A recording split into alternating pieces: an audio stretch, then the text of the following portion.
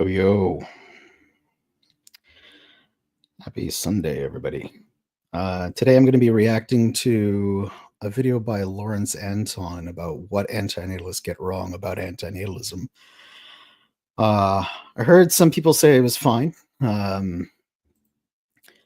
Curious about that because, I'm just curious about what he has to say about that. So let's get into it. And to be clear, this isn't an endorsement or a support of Anton because he has, if anybody doesn't know the history, his co-author, Laith Malik Reem of the An Antinatalism Handbook, I believe, was on my channel and has publicly supported harming pregnant women as a means to prevent procreation as a last means. He compared that to being morally equivalent or similar to ISIS fighters, which is just wrong. And I think being openly opposed to that is a good thing. So before I play it, I want to kind of just guess like some of the times that I've been around and things that I've seen. Oh, nice to hear you. Hello, Shaw. Thanks for joining. Okay, so actually, let me make a list. He also worked with, continues to collaborate with people that want to annihilate everybody. That's also not okay. And collaborate with people that lied about CSEM advocacy, CSEM materials. And by advocacy, I mean like publicly support, right? So all these things are not okay. And also people who defend natalism. I think it's downplayed that he defended natalism 3 months after I came back. If Lawrence ever wonders why I'm like a critic that I am, or anybody wonders why, you got to understand, I left for about like a good year, came back, and then when I check in what people are doing, I see people are defending natalism under antinatalism. Human procreation isn't necessary. You downplay that as if it happened a long time ago. That was 3 months after I came back. I see that, right? And again, silence about the fact that the original authors of that handbook, the original author, publicly supported harming women. So if you're going to make videos and talk about ethics, right? Just as I believe Lawrence talked about, he scoffed at the idea of like someone having cheese pizza at an ethics event.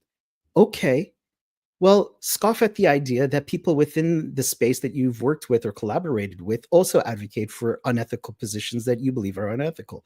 It's simple as that. Just you can still like I've been open even when I was talking to these people like that I opposed it.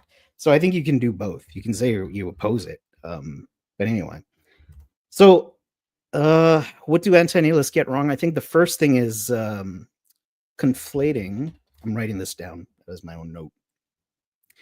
Conflating creation ethics or procreation ethics with annihilation ethics. There's different ethical considerations and philosophies when questioning the creation of new sentient beings and the continuation of those beings and the ending of those sentient beings. These are different things, and I think that's like something that gets wrong. So the other thing is the pro-mortalism stuff. That's taken off, and I realize I didn't ask Benatar specific. Like my question wasn't specific enough. It's okay to question it, obviously, but if you've been around for a while, you know, like it's gaining in popularity. And I mean, I've had conversations about pro-mortalism. It's the necessary entailment of antinatalism that I'm pushing back against. I don't believe it's a necessary entailment. I get that some people believe it follows, and Emma Bessette, I believe, argued for that, and I think Huang also argued for that. And I mean, there's people in this space that argue that, uh, but I don't think that they would say that it's a necessary. Like you can have other premises that draw a connection. Uh, but I don't like if you have certain views about the philosophy of death. I believe that just as Benatar holds that it doesn't necessarily entail that. So I'm going to put promortalism as well. Stuff about animals, because let's face it, that stuff is yeah, and like any discussion on animals just goes bizarre. I don't even know what to write. Animals bizarre discourse. What else? What else did Einstein? Maybe the asymmetry sometimes. For the people that are watching, what do you think anti-natalists get wrong? I know people are watching. Don't be shy. Okay, what else? Animals, primordialism, annihilation ethics. I don't even probably calling it that is not extinction ethics, maybe. I remember Emil Torres called it something else. Existential ethics, I believe. What else? What else? All right, I can't think of anything right now.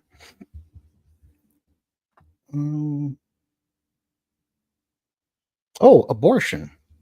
Yeah, that gets.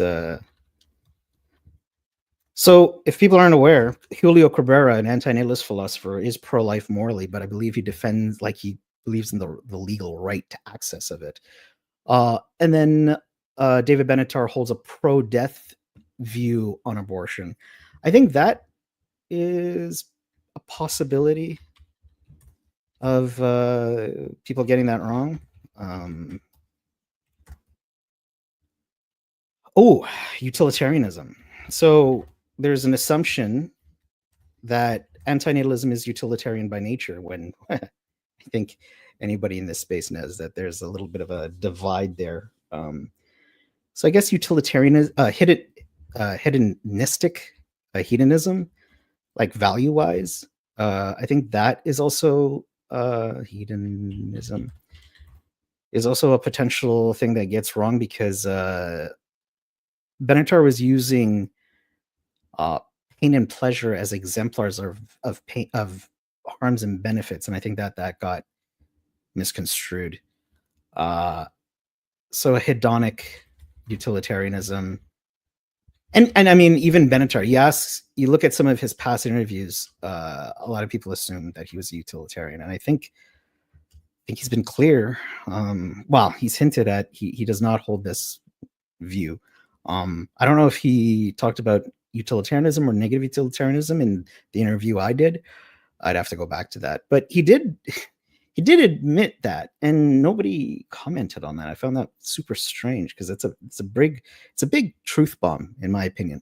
But I don't think a lot of people in this space care about theory, which is fine. Like, you go into any, I've been part of other spaces, and I get theory is not it's not the sexiest topic, you know.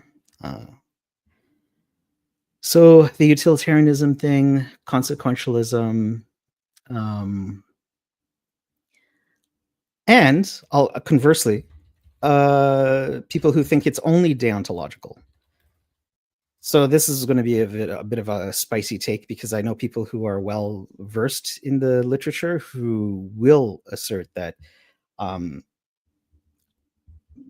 that like consequentialism and antinatalism are not.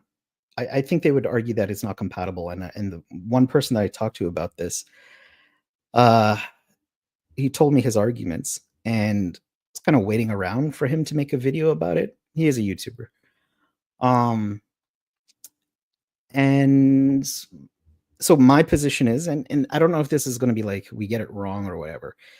the antinatalist conclusion is a classification of a conclusion of saying that it's wrong, right? Now, a utilitarian can absolutely, I mean, we have so many freaking utilitarians in the movement, or in the scene, that I don't understand how people can say that they're not compatible. If your utilitarian calculus cashes out antinatalism, there you go. There's antinatalism. Now, if it cashes out not antinatalism, fine. Then they're not antinatalist. But it can be compatible as long as you have like this framework that cashes out antinatalism, and I think that's fine.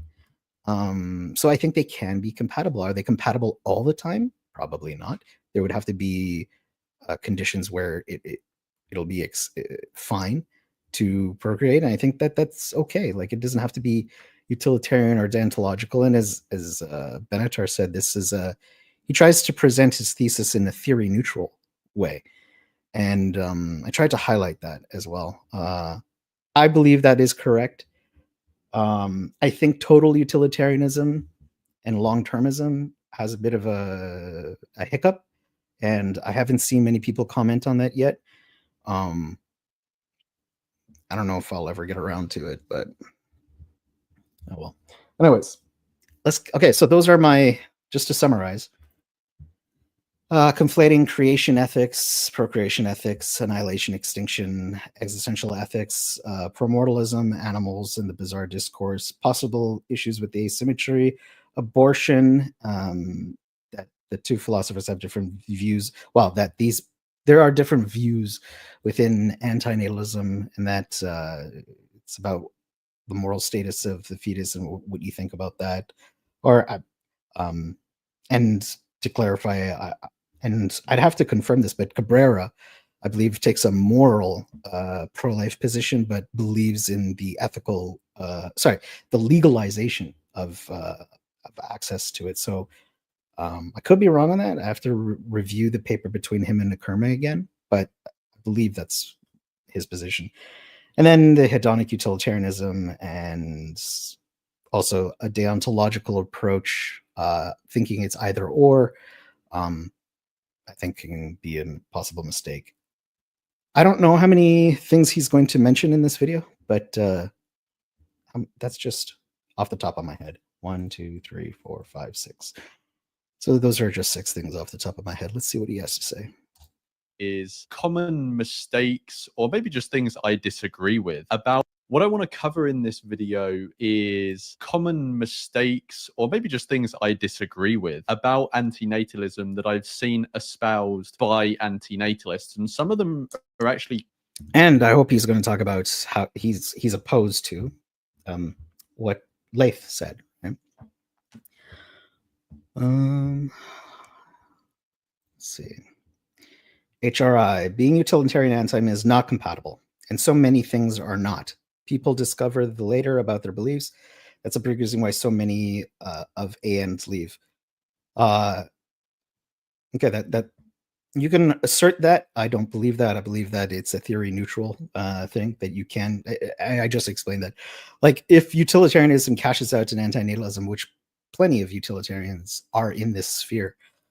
Now, if later on, like Nick or Noodles did leave because well, it's weird because he says he's not a utilitarian, he's a threshold deontologist. So I could see some people leaving because they rethink their calculus, and then it cashes out in natalism. That could definitely be a reason, but I think again, like there's I think that they can be compatible. It's just not, they don't always have to be. It's just sometimes they can be. A big reason why they leave, I think people have different experiences on that, and it's anecdotal, and not a lot of people speak out when they leave AN. So like the stuff that I've seen about people leaving AN is usually like internal stuff. Like the majority of hate that I get now is from ethicists and antinatalists. These are not natalists. I get some hate, but the majority is coming from this space, and I'm okay with that. It's been many years. I'm just used to it now. quite common. I also put a post out on my channel to ask you guys what you thought, and I'm going to go through some of those as well. So the first mistake or misunderstanding that Oh, I'd be curious about that. Yeah, I might look into those answers later. I wanted to go over, which I've actually seen quite a lot. And actually, I think I've probably made in the past, or I've either made the mistake or I've done like sloppy wording where it's come across like. Oh, yeah. That reminds me, the ecological niche replacement argument. That's so the ENRA in the past, I believe he said that could be classified under antinatalism. I think that's wrong. So I'm going to put that down as my list too. Like I'm making this mistake. And that mistake is to think that antinatalism and reducing suffering are the same thing. Now, I can. Oh, shit. That's a good one. Yes, that's true. I forgot about that. Conflating reducing suffering as AN, right? You could have a suffering focused ethic that cashes out in antinatalism, but the two are not necessarily the same. Because again, you have a reducing suffering ethic and it cashes out in natalism. That's just by definition not antinatalism, right? Understand why people make this mistake for two reasons. One, because a lot of antinatalists are motivated by reducing suffering. Well, it's kind of like a half mistake, because on one level, I don't see antinatalism as reducing suffering. It's actually more preventing suffering. So to give an example, like if there's a kid being bullied in a school, right? And one day the bully goes in and decides not to bully the child they usually pick on, that bully is not reducing the suffering of the child. They are just not imposing suffering on that child, if you get what I mean. So it'd be analogous with procreation. By you're choosing not to impose suffering on someone by creating them, you're not reducing their suffering. I mean, one, because there's no one for whose suffering to be reduced, but also that's just not how the action works. But then I can understand maybe why people see antinatalism as something that is aimed at reducing suffering, if that is their general. Sentient soy. Yeah, I've seen a few folks of negativity in the spaces defending conditional natalism, so suffering focused ethics don't always equal. Yep. I mean, if you're just in this space for, I'd say, like, I was going to say about a year, but I don't even think you have to be around that fucking long. You could be around like if you venture out into different AN spaces online, within a month or two, you'll see that. Especially like the negative utilitarian crowd and the effective altruism crowd. Yeah, well, maybe 2 to 3 months. Like, I mean, if you check the Reddit, you could probably find examples. Because I was thinking, like, I could bring up some screenshots somewhere. But yeah, we've seen it, right? And it is. Natalist V, your name sounds familiar. Why does that name look familiar? Are you Victoria? Is that that name looks very familiar. How are they not compatible? Yeah. Okay. So there's going to be a back and forth in my chat. HRI. Isn't conditional natalism and eugenics the same? Well, you can have eugenics as a reason, but you don't have to like with eugenics, you're just talking about propagating particular genes. But with conditional natalism, you could have a long-termism, totally utilitarian perspective, right? Of increasing positive utility without regard for the genetic component. I think that can cash out as well. Value they have, because you could also try to make an argument that antinatalism is reducing suffering in like a misanthropic way. Oh, everybody's up tonight or today. Positive Steve, I love working hard. Okay. I'm not one. May have commented on a post of yours here and there. Oh, okay, cool. Yeah, I if I don't recognize people's names, I'm really sorry about that. I come and go, and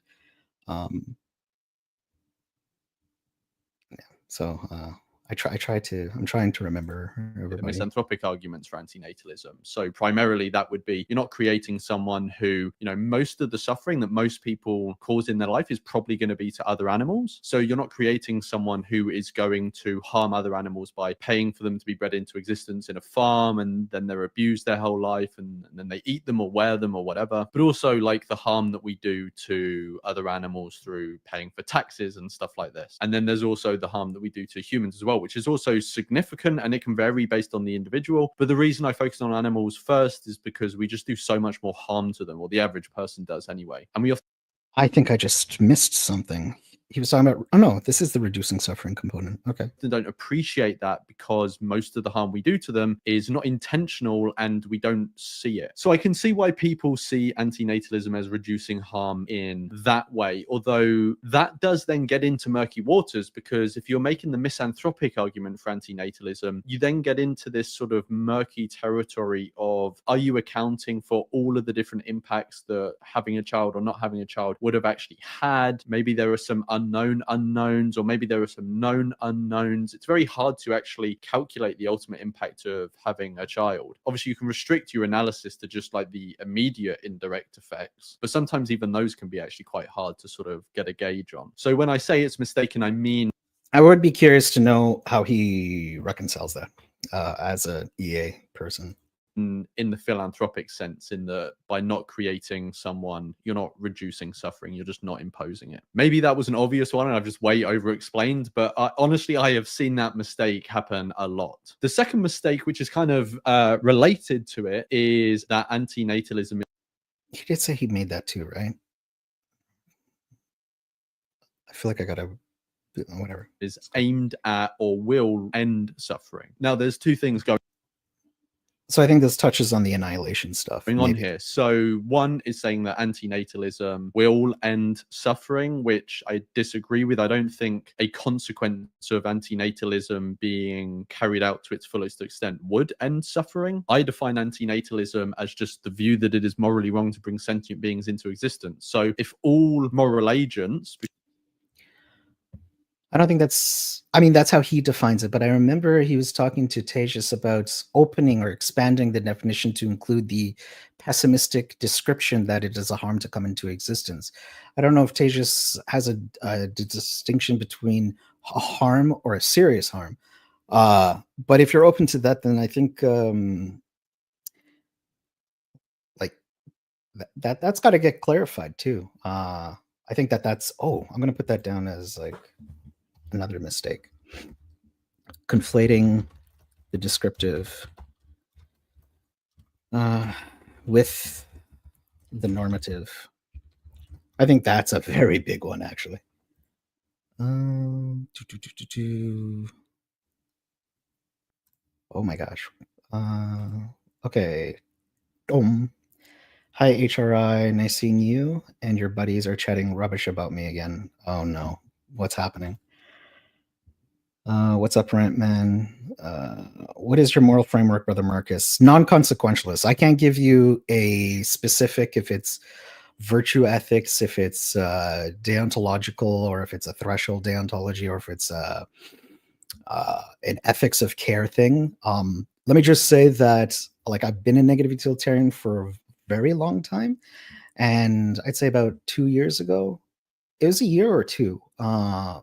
I've changed my view on consequentialism, saw the problems within it, and all I know is that I'm not within that category of ethics, but I would say that I'm not a consequentialist. Now, the specifics about which framework that I'm working in is still up for exploration. I'd say for now, I'm sympathetic to virtue ethics and deontology, and I know they're different, but I think people go the default route of deontology. And I used to think virtue ethics, like, to me, this still is a very confusing theory, but I'm more open to it now than I was before. And yeah, I will that's a thing that I got to explore some more. Tom, what's up, Mr. Revise? You still like Chel? Oh my God, what are you guys doing? I would block HR if I was you. All the guy does is chat nonsense about me. Blah blah blah blah blah. I'm wondering, pessimist. This channel is for educational purposes, not things like that. Plus, I don't want it. Okay. Do you think life sucks? I don't know who you're talking to, but if it's about me, yes, I think life is not good. Yeah, whatever stuff you guys got going on, I know that I have my own beef in the community, and you guys have your own beef. Yeah, I'm not gonna get yeah, I'm not gonna know. I'm not covering that. I'm open to hearing it, but like you, okay.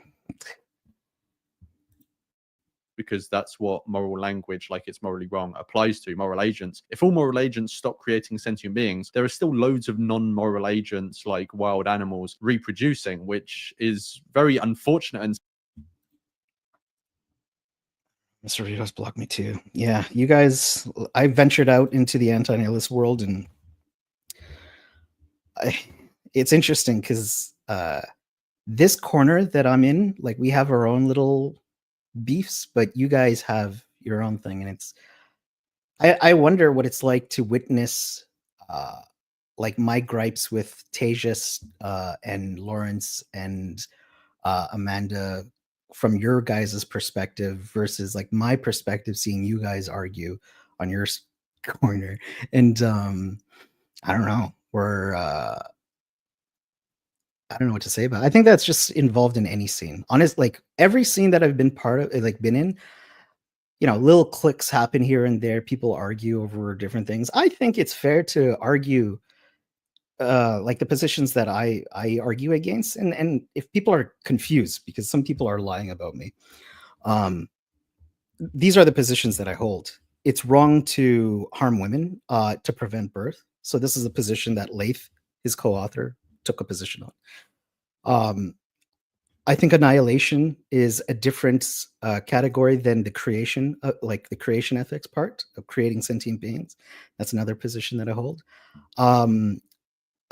Amanda did lie about when Dana brought up the issue of in Mendham publicly defending adults having access to CSAM materials. That's not okay.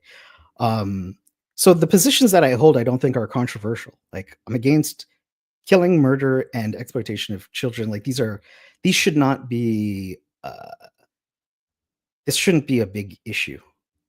Surprisingly, it is, and it makes some people somehow dislike me for it. But yeah, like just as the activists in this community speak out against at least the vegan ones, the vegan anti-natalist ones, if you speak out against natalism, you speak out against carnism, then to me, I don't understand why speaking out against these other things would be so much like it would be such a big issue. So yeah, and if people want more details about that, like I mean, you can ask, but it's been covered ad nauseum for the past few years. And it's okay to take moral high grounds. I don't know why that's a critique. Always argue. People always argue it's in our nature. Yeah, I mean the internet fosters that, right? Block me too. Oh, this. You guys are really into this Redux person. Hey, he popped up on my feed. I know he like live streams a lot. I don't like. It's all right. He didn't say blah. I'm gonna have to ignore some of these guys because you guys are in a different. You're in a different space. Like you're in a different headspace than I am right now. I'm vegan. I got 0 beefs, baby. Yeah, I should have used a different word. You know, whatever. Okay. Enjoy your. sad that happened. Let's get back. I get so distracted by chat. And it might even be prevent work. Thank you all for joining, by the way. It's yeah. Thanks for joining me, even though some of you guys are fighting with each other. But it's not part of or arguing. Anti-natal. Fighting is a big word. Are there any cis polls? Anything at all? How many vegans? Yes, there are. Hold on. I actually think I have one right available. One sec.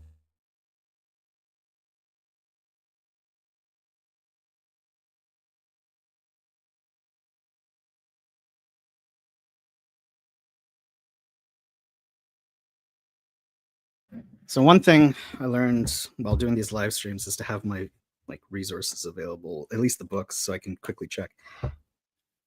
I think in the history of antinatalism there is. Nope, it's not in here. I was going to say the history of antinatalism had a chart. No, it's not. Okay. One of the antinatalism magazines has a poll. I'm 80% sure of this. You know what? I'll because this gets brought up quite a bit. I'm going to look for it and then I'll post it on my community tab. Polls related to veganism and antinatalism. Yeah, I can't give you an exact source right now, but yes, it does exist, and it turns out that the majority of antinatalists are not vegan, even though the activists tend to be vegan. I think that's interesting. I think that's very interesting. Hello, Marcus. Hello, Sepazuzu.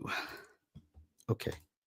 Natalism. So antinatalism being carried out to its fullest extent, if you're a sentiocentric antinatalist, would mean humans go extinct, and then also the animals that we are breeding into existence, like in farms, for example, those won't be bred into existence anymore, so they will also go extinct for all intents and purposes anyway. So that's that one. And then the other confusion around this is that antinatalism has the goal of ending suffering. I know this is still debated among some people, but I just don't understand why people see antinatalism having a goal, because it's just simply a view that a specific action is morally wrong. It's a moral critique of a specific action. It's not an end state orientated ideology that aims to bring out some specific world. So antinatalists can have goals. You know, you can say, I'm an antinatalist, I think it's morally wrong to create. Not surprised. Do you have a ballpark percentage? Yes. Oh no, I don't actually.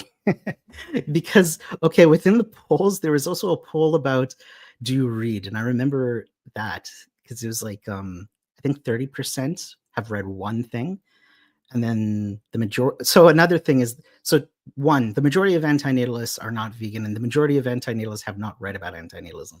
So I think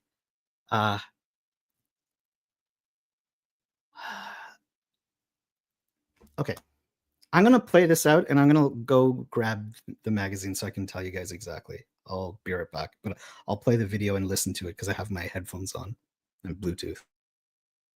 Sentient beings, and the goal that I want to achieve or contribute to is the cessation of people bringing sentient beings into existence. That's completely fine as a goal that's informed by antinatalism, but that doesn't mean that antinatalism itself has a goal. It's kind of like saying if you're against murder has some sort of goal, but it doesn't. It's just a moral critique of a specific action. Obviously, someone who's against murder would like to see a world where there's no murder happening anymore, but that's a goal of the individual informed by their belief that killing individuals unnecessarily is wrong. The third thing I was going to touch on, I've actually already covered, which is the antinatalism isn't about wildlife intervention. I don't think this is synonymous with antinatalism. I think many antinatalists are suffering focused and want to reduce suffering, and antinatalism is sort of like part of that package of concern for them. And also part of that package is wanting to, or being motivated to, intervene into the lives of wild animals, which I think is completely appropriate in many instances and not appropriate in other instances. That's fine. It's a separate issue to discuss and talk about, and I'm very sympathetic with it, but it's just not part of antinatalism. The fourth thing I wanted to note on, which again I've actually basically he's not saying anything incorrect. I don't like the way that he's presenting it like he hasn't done this in the past. I mean, his whole antinatalism conference was more largely about connecting antinatalism and wild animal suffering and how we should care about that. Go to antinatalist advocacy. Tell me if that looks like an antinatalism website or a wild animal suffering website.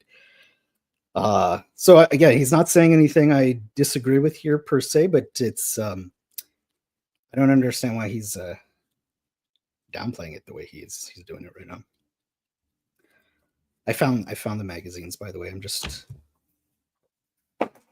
going through it.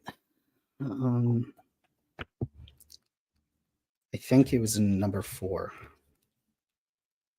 No, it's probably not. Nope. Okay. Number 2.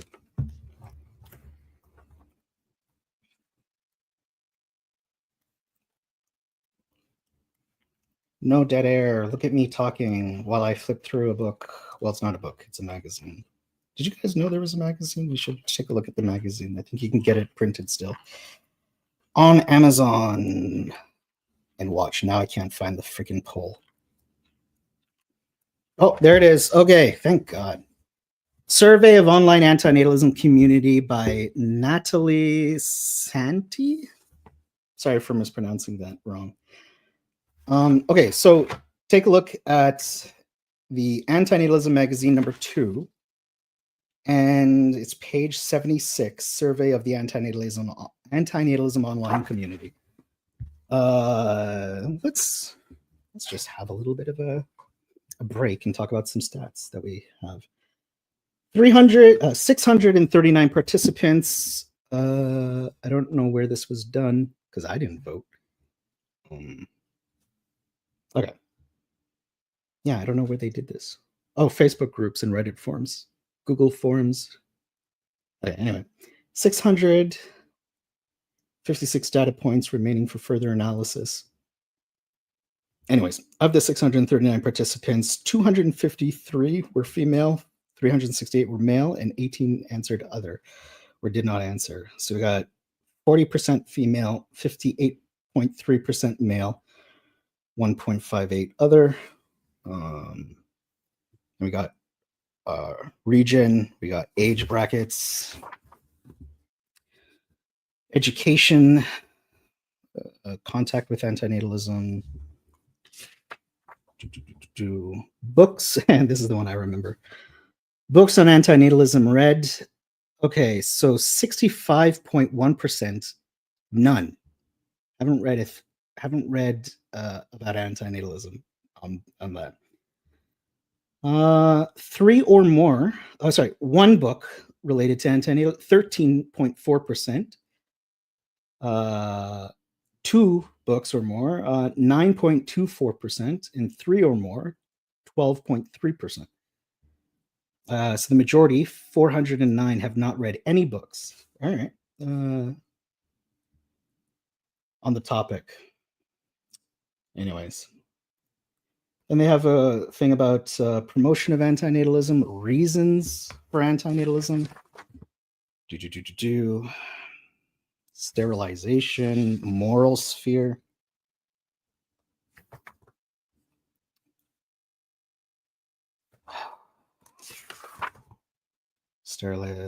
Oh shoot, is it not here? I don't think the vegan thing is in here. Shit.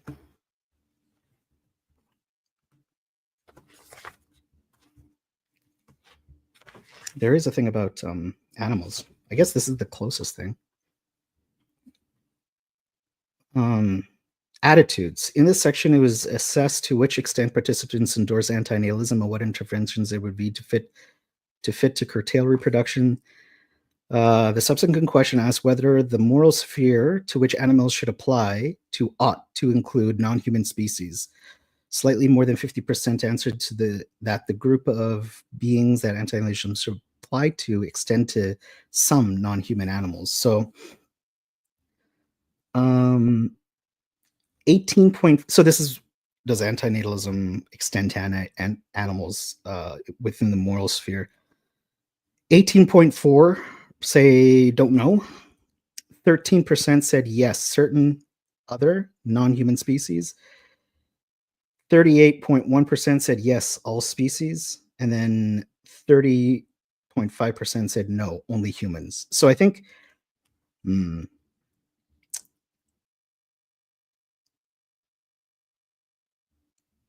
yeah.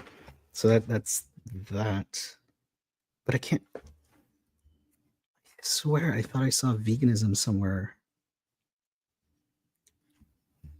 I guess that's the closest thing. I'm sorry, I can't find the vegan statistic exactly.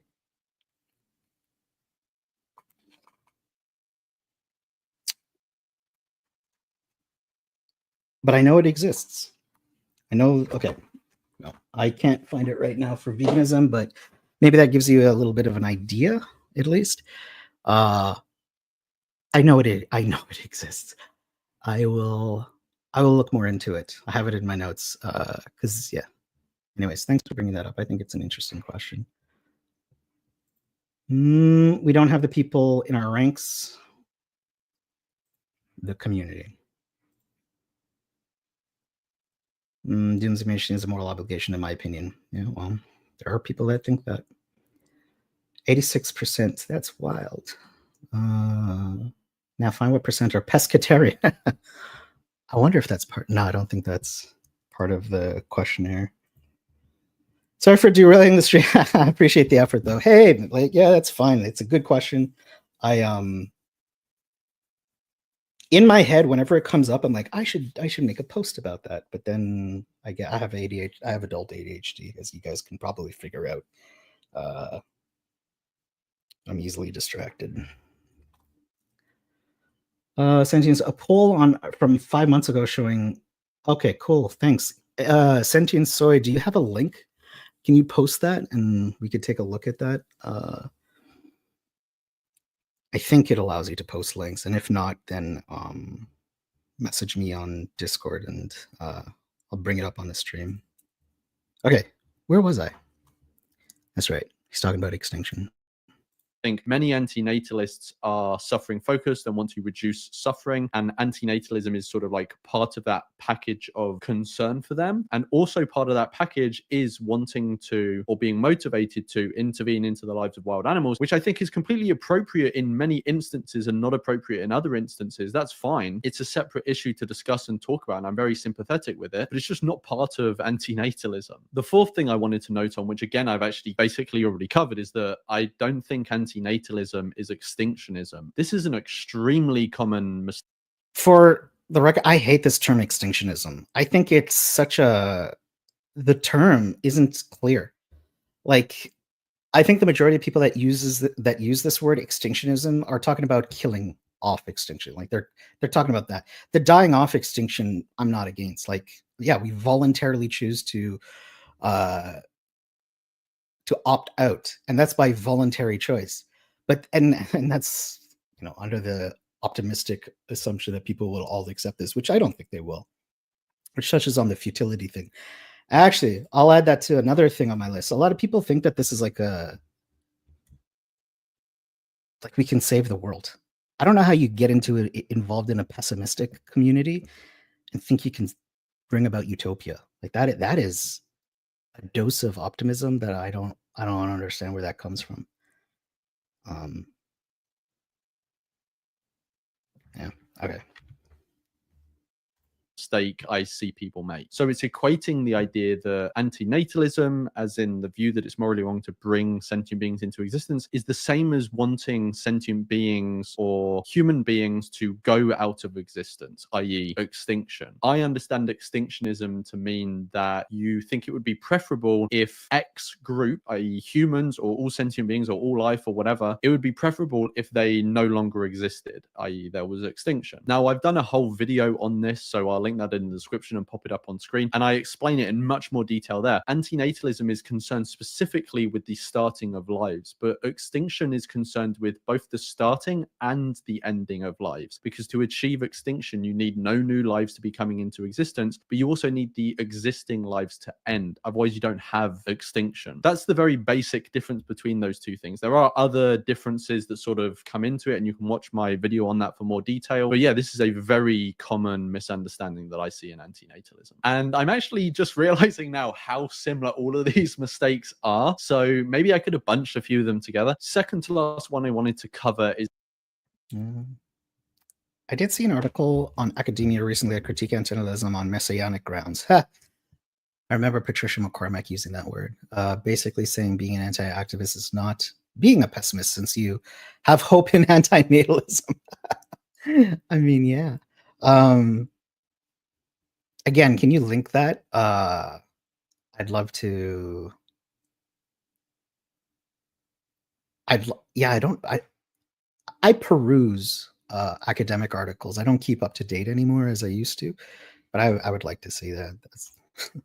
Is this confusion about wanting antinatalism to basically be like the ultimate solution to everything, which I get. Like, often human psychology, and I've done this as well, you want something simple, one term to encapsulate all problems being solved. But honestly, reality is just more complicated than that. Different issues are going to require different remedies. But also, we've got to understand that because reality doesn't exist to be convenient to our moral beliefs, and it's very complicated, there might not be an ultimate solution to all these things. Antinatalism is just one view addressing one issue: procreation. What is Marcus's education livelihoods? I have a background in computers, but I just do data entry now, and my education is like from a technical college. It's not like a traditional college. It's just like one of those private institutions that you can get your diploma in a year instead of going through the full thing. It was, in my opinion, it's a little bit of a scam because I have a ton of debt, because they charge you even more than traditional colleges. And yeah, that's my education can be just seen as a waste. It's I don't work in the field that I have an education in. I don't remember anything from that time. Yeah, I'm screwed. I'm thinking about going back to school to somehow shape my whatever left I can get out of a career. But yeah, I'm nobody. I learned through reading academic articles on my own and Wikipedia and shit like that. The Stanford Encyclopedia of Philosophy, the Internet Encyclopedia of Philosophy. Those are the resources that I use. I'm self-taught. Zuzu, antinatalism, personal thing for me. Just don't force me to procreate. Zuzu, then you just a child free, I think. No, I think if you hold the belief that it's unethical to procreate, that's antinatalism to me.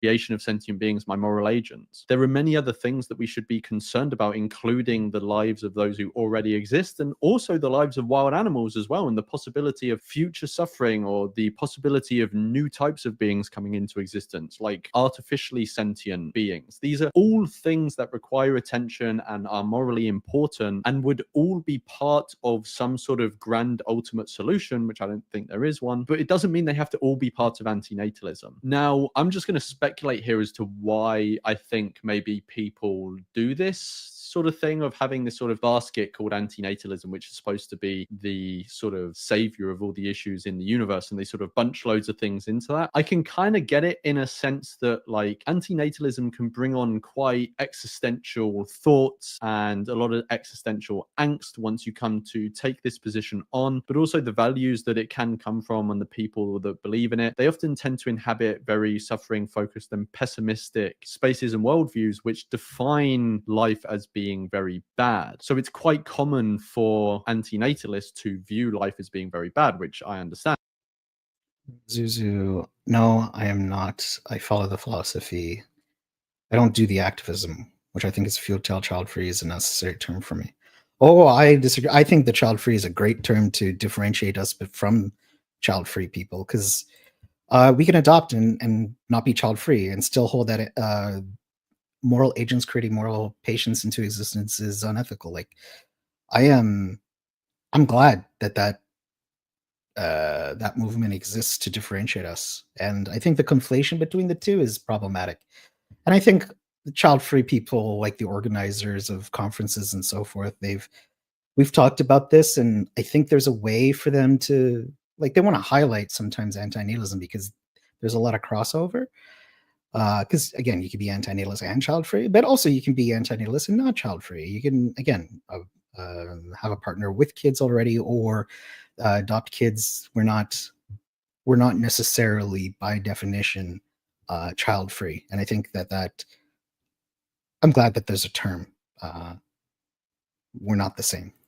And I agree with that. And antinatalism can be this introduction to this idea, right? And then once you come to the conclusion that, the universe is ultimately a fucked up place, life is really bad, you come to this conclusion of like, okay, well, we need to do something about this. And you just want to go for some sort of solution that's like, right, that is what we need to do. But actually, it's more complicated. Yes, antinatalism is a part of remedying the fundamentally bad nature of existence. But just because it can be the first label we came across, or the first view we came across that introduced us to these types of ideas and this concern that we want, all these bad things to come to an end, that doesn't mean we just have to lump everything onto antinatalism. I see your points, Marcus. Thanks. And say everything's antinatalism. The final point I noted down, which I wanted to cover, is this idea that antinatalism necessarily includes the belief that life is just shit. All life is suffering. It's just awful. This is interesting because is the pessimistic evaluation a prerequisite for antinatalism? I've been playing with the idea that it's not, because even if it was positive, you still have the risk and consent issue at play, which I think still cashes out regardless of that evaluation.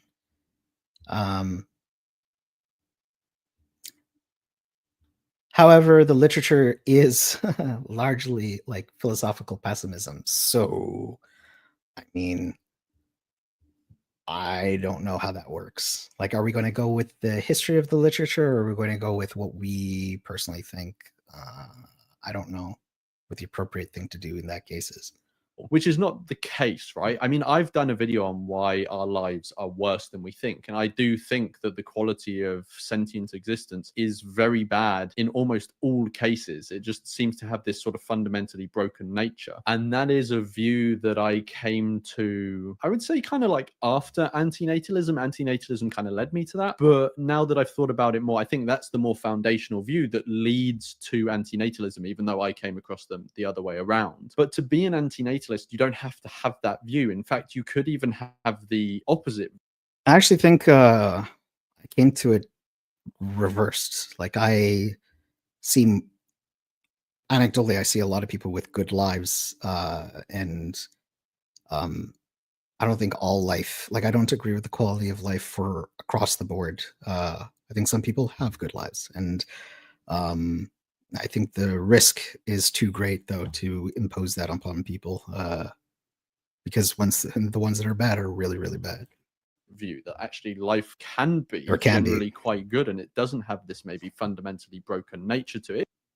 Yeah, that's pretty close to where I'm at. Even so, like, yeah, I've gone in the reverse direction. It does contain bad things, and it can be very, very bad, but often, it can be very good, and the average life is maybe quite, quite nice. You could have that view and still be an antinatalist. I wouldn't say it's average. I think it's rare. But I don't know if it's very rare. I think like, I have a good number of people in my life who are doing really well, and again, this is anecdotal, and you shouldn't take anecdotal to like make averages or to. But I can't say across the board that these lives don't exist. They absolutely do, in my opinion. Because they're. And then I know people in the community will say, "Well, you don't know what's going on, and all pleasures are deprivations of negatives, or an alleviation of suffering temporarily, but the suffering is a cycle that continues to go for like." I get that, but yeah, this is just something that I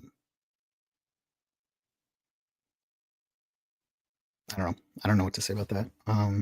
There are the risk and consent arguments. It doesn't require you to think that life is ultimately shit, to think that it's not okay to impose some.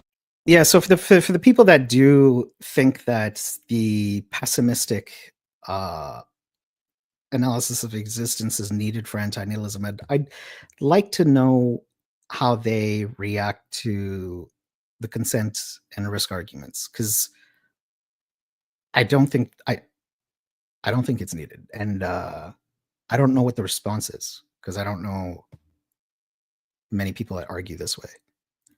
suffering and death and the risk of extraordinary suffering on someone without their consent, even if there is some associated benefit, which may be the nice things that you look at in life. Then you've also got the risk argument. You can have this view that most lives or many lives are actually quite good, but all you need for the risk argument to work is that some lives will be sufficiently bad, which usually means they're very bad, to maintain that it is morally wrong to take that risk with someone else's welfare when creating them. The fact that when you create them, they could end up in that group of people that has just awful lives. So those were the points I wanted to cover. Now, like I said, I put this message out on, or post out on my YouTube channel, and quite a lot of people replied. So I'm going to quickly go through some of those and give my thoughts on them. So the first one is by Xenocrates2559, which says, interesting question. I'm not sure this is a mistake, but I think that some antinatalists link antinatalism to things like secularism, materialism, and atheism. In philosophical terms, this results in a rejection of metaphysics, which I think weakens the case for antinatalism. Religious and spiritual foundations for antinatalism exist, and from my perspective, are efficacious and should not be dismissed. Thanks for framing the question.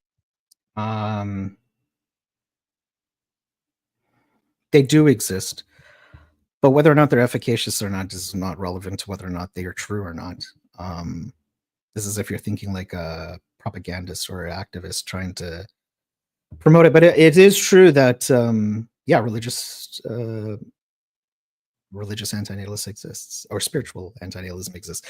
I actually think I ran a poll on my channel about that, and I forget which one won out.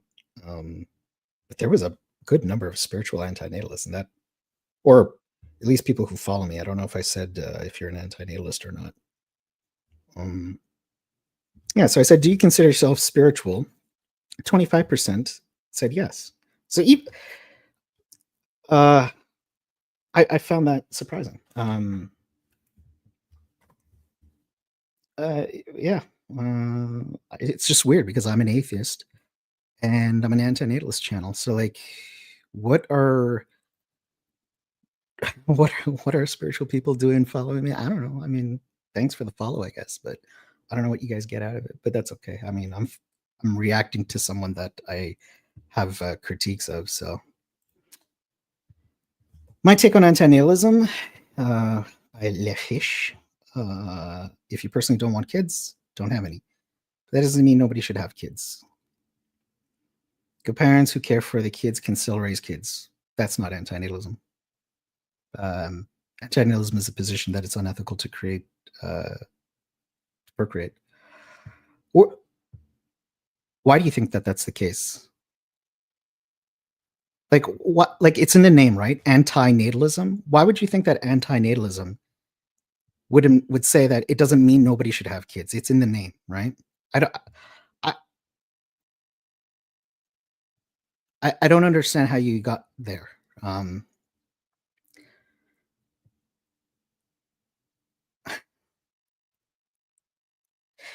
Antinatalists who are okay with procreation makes no sense to me, but it pops up.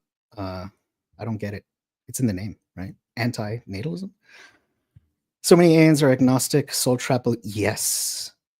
I think it's growing, in my opinion.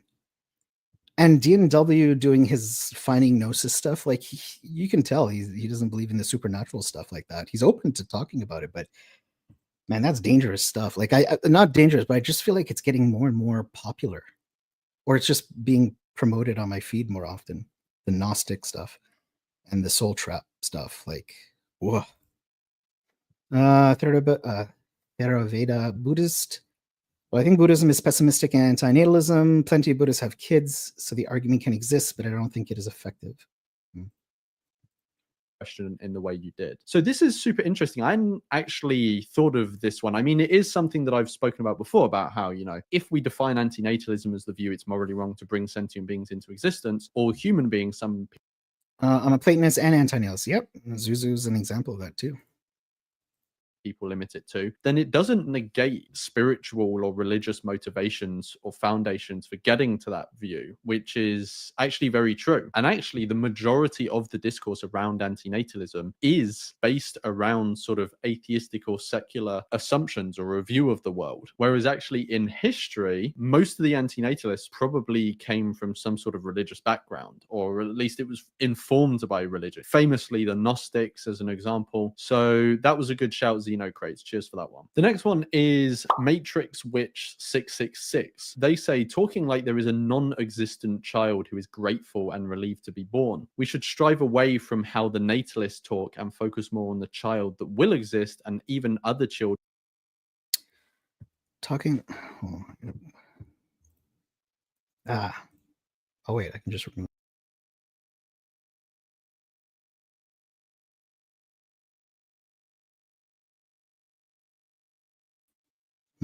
Okay. Children that already exist who will be harmed or / lack resources if a new being is created. So this one's interesting. So I have been guilty of this in the past with sloppy wording. I think what this person is saying is basically when we're talking about coming into existence, right? Often, you know, as antinatalists, we will understand coming into existence. Not always, like I said before, but we will often understand coming into existence is actually not carrying any advantage, and it actually carries a disadvantage. Now, I think what this person is saying is that we should focus more on the disadvantage and the harm of coming into existence rather than any benefit of non-existence or some sort of positive that's accrued to a non-existent being, because obviously there is no non-existent being. And like the commenter says, you know, natalists will often talk about non-existent children or people as if you are, you know, somehow acting in their interests when they have no interest and stuff like this. So that's an interesting one, and I think I've fallen afoul of that, and I will fall afoul of it again in the future, because, you know, sometimes your wording just isn't always amazing. The next comment is by Kathy F4H, and they say that antinatalism. That name looks familiar. Kathy. Why do I know that name? Kathy.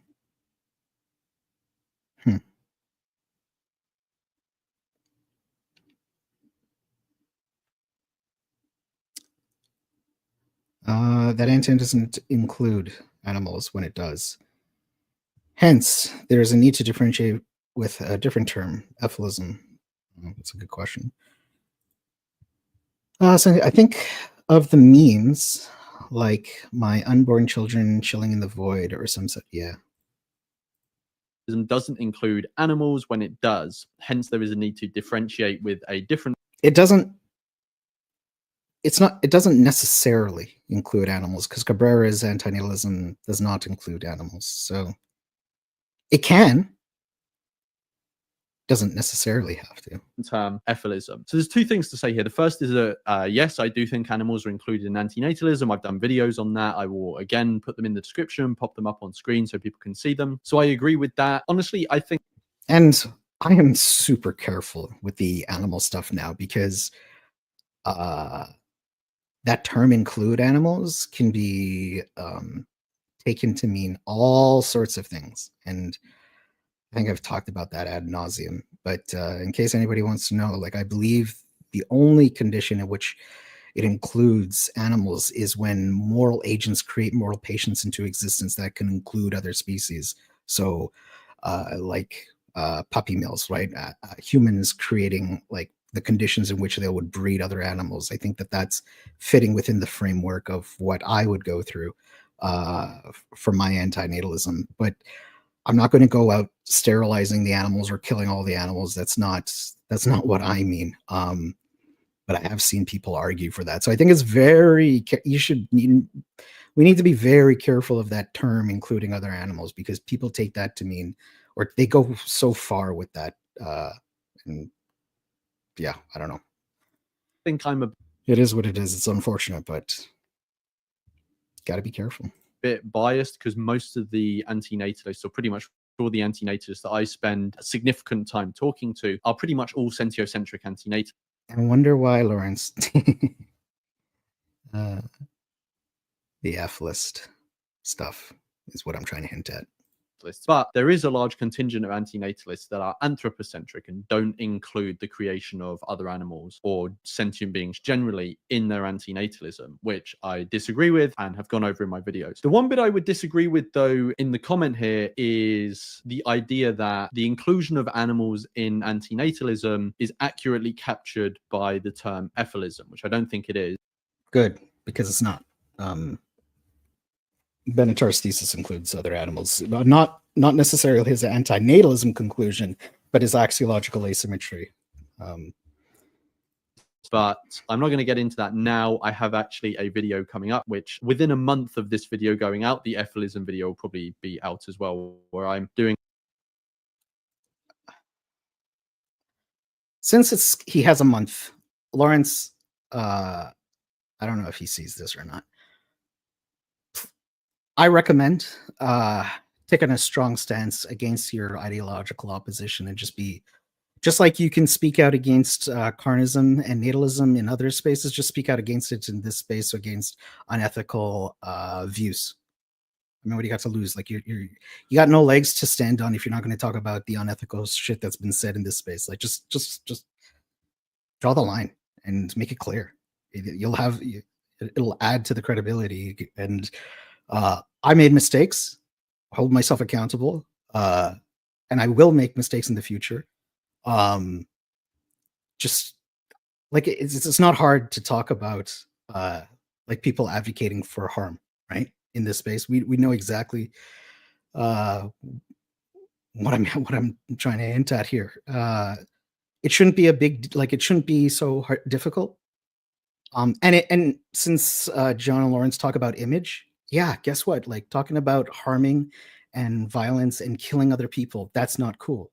Like just make a strong stance on that, and I think that's fine. Or like harming or like exploiting children, like that's not a big like. Just that's the line. No, and that's going to harm. It's unethical and it's harmful. So you could do that. I want to give him the benefit of the doubt and say that he will address all these things.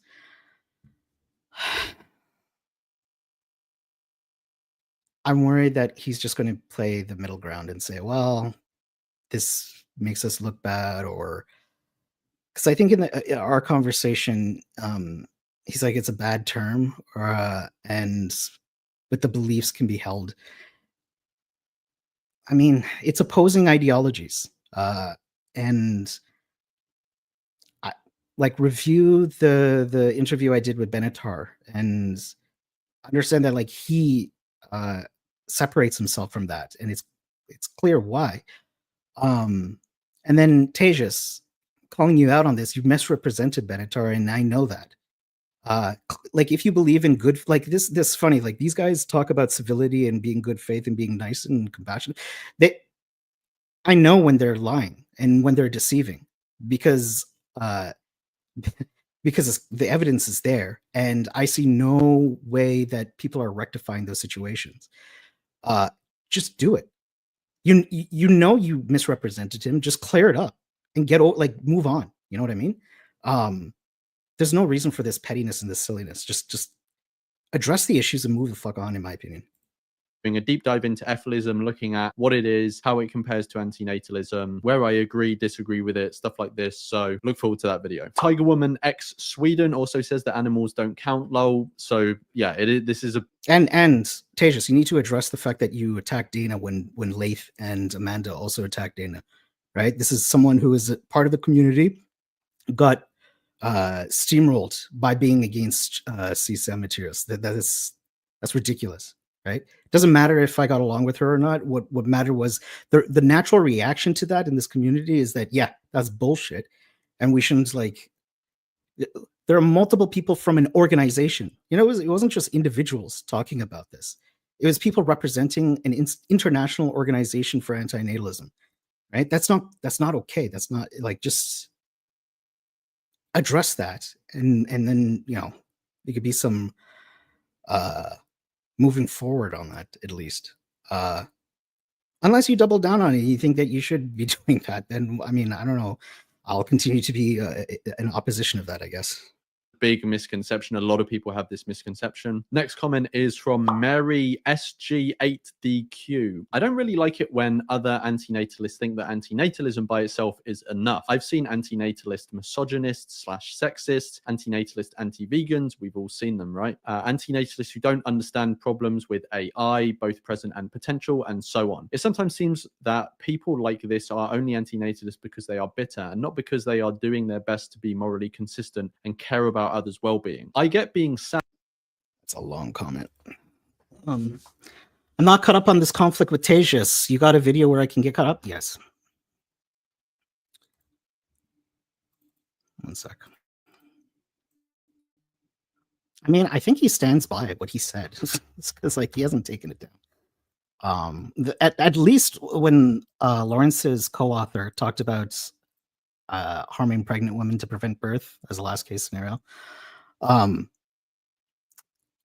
like Lawrence took himself off the website and removed his name from the book. So I don't have any evidence that like that was the thing that caused it, but I think like the timing is pretty clear. You know what I mean? Cosmic antinatalist.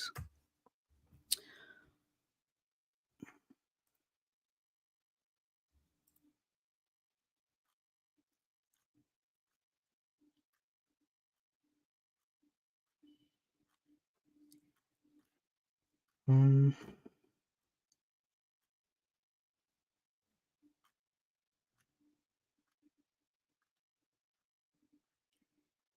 think it was called "We Need to Talk About Gary." Yeah. So it was 2 years ago.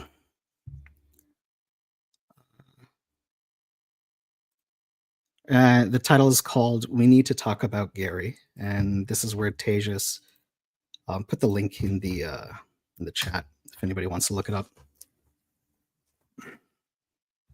Sorry, I'm having lunch while I'm reviewing this, so I apologize for any weird noises that I'm eating and drinking. So yeah, in that video, he compares access to CSAM materials as to buildings made by slaves, and take that for whatever you want to take it for. Sorry, I don't know the lore of what you're talking about. I know, I know. The thing, so it's interesting because like I've been in it and I've talked about it ad nauseum, but I understand that if you're new, or like not that. I don't like even saying that when you're new, because like if you're around for a year or two, even if you've been around, like you may not be around this particular corner, right? I don't know how to address that. All I can do is just keep. I guess I don't know. I don't know how to address that. But yes, so some of the lore is that Dana, who's the friendly antinatalist, it's interesting I'm talking about this because Steve Godfrey was going to make, well, I think is in the process of making a Substack article on this, but I guess, hey, somehow I'm talking about it now. Okay, so Dana, the friendly antinatalist, created a video calling out Amanda for posting a Gary video on an archive channel about him arguing publicly about adults having access to CSAM materials. In Amanda made a reaction video saying that he doesn't do that, which is wrong.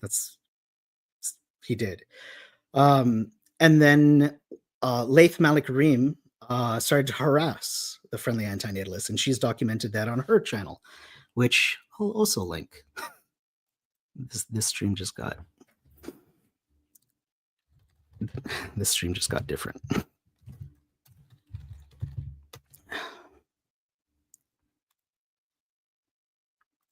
And if you don't know who Laith Malik Reem is, he's the co-founder of Antinatalism International, and I think he's still listed on that website. And remember, these people represent us as antinatalists, right?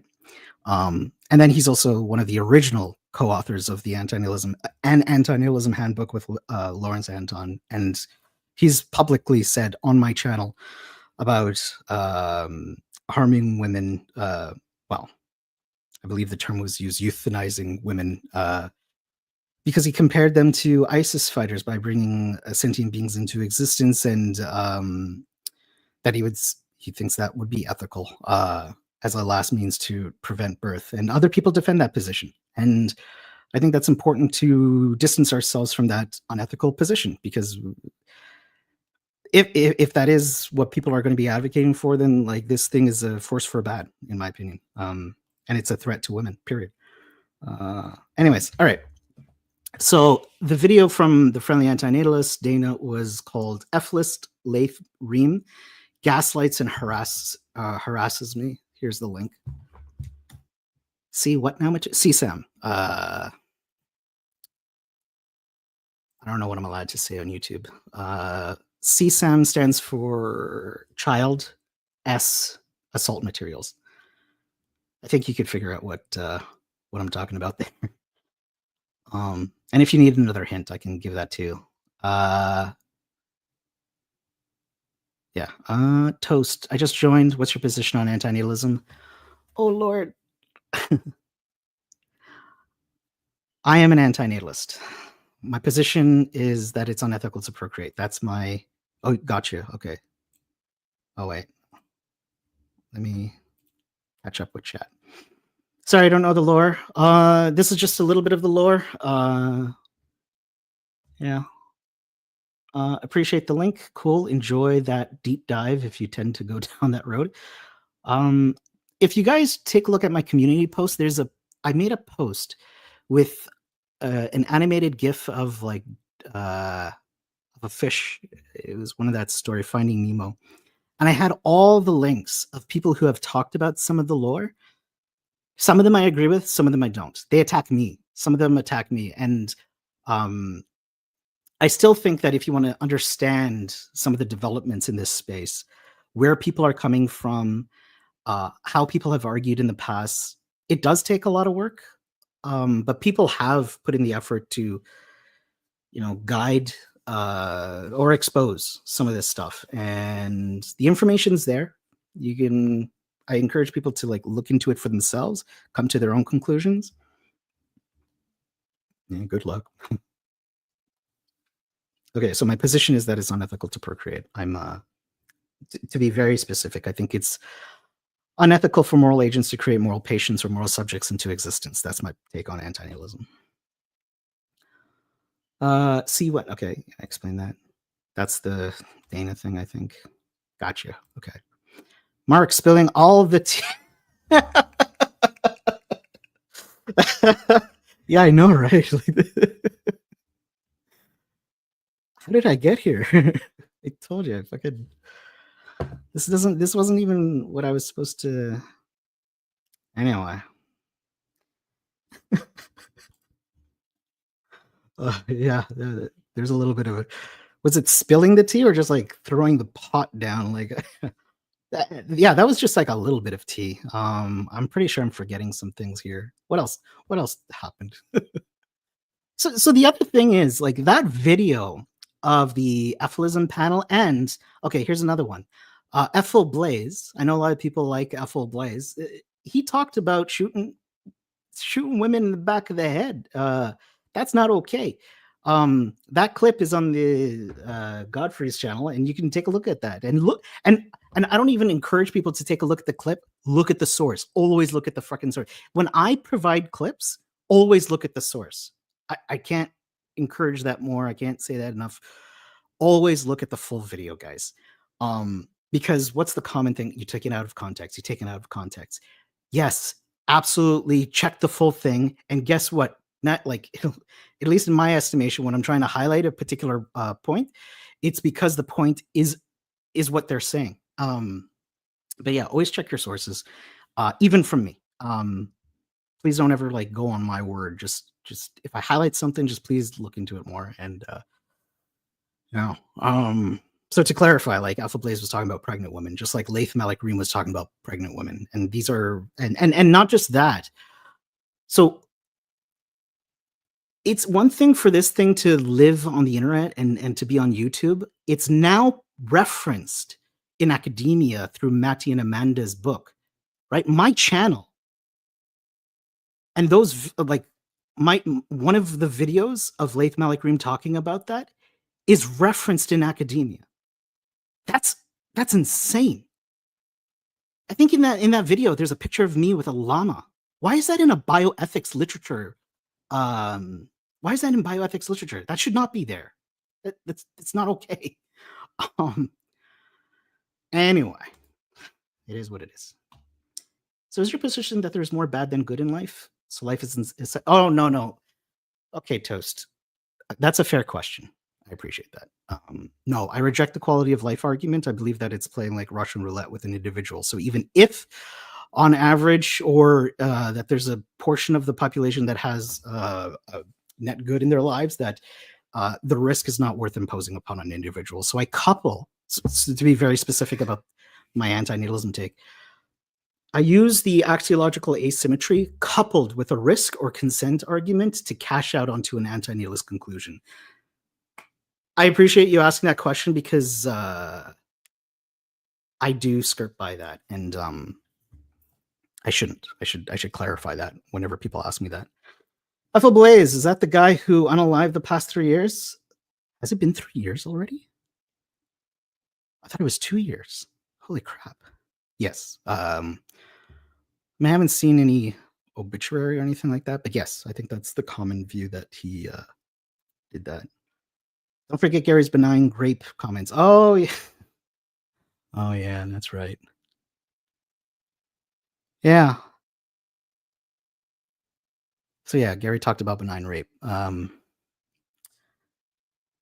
don't even know how to spill the tea on that. I think, well, I mean, while I'm spilling the tea, if you're interested in this, look at the interview on the Exploring Antinatalism with Mendham, and you'll get up to date on the grape comments that he made.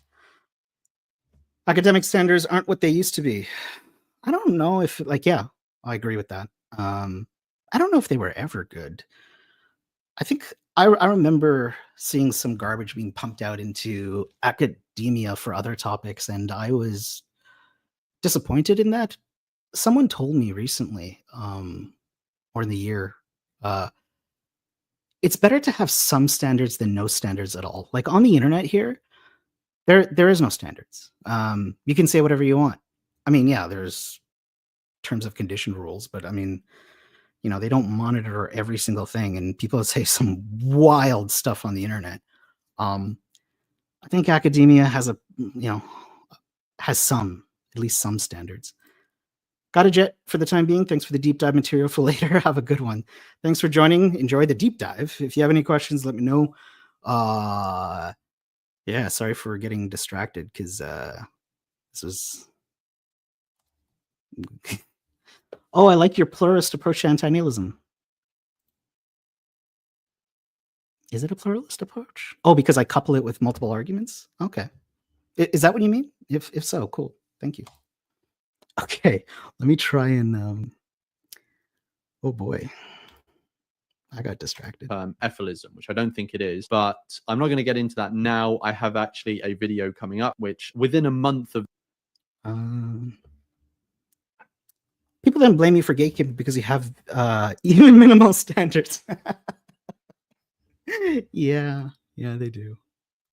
This video going out, the Ephelism video will probably be out as well, where I'm doing a deep dive into Ephelism, looking at what it is, how it compares to antinatalism, where I agree, disagree with it, stuff like this. So look forward to that video. Tiger Woman X Sweden also says that animals don't count, lol. So yeah, this is a big misconception. A lot of people have this misconception. Next comment is from Mary SG8DQ. I don't really like it when other antinatalists think that antinatalism by itself is enough. I've seen antinatalist misogynists / sexist, antinatalist anti-vegans. We've all seen them, right? Antinatalists who don't understand problems with AI, both present and potential, and so on. It sometimes seems that people like this are only antinatalists because they are bitter and not because they are doing their best to be morally consistent and care about others' well-being. I get being sad if your life has been hard, but like, to me, that's just one more reason to be conscious about the effect of your actions. And yet I've seen a chat full of antinatalist incels just yesterday with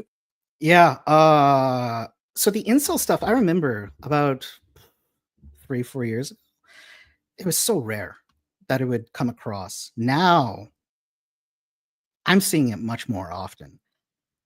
And the state of being incel isn't necessarily an issue. It's the community that and the ideologies that they come with that it's problematic. And I don't know, like what the fuck is going on with that stuff.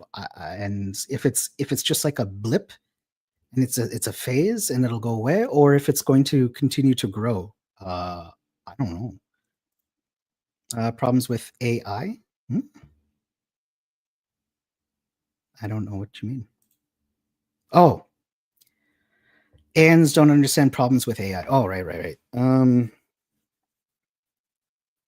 I guess like the existential threat. I guess. I mean, I guess I'm classified as an AN who don't understand the problems with AI. The only thing that I can think of that they might be referring to is like causing more suffering in the long term. I think. All the women manipulate men by withholding sex shit. Like, what the fuck? So I agree with Mary here. I think, obviously, I mean, I assume what Mary is saying is that antinatalism is enough by itself to live a virtuous and good life and to act ethically, which is true. Yeah, I mean, there's not going to be one issue where if you abide by the prescriptions that issue prescribes or that moral view prescribes, that you're going to be acting ethically in all way. Obviously, you know, you can be an antinatalist and not be a very nice person. You can be an antinatalist.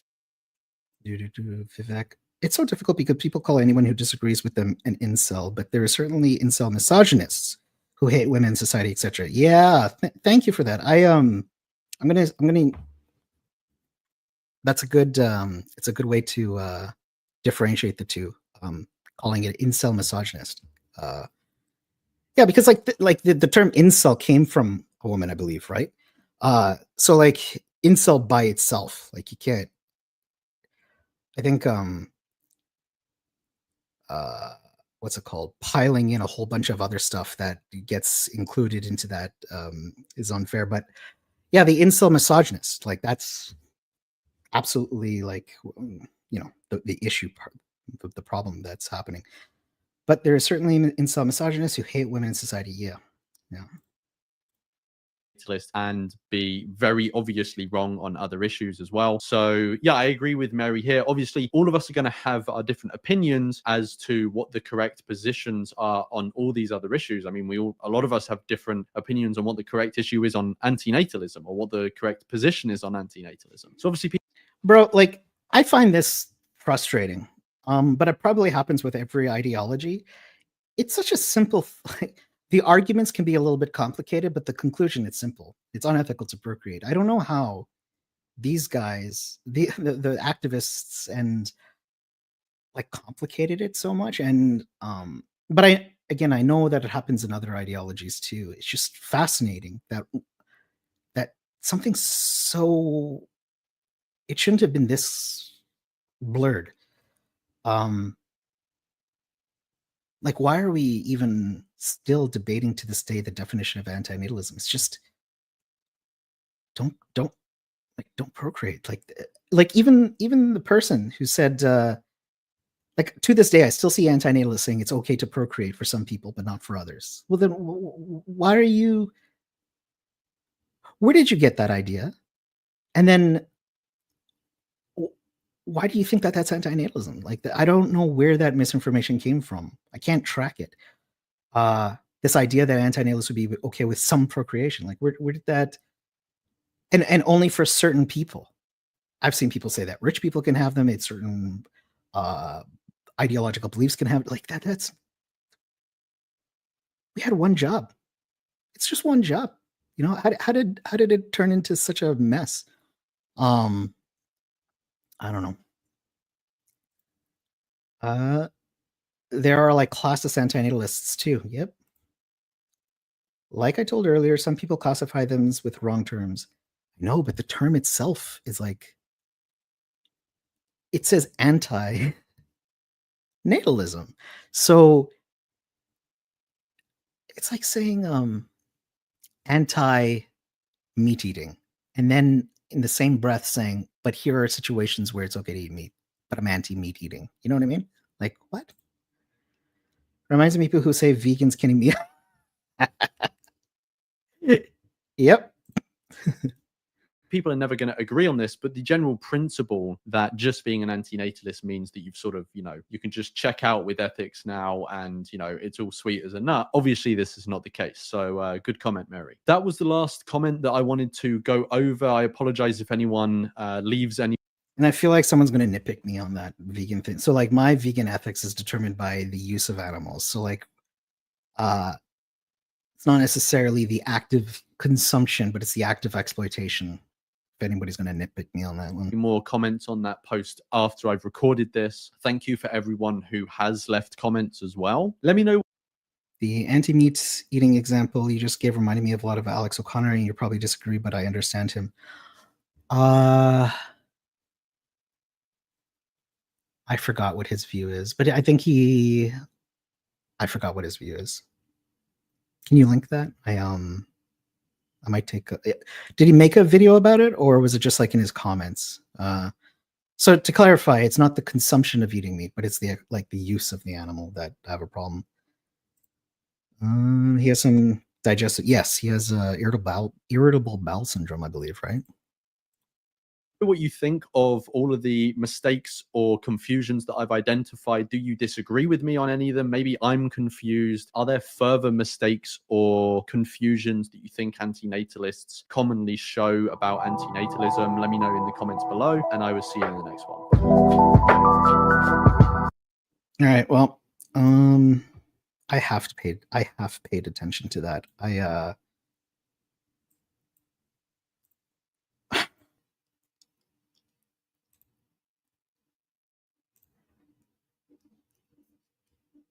I don't know if he talked about the ENRA. I think the asymmetries has an issue. I think hedonic utilitarianism is also an issue. I think the tea that I just dropped, or spilled, I don't even know if you call it spilling at that point. I dropped a lot. And I don't like dropping tea unless I have like my sources to back me up. But if people want to know, they can ask me, and I'll show it, because people left the videos up, and no one has issued statements or corrections, and I don't understand why that's the case. But anyway, without going down that rabbit hole, did you see Vegan Gain's response to Alex? It's so dumb, but kind of funny and over the top. I think I did. I think it was just obnoxious, and yeah, I think it was mostly like a comedy sketch, or he was mostly making fun of him, right? I don't think there was. I don't think it was addressing a lot of the issues last night. Again, you're asking me that was a year. I actually think it was longer than a year. I think it might have been 2 years ago, man. Let me check.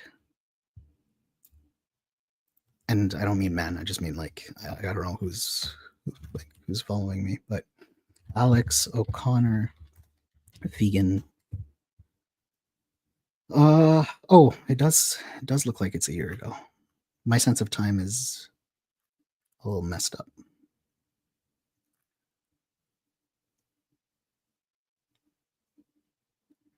Or maybe because we just started 2025, it feels like 2. But yeah.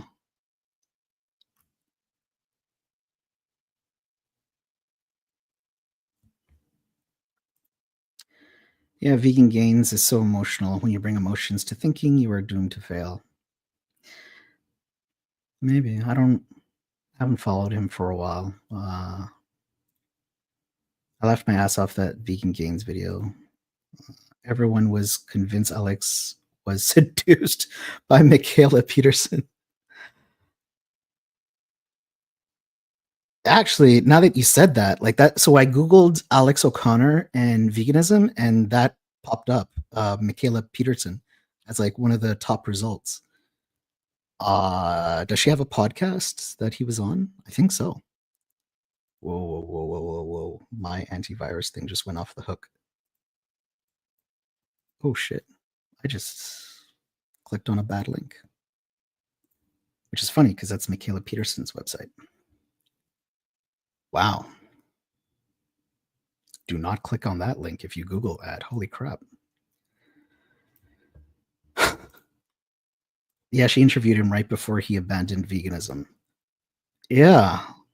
My antivirus just went off the hook with trying to look into that, but I don't know how interested I am in about the fact that he's no longer vegan. I know he was super passionate about it, which I find fascinating. Is people being super, because kind of like Noodles being like an anti-nihilist activist, and now it's just like I can't be bothered with this nonsense type of attitude. It's like, okay. Yeah, she interviewed right before he abandoned veganism. Interesting. I wonder if it's on YouTube. I'm just hanging out now, guys. I got so distracted. I don't think I offered that much commentary on the Lawrence video. And I don't want to rewatch it again because it feels redundant.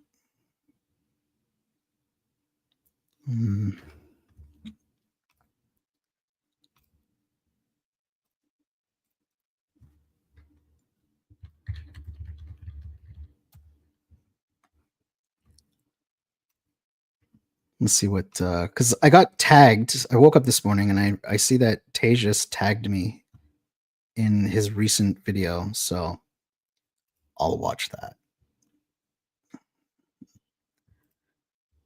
I blame Vivek. They diverted the entire stream to Michaela Peterson. Oh. No, I blame myself. I sometimes think I should do these reaction things like as a recorded video because it's clear if you look at my other reaction videos, I get very distracted. But at the same time, it helps me having some type of engagement while I'm reviewing some of these things. So I appreciate people being here. All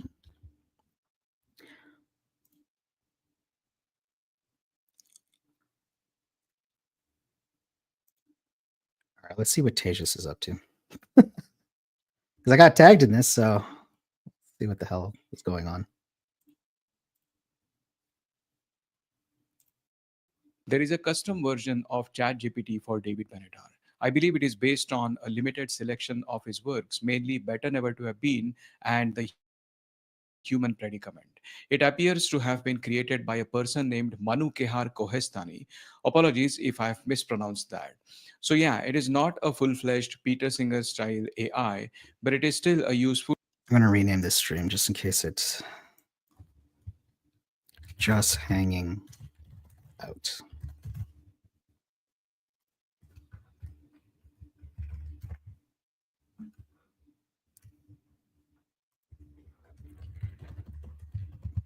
Okay, I'm renaming the stream just hang out reacting to stuff because that's essentially what I'm just doing. Tool to try out. And maybe in the future, it could be expanded further to cover all of David Benatar's works. A new book titled Pure Cloning is now available on Cambridge Elements. It is written by Mati Hai. Wait a minute. I got a free what the hell? This is open access. I literally have this book for free.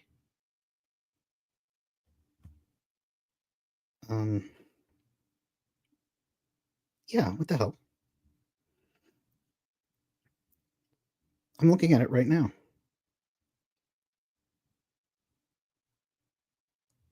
What the? Let me check the DOI.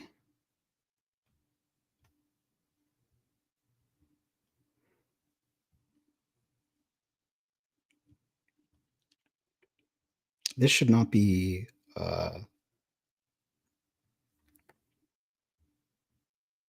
this should not be listed as a thing you got to pay for.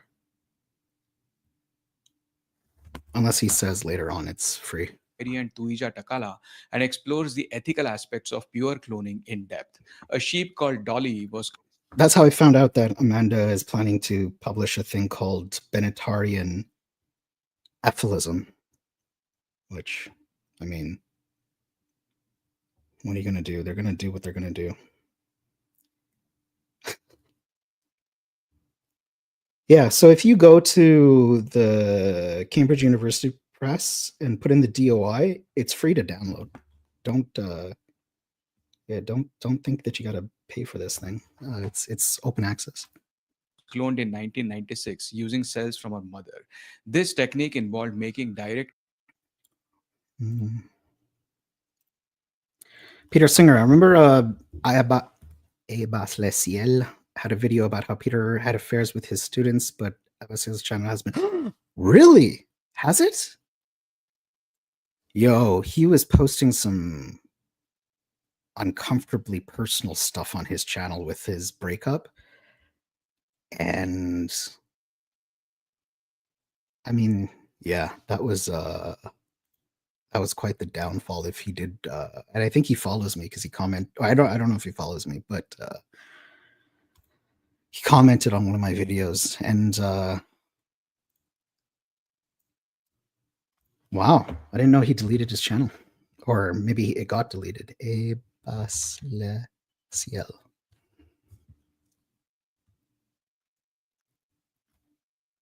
And that's Isel Mazard. He's a vegan YouTuber. Well, used to be anyway. Wow, I'm gonna look into that later. Thanks for the heads up on that.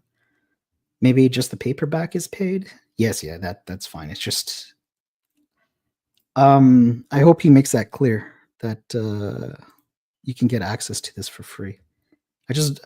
I feel bad when people pay for something when it was like open access and they weren't aware of it. He got wiped from the internet. His break was insane. Yeah. Yeah, it was very uncomfortable. Like I didn't know how to contact him and I don't even think he would have cared what I had to say, but they were like, I think not touching grass and understanding what's appropriate.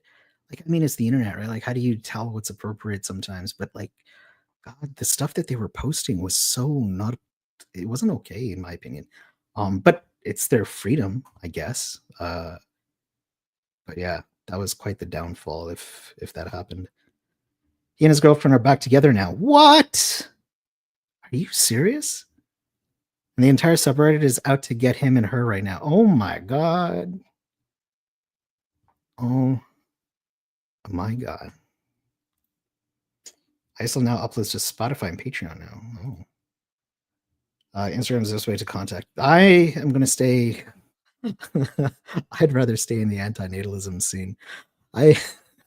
As nutty and crazy as this space is, I don't know. At least we have some interesting things like that. That stuff is that's just insane in my opinion. I wish them well, but my God, actually I don't even know because like I don't know the details, but I'm pretty sure that that's a toxic thing going on. She even uploads a video about it to her channel. Yeah, best to avoid the drama. I mean, I'm involved in like I'm commenting on drama in this space. It's just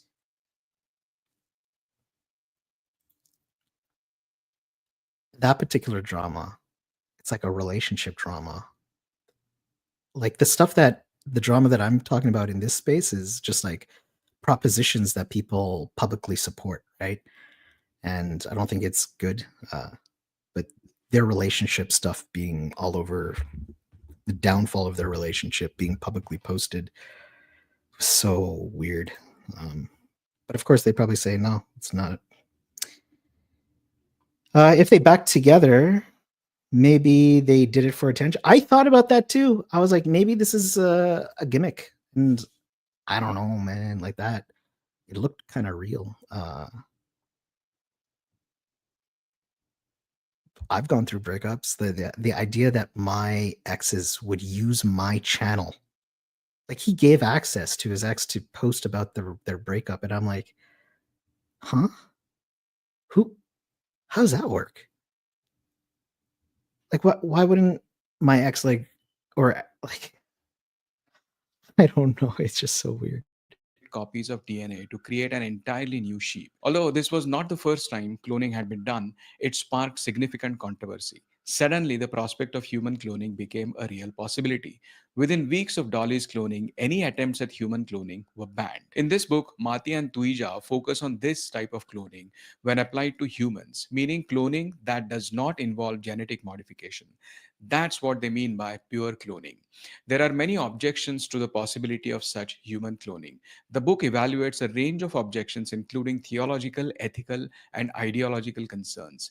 Ethical objections include utilitarian arguments against cloning, deontological, that is, duty based objections such as references to Kantian principles, and teleological, like There are other forms of normative ethics. Like I get deontology and utilitarianism, get the highlight of it, but not the only two. purpose or virtue based objections. Ideological objections include Georgetown principles, the Barcelona Declaration, and feminist perspectives. The book thoroughly examines all these objections, but then comes a twist. Mati and Tuija demonstrate that the arguments against pure cloning also apply to reproduction in general. And so they conclude the rejection of pure cloning implies the rejection of all reproduction. The rejection of pure cloning is reasonable. Therefore, the rejection of all reproduction is reasonable. Speaking of Mati Hairi, he will be giving a presentation about antinatalism in July this year. The presentation is titled No New People, No World, No Purpose. Curious if he links.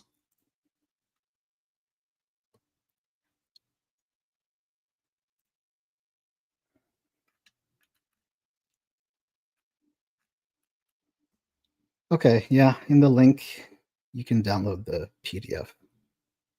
Fair enough. Okay.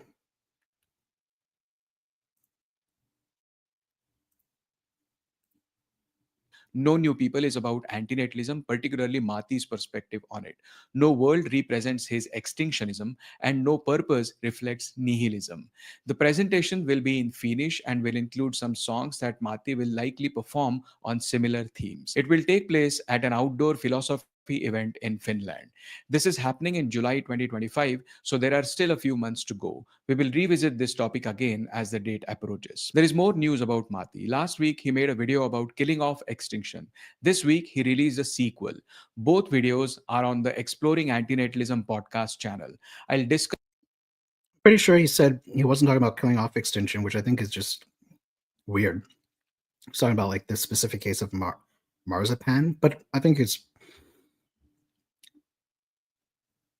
I can't say much about what's going on with that because I think it's confusing. And if you're, I don't know what to say. Like, if he's playing around with ideas, like, I don't know why he doesn't just chit chat with other people instead of using this as a platform for playing with ideas. And look at that. Look at the channel. Is it just Matty's channel at this point? What happened to that show, man? I mean, it's they can do whatever they want with it, but like, what happened? Damn. Discuss both here.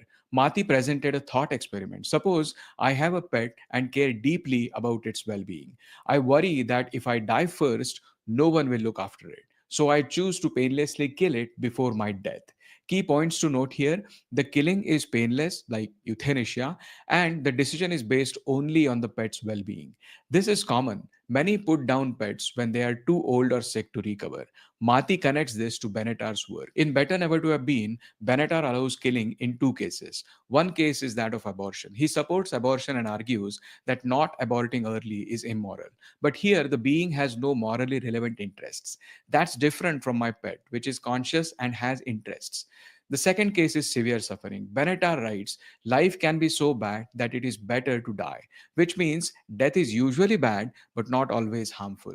This raises a question: how bad must life be for death to be a benefit? Benatar says the person living that life should decide that. He writes, by a principle of autonomy, we parcel out the authority to make decision about the quality of individual lives to those whose lives they are. But Better Never to Have Been focuses on humans. Mati's experiment involves an animal that cannot decide for itself. So the question is whether Benatar's arguments that extreme suffering can justify death can apply to other animals too. If I understand Mati correctly, he uses this thought experiment in the context of extinction. Just as I might kill my pet before I die, Aww. Now I feel like I gotta look into this. I'm pretty sure he said no to that.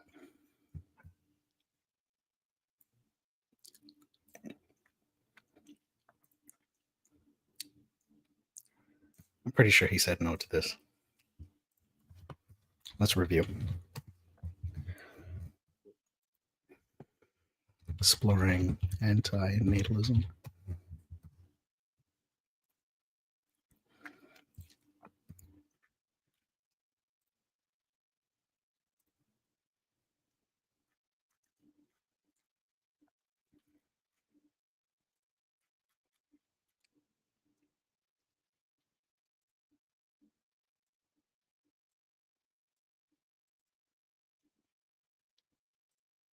Pulling up the episode where he talks about this.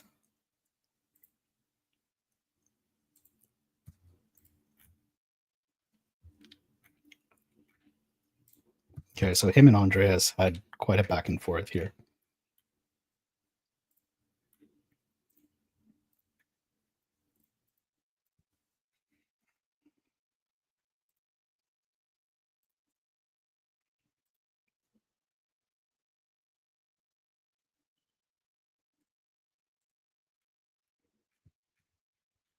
Uh,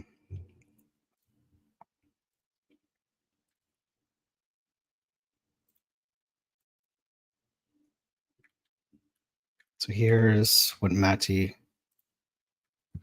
Okay, so Matti says, "Oh my, I must have expressed myself poorly.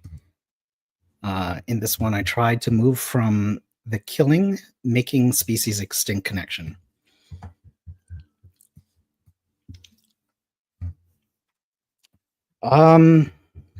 Yeah. I mean, if this is an assumption that multiple people are making, I think it's safe to say he did express himself poorly. Seems clear to me now. I am sieving through Better Never to Have Been as we go. The former is more important to the Benatar of Better Never to Have Been. I'm still trying to figure out whether he would unquestionably permit me to put Marzipan out of her impeding misery. In the first episode, I thought I had his permission. In the second one, I realized that I might be discontinuing the valuable life of a being a morally relevant interest in that life, which according to him is prima facie wrong. Next, I will have to focus on the valuable life and prima facie caveats. For the latter, my guide will be what he says on page 218, line 6 through 7. I am having quite a one-man reading circle with an attentive audience. I don't know why he's doing this. It's weird. Like, is this a way for engagement or playing around with ideas? I don't get it.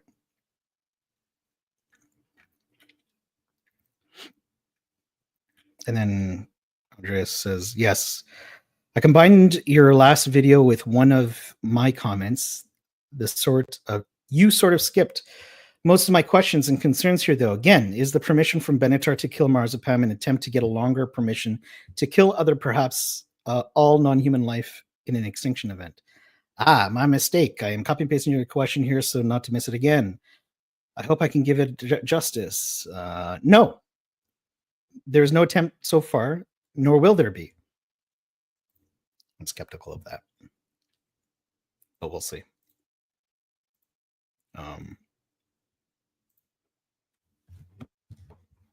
Tejas, I think you're wrong. Maybe you made this video before he made those clarifications. This is a question: how bad must life be for death to be a benefit? Benatar says the person living that life should decide that. He writes, by a principle of autonomy, We parcel out the authority to make decision about the quality of individual lives to those whose lives they are. But Better Never to Have Been focuses on humans. Mathi's experiment involves an animal that cannot decide for itself. So the question is whether Bennett's arguments that extreme suffering can justify death can apply to other animals too. If I understand Mathi correctly, he uses this thought experiment in the context of extinction. Just as I might kill my pet before I die, a dying of extinction of humans and a killing of extinction of animals would need to go together. Since Benatar does not object to the individual case, he may not object to the extinction case either. But an extra point to consider in the case of extinction is that extinction involves complex ecosystems, unlike an individual case. I have more thoughts on this, but I'll save them for later. One caveat: killing should be qualified as painless killing or euthanasia or minimizing pain as much. I think that's. I think you got to be careful with that. You know, your buddies argue for extinction by any means necessary. So just please, be honest about that. As possible during the process. StarInsider.com did a slideshow on antinatalism. It's more of a photo presentation with brief notes. It has 29 slides which cover general antinatalism, David Bennett's arguments, Arthur Schopenhauer, objections to antinatalism, and environmental antinatalism. Sam Wolf wrote an excellent article, Do We Have a Moral Obligation to Continue the Human Race? For reference, he was also interviewed on the Exploring Antinatalism podcast, episode number 57. At first, the question seems simple. Antinatalists oppose continuing the human race, while pronatalists support it. Case closed. But Sam digs deeper. The question isn't whether human continuation is good or bad, but whether we are morally obligated to continue. The answers vary. One, antinatalists don't want sudden extinction. They prefer a gradual decline to minimize suffering for the last generation, which should be as small as possible. So they want human race to continue, but only for a while. Two, some sentiocentric antinatalists believe extinction should be delayed until all sentient beings are also taken with us. Pronatalists, however, see things differently.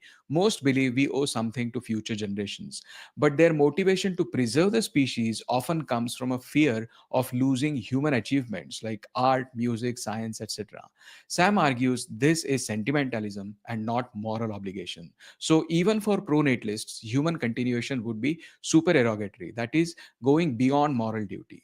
Sam's conclusion: the answer is no. He writes, intuitively, it may seem obvious that we are obligated to ensure the human race continues, as the thought of us going extinct can seem like a great moral. The last outlaw. If we go extinct, another humanid might evolve again. LMAO. Travesty. But whether such moral obligation exists needs to be justified going beyond sentimentalism. It needs to be shown that future of human race entails goods that justify the resulting harms, or that voluntary human extinction is a form of wrongdoing. A new book is coming out in July, Pronatalism, Discourses and Counter Discourses, Critical Language and Literacy Studies by Sarah Benesch.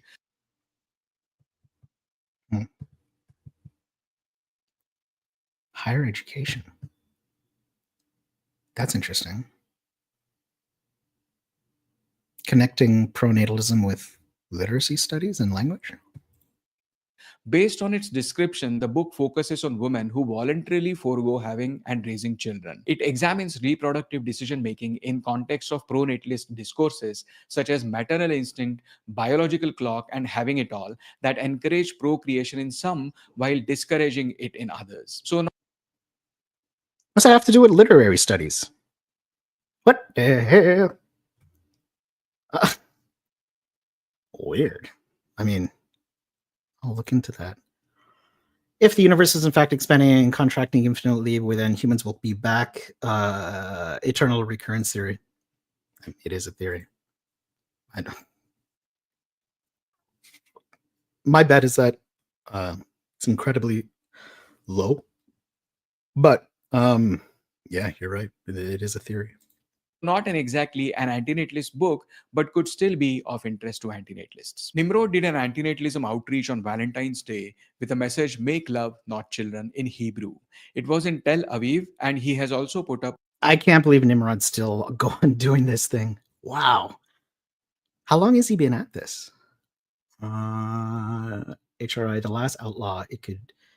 Time is infinite, infinitum, And when time is infinite is possible, just like the monkey writing Shakespeare thought it meant. Yeah. A video about it. You can't stop Nimrod. Anyway, some notable videos this week. Stop Having You Kids say you did can't another stop outreach Nimrod. and post. Nimrod did an anti-natalism outreach on Valentine's Day with a message, "Make love, not children," in Hebrew. It was in Tel Aviv, and he has also put up a video about it. You can't stop Nimrod. Anyway, some notable Yeah.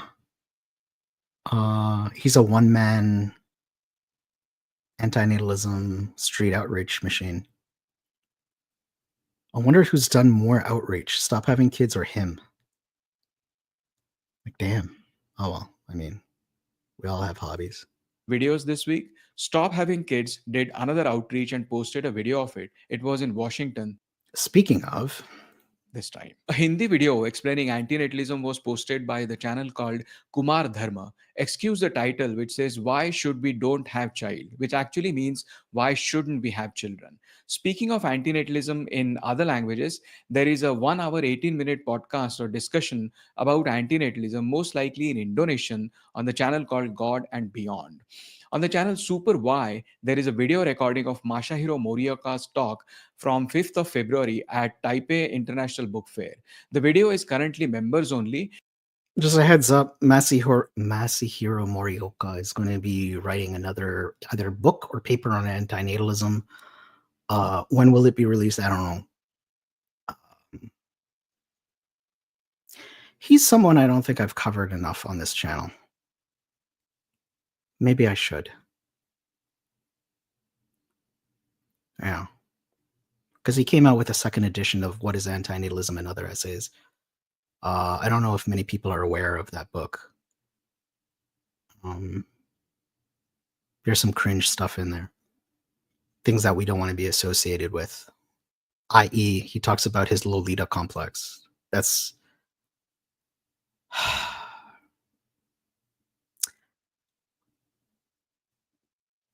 There's so much crap in this scene. Or there's so many things to address. It can be overwhelming. But the description states that a condensed version will be made public later. A long live stream was posted by Brother Mark. Oh. This scene right now, if I do a screenshot, is meta. It's me reacting to a reaction of a reaction. Actually, I'm going to take a screenshot. This is kind of...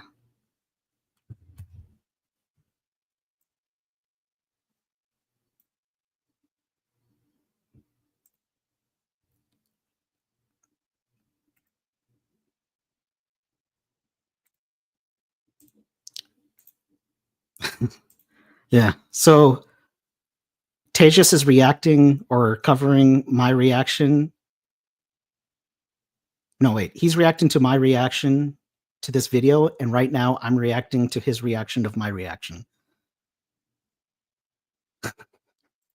Marcus reacting to an old documentary about antinatalism by a channel called Timmy 2 Cent. Listen, man, he was 3 months old. Okay, I know I'm late. All right. 3 months ago was what? Like November or December? Give me a break. Okay. I thought the documentary...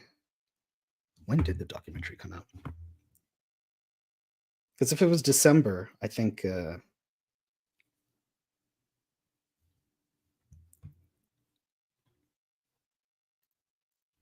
don't actually think the monkey typewriter thing is sensible, but to each their own. But there's some similarities, right? Like given infinite time that you're like some type of life form would exist, right? The last outlet, we can't agree on everything. Yeah. I don't think it's possible.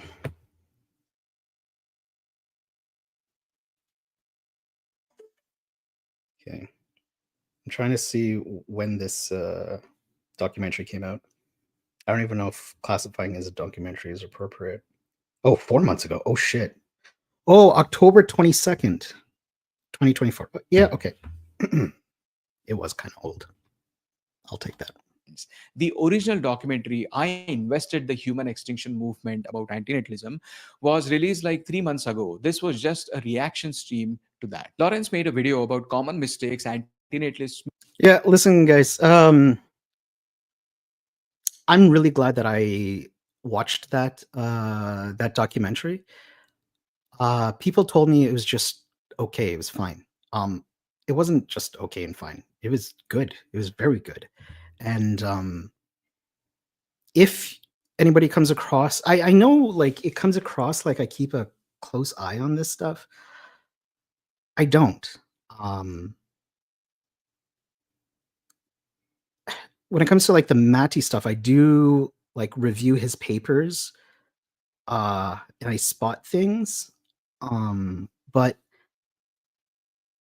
I mean, it's going to look like, because the only stuff that I post on my channel is antinatalism related. But yeah, I actually don't know. There's a large part of things going on that I actually am not aware of. So if anything comes up and people are, they feel inclined to let me know, I'd appreciate that. Because yeah, I wish I saw that video in October. And I'm trying to think of October. I actually think I was free in October. December was busy. January was busy. This month is pretty much there's some things that are stressing me out, but I have time to myself. So which is why I'm live streaming more often. Yeah, I want to promote that video because I think it did a great job covering the philosophy, and I would like to see people comment on the consent argument. That was because David Benatar comments on the consent argument. And I think I'd like to... There's so little people in this fucking scene, man. And like the only two people that I can think of is Conundrum and Godfrey. Like who else talks about the consent argument in this scene? Do any of you guys know? With all due respect, I don't even try keeping up with everything. HRI, with all due respect, I don't even try keeping up with... Yeah, I mean, that's like I've seen you, HRI, and I think in some of the live streams that other people hold, like I think, what's his name? Steve Brown? Is that the guy's name? And I have seen that Redux guy also pop up. Like he live streams a lot. I think Tom as well. And you guys have some type of thing going on, argument wise. I don't know what the arguments are about, and maybe like, so the drama that I comment on are people advocating like exploiting children and killing women. Like I think that in terms of like hierarchy of problems and arguments in the scene, I think it's reasonable that I speak out against those positions if I'm going to be part of this thing, right? The stuff that like what I've heard people arguing over, I don't know, it's like relationship stuff or lack of relationship stuff, right? If I'm wrong about that, like I'll catch up on the tea on that side, but I don't know, man. Buddhism is antinatal in essence. I used to think so. I don't know how Buddhists reconcile life as suffering with the reincarnation thing. I don't know many Buddhists, and I haven't looked into Buddhism that much. But yeah, I don't try to... I try to constrain myself to the academic side. But the academic side... So this is why I think the lore plays a part into the academic side now, because Amanda is coming out with a paper.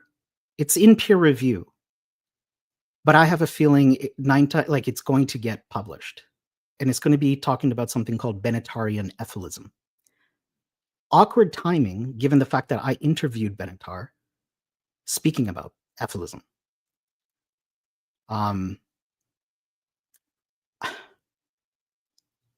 So the internet has bled into the academic sphere, and knowledge of the lore is going to help understand what's going on in that world, in the academic world. I never thought I would say that. I thought the stuff that we do on YouTube and the internet is just it's just white noise. I didn't think that this was going to actually Cambridge University Press would actually like have my YouTube channel in a book. Like it's so weird. And I don't know who influenced that. Like I don't know if Matty influenced that, if Amanda influenced that, or if Lawrence or whoever I've talked to. Like I don't know what's going on. And if you guys listen to me still, like what are you doing? Like why are you bleeding the internet world into the academic world? Why are you guys doing that? And why are you guys making it much more complicated? Like, is it to remain relevant? Because like the fact that there's barely anybody defending the antinatalist thesis in general should be enough for people to create papers, to create books on.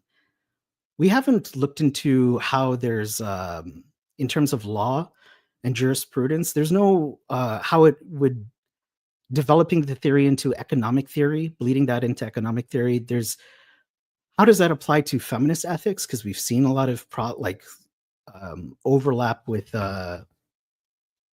some commentary on sexism and even racism, and there is eugenics. People are arguing for eugenics, so like you can push back against eugenics. There's so much that you can create, but now, for example, they're going to be talking about this reverse biocentrism. I don't get it. I don't get it. I don't really have argument with no one. I make jokes and they don't like it. Oh, yeah, that's what happened with me and John. I made a joke and they didn't like it. I gave John so much of my time, energy, and resources, and he thought that I was bad faith. I think that's another thing that people got to figure out is epistemic good faith and just making a joke. And they're always, I mean, to be clear, I do think John's position is natalism. So like I'm actively opposed to his position, but epistemically, I gave a good faith discussion with him. And it's funny how the jokes can be taken. I think more people dislike me because of the jokes than my actual serious commentary. They are always free to watch the lives. I'm joking. No, Marcus, it's not deep at all. Yeah.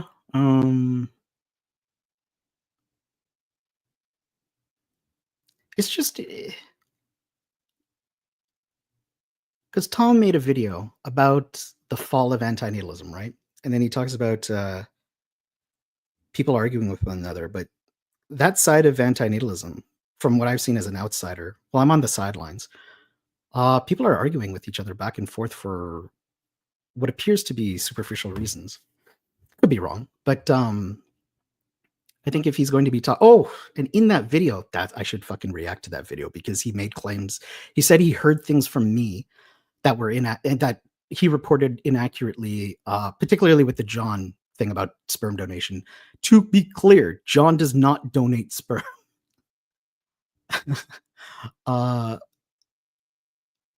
Actually, I think I'm going to take a break and come back and then react to Tom's video because, yeah, there was some small things there that is misinformation. Clarified in the comments. I should have clarified some of those positions too. However, John said with big caveats that, yes, it would be good for antinatalists to donate sperm if big caveats are met. And people can look into that if they want. But yeah, like people are arguing in antinatalism, and then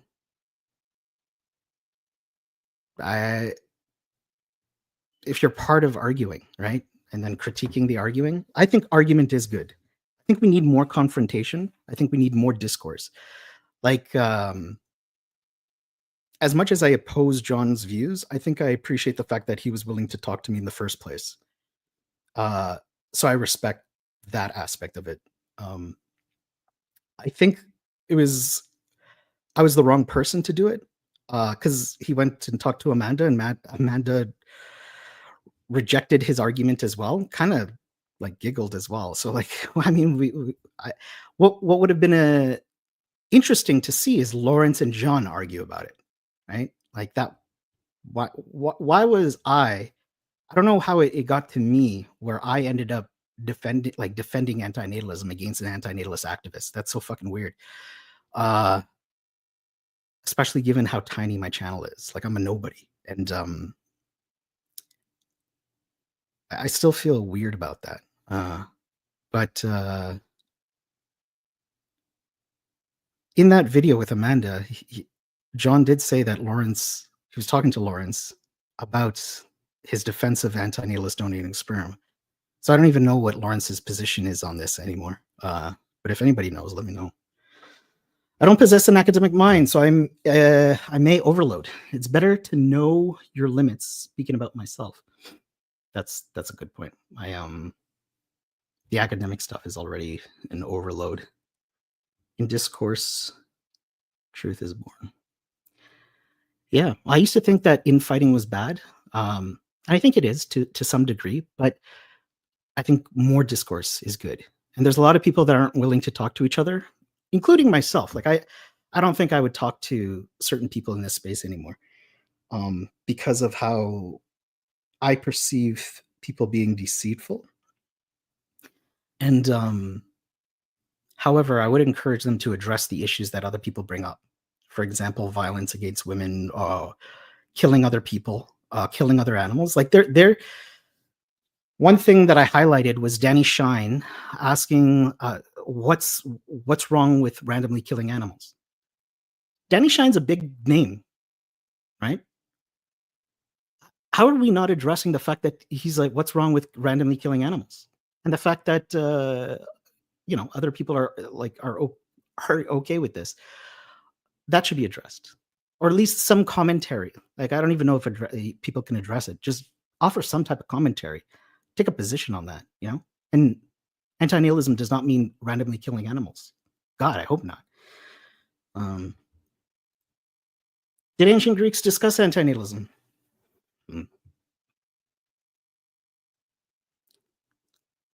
I think they did. I don't remember my history. I'm sorry. No names are like I keep thinking about Al-Marari, but he's not Greek. Many philosophers seem to be low-key Yes, they do seem low-key. The last, I don't know, Spartans were basically eugenicists, yes, but they still believed in creating beings, right? So I wouldn't classify Spartans as anti-natalist.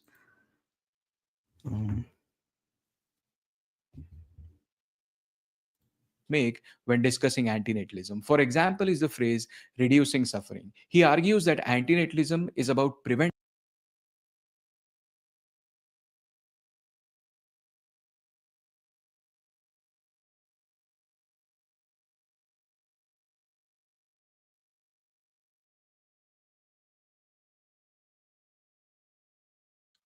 My audio messed up. I don't even know if you guys can hear me.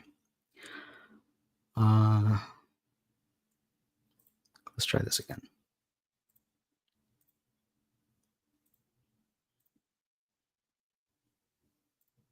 suffering, not about reducing suffering of existing beings, except maybe in the case of misanthropic arguments. However, avoiding the creation of a suffering being does result in less suffering in the world. Antinatalist arguments are often person-affecting rather than impersonal, as seen in Benatar's work. But that doesn't mean using the term reduce suffering in a broader sense is a mistake. Benatar himself uses the phrase once in Better Never to Have Been. The context is of counterintuitiveness of antinatalist arguments. When one has a powerful argument based on highly plausible premises for a conclusion that, if acted upon, and I feel like there's more I want to say to Tejas, if he does watch this stuff.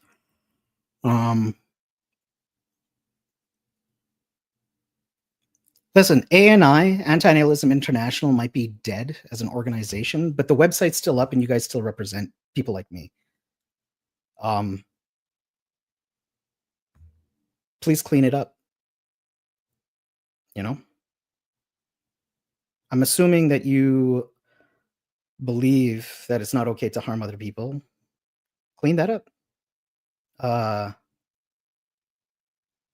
make a statement, clean it up, get the people out of positions that represent the organization and indirectly represent people like me. Yeah. Shouldn't be difficult. And if the organization genuinely is dead, take it off. You know what I mean? Like yeah, like you guys are either going to revamp the organization, or it's dead and it should be gone. Let that rest, or like make a statement. Just do some tidying up. It's that I guess that's the only thing I have to say about that. And address the Dana situation, because if I think that was like 2 years ago, that's not that long. Okay. And it's there. I think it's okay to harm others if we really need to. I think war is really beyond our control, really. Well, I mean, that exists in the scene, and I am against harming others. So all I can do is state my opposition to it. But the point is, anti-natalism organizations should not be promoting this harming others. If you guys care about, even if you don't agree with me, like the idea that this is going to help anti-natalism or other anti-natalists or the message or whatever, like, I'm pretty sure everybody agrees this is not. On would reduce suffering without depriving. And I think that, like, if you're an ethicist, just like Amendum was saying that he wants to have a clear separation from anti-natalism, do that. Don't blur it. You want to have an ethicalism movement, have an ethicalism movement. Don't have the co-option has already taken place. But now that ethicalism 2.0 is happening, there should be a clear delineation between ethicalism 2.0, Gary's ethicalism, and anti-natalism. Like, just keep the lines clear, because the blurring is just confusing everybody, I think. Depriving the suffering A lot person of of people. anything, but which is rejected merely because of primal psychological features that compromise our. Exams harming others too, but what do you think of a good old question? Would you kill baby Hitler knowing the hell? Yeah. I think in those cases, like, you can like argue for those situations, but the proposition that it's ethical, because we're not talking about baby Hitler, we're talking about the stuff that Leith supported was that of harming women, pregnant women, right? Like, that's a different question than of Hitler.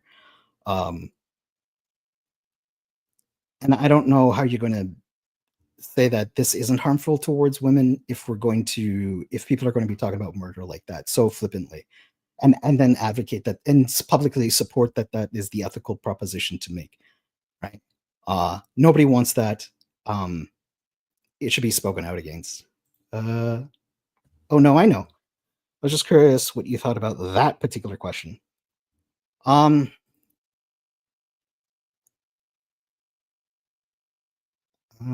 So, like, the baby Hitler thing is determined whether or not, like, is the presupposition based on determinism or non determinism? Because I think that's going to have a part to play in it. Because there are causal factors that you can make to prevent that from happening. You know, self-defense, okay? Like your city being invaded, yes. I know the line of things that you're going to go down, but no, I think it is unethical, but I don't believe in the state getting involved to prevent that harm is going to lead to anything good. That's going to increase suffering, increase violence, and that's going to go against most normative theories of ethics. Judgment, then the counterintuitiveness of the conclusion should not count against it. Technically, reduced suffering is misleading in general, not just in antinatalism. If I take medication for a headache, my pain is relieved, but past suffering isn't reduced. It already happened. What I've really done is prevented any further suffering from occurring. And so, even in case of misanthropic arguments, we are talking about preventing suffering, albeit of existing beings. In short, there are four combinations: reducing suffering and preventing suffering versus existing beings and new beings. Reduce, no one will look after it. So I choose to painlessly kill it before my death. Key points to note here: the killing is painless, like euthanasia, and the decision is based only on the pet's well being. This is common. Many put down pets when they are too old or sick to recover. Mati connects this to Benatar's work. In Better Never to Have Been, Benatar allows killing in two cases. One case is that of abortion. He supports abortion and argues that not aborting early is immoral. But here, the being has no morally relevant interests. That's different from my pet, which is conscious and has interests. The second case is severe suffering. Benatar writes, life can be so bad that it is better to die, which means death is usually bad but not always harmful. This raises a question: how bad must life be for death to be a benefit? Benatar says the person living that life should decide that. He writes, by a principle of autonomy, we parcel out the authority to make decision about the quality of individual lives to those whose lives they are. But Better Never to Have Been focuses on humans. Mati's experiment involves an animal that cannot decide for itself. So the question is whether Benatar's arguments that extreme suffering can justify death can apply to other animals too. If I understand Mati correctly, he uses this thought experiment in the context of extinction. Just as I might kill my pet before I die, a dying of extinction of humans and a killing of extinction of animals would need to go together. Since Benatar does not object to the individual case, he may not object to the extinction case either. But an extra point to consider in the case of extinction is that extinction involves complex ecosystems, unlike an individual case. I have more thoughts on this, but I'll save them for later. One caveat: killing should be qualified as painless killing or euthanasia, or minimizing pain as much as possible during the process. StarInsider.com did a slideshow on antinatalism. It's more of a photo presentation with brief notes. It has 29 slides which cover general antinatalism, David Benatar's arguments, Arthur Schopenhauer, objections to antinatalism, and environmental antinatalism. Sam Wolf wrote an excellent article, Do We Have a Moral Obligation to Continue the Human Race? For reference, he was also interviewed on the Exploring Antinatalism podcast, episode number 57. At first, the question seems simple. Antinatalists oppose continuing the human race, while pronatalists support it. Case closed. But Sam digs deeper. The question isn't whether human continuation is good or bad, but whether we are morally obligated to continue. The answers vary. One, antinatalists don't want sudden extinction. They prefer a gradual decline to minimize suffering for the last generation, which should be as small as possible. So they want human race to continue, but only for a while. Two, some sentiocentric antinatalists believe extinction should be delayed until all sentient beings are also taken with us. Pronatalists, however, see things differently. Most believe we owe something.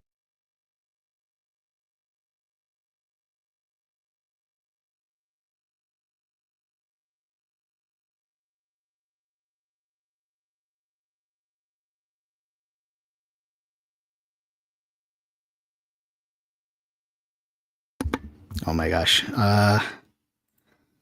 As a king, well, I'm not a king, and I don't think there's a delicate terms of peace. I think we have to understand that as a philosophical pessimist, the Titanic's sinking. There is no utopia. There's no saving this. The idea that we can fix it, it's too optimistic, especially with violence. The idea that, like, I don't know what. That's too hopeful for my To taste, future generations. But that through violence, through paramilitary, through the state doing this, one, you're putting, like, thinking this, it depends like what the prescription is, but yeah, like the red button, for example, I think Gary calls it like the earth splitter. The idea that people on the internet think that it's a thing that we can accomplish by or that anti-nihilists should accomplish, is just, again, you either think this stuff is broken or not, and that people on the internet are going to find some type of solution. Antinatalism. It's just, I don't know. You're hoping for utopia in a negative utilitarian perspective. So positive utilitarians, like we got to maximize positive utility. Negative utilitarians, like we got to maximize negative. We got to minimize suffering. And if you argue from any means necessary, you become the things you become things people warn about. And I think it's clear that that makes antinatalists and it makes antinatalism seen in a negative light. And it's an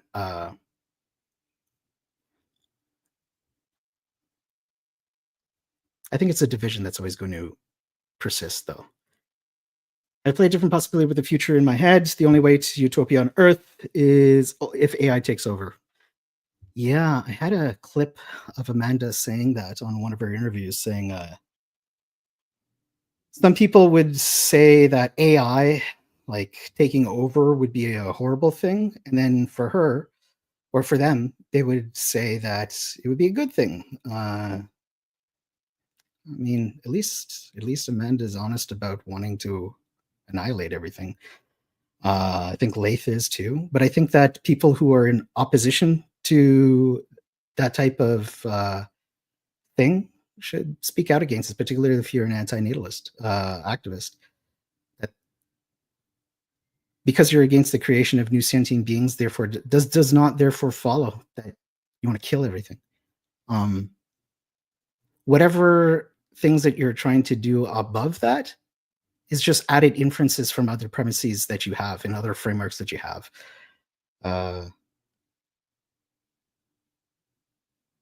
Yeah, it's weird. It's weird. I think I've argued more with people about annihilation than procreation in the scene. And I remember giving some interviews and people like, would you annihilate everything? It's like, can we just agree on the creation part first? Like, we didn't even establish if people are going to accept that first conclusion, right? Utopia impossible. Nature is hierarchy. Sure. Nature and war are synonymous to me. That's true. Ever read The Revolutionary Phenotype? No. Is that a book? I'm Googling it now. Revolutionary Phenotype.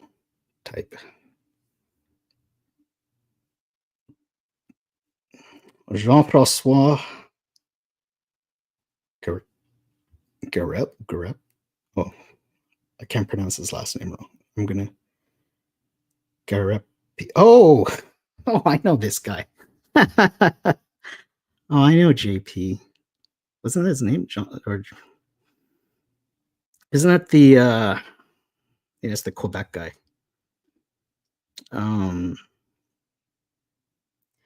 That's a rabbit hole. I can't believe he's still around. That was 2018. So Jean-François Garepsy is a Canadian white supremacist. Nice.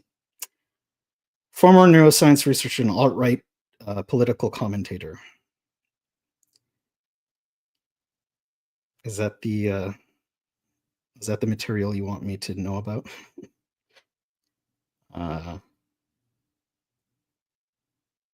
The Anti-Defamation League leased the public space among white supremacist channels. Yeah, this is a rabbit hole. I don't know how much white supremacy is involved in the anti-natalism scene, but maybe it's there. Book. He's French, yes, I think from Quebec. LOI, the idea sounds so cool though. Oh my god. I got goosebumps when I first heard it. I mean, I'll look into it, but definitely not in alignment with his political views.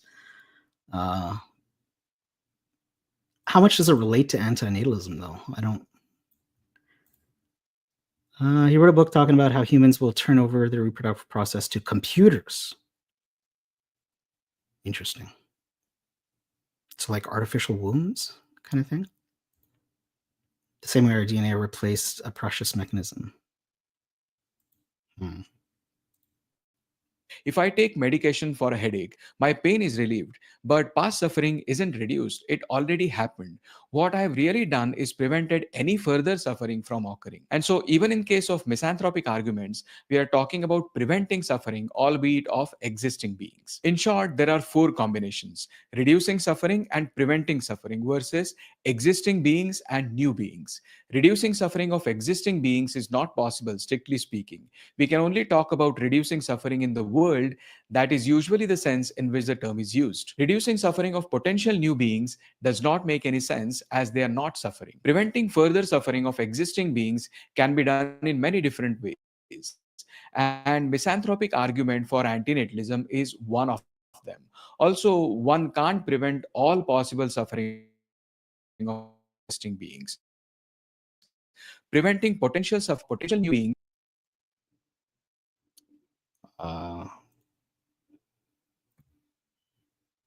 my computer is having a hiccup.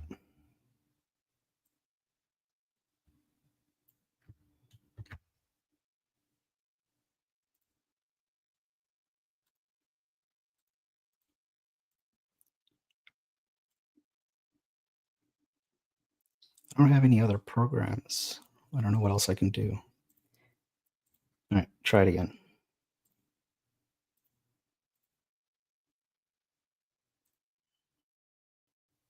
If we accept philanthropic arguments for antinatalism, and it prevents all possible suffering of those beings. These are all technical points, but I broadly agree with Lawrence. Antinatalism is about preventing suffering. Lawrence covers other mistakes as well. I agree with some of them and have slightly different views. Wait a minute. Didn't Lawrence just say that that was wrong? What the fuck is going on? Jesus Christ.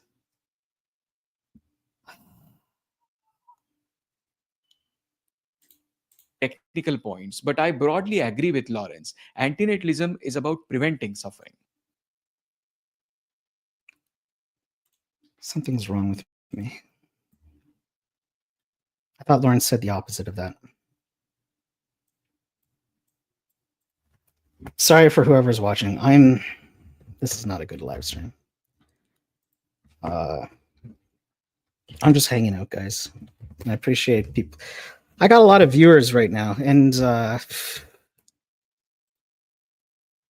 compared to my other ones, and yeah, I feel sorry for you guys because I'm all over the place right now.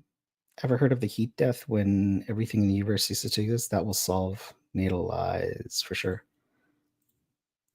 Your PC's having a bad headache. Like, I actually have a headache right now. I'm struggling.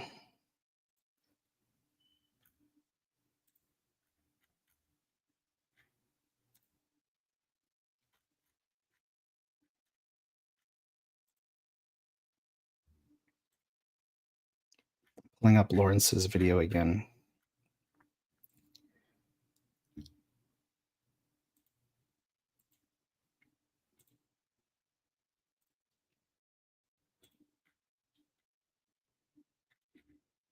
Show transcript.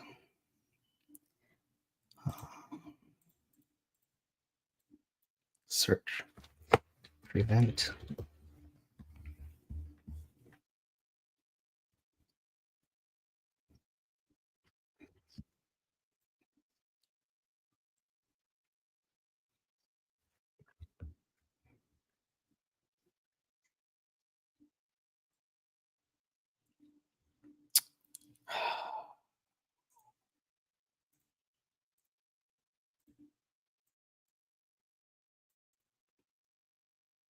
You thought, and I'm going to go through some of those as well. So the first mistake or misunderstanding that I wanted to go over, which I've actually seen quite a lot, and actually I think I've probably made in the past or as well. So the first mistake or misunderstanding that I wanted to go over, which I've actually seen quite a lot, and actually I think I've probably made in the past, or I've either made the mistake or I've done like sloppy wording where it's come across like I'm making this mistake. And that mistake is to think that antinatalism and reducing suffering are the same thing. Now, I can understand why people make this mistake for two reasons. One, because a lot of antinatalists are motivated by reducing suffering. Well, it's kind of like a half mistake, because on one level, I don't see antinatalism as reducing suffering. It's actually more preventing suffering. So to give an example, fair enough. All right. So we did say something like that.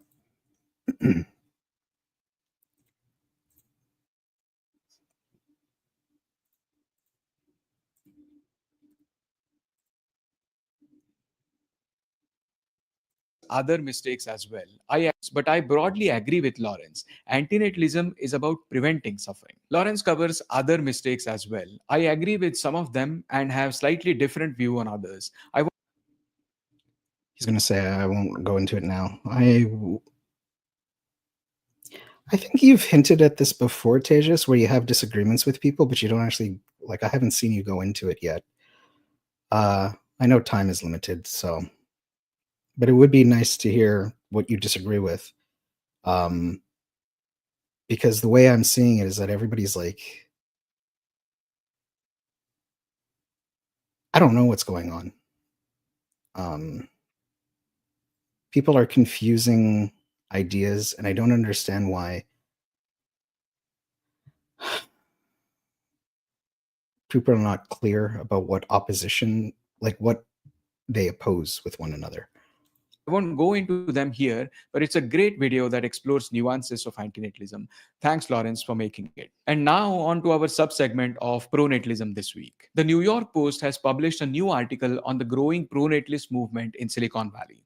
It highlights concerns about declining birth rates and the push for technological solutions like IVF, gene editing, and artificial wombs. The article mentions Elon Musk, who has long warned about population collapse, and OpenAI CEO Sam Altman, another vocal supporter of pronatalism. It also focuses on Malcolm and Simone Collins, who promote techno-puritanism and advocate for shaping future generations through reproductive technology. The piece covers the increasing investment in fertility startups and the broader controversy surrounding the movement. Critics argue it promotes eugenics, while supporters see it as a solution to falling birth rates. This is yet another mainstream article drawing attention to the rapid rise of pronatalism among the elite. Usually, concerns about falling birth rates and the push for having more babies are seen as right-wing issues. But it seems the left does not want to be left behind. An organization called the Social Market Foundation has published a collection of essays titled The Birth Rate Challenge: Ideas from the Left, the Progressive Case for Making It Easier to Have Children. It includes 8 essays on how the left can incorporate pronatalism into their politics. You can see the titles on the screen. I won't go through each of them, but the full PDF is free to download at the link in the description. On February 18th, 2025, President Donald Trump signed an executive order aiming to reduce the costs of in vitro fertilization (IVF) and expand access to these treatments. The order directs the Domestic Policy Council to develop policy recommendations within 90 days to make IVF more affordable, with current costs ranging from $12,000 to $25,000 per cycle. So, does the executive order lower the cost of IVF? No, in practical terms, the executive order doesn't do much of anything. It basically calls for there to be a study or report done within the next 3 months to identify areas where they think they can decrease barriers to access IVF. So, nothing will change in the near term for patients struggling to access this care. But there are reactions already. For example, United States Conference for Catholic Bishops put out this post: IVF destroys human life. Bishops urge ethical alternatives. As pastors, we see the suffering of so many couples experiencing infertility and know their deep desire to have children is both good and admirable. Yet, the administration's push for IVF, which ends countless human lives and treats persons like property, cannot be the answer. Just for clarity, in the IVF procedure, many embryos have to be disposed of because they are not viable for gestation. It is this killing of embryos that these bishops are objecting to. The University of Utah recently published an article about oncofertility. This treatment helps cancer patients preserve their ability to have children. The article features Dawn Ritzvoller, a cancer survivor who underwent fertility preservation. She says, "Cancer to me was a loss of choice, and and a loss of control. I lost my hair. I lost the majority of my body weight. I lost my ovary. I lost my autonomy. Fertility preservation is hard, but it brings back the choice to potentially be a parent if my body does not allow me to be. And I want everyone to have that option. Now, to be clear, cancer patients should get all the help they need. And reproductive discrimination is unjustified. But at the same time, this raises a question. If you have experienced one of the worst forms of suffering in modern life, why would you want to impose that possibility onto someone else? This shows what antinatalism is up against. Even extreme suffering does not weaken the desire to reproduce. In many cases, it only makes it stronger. Mm.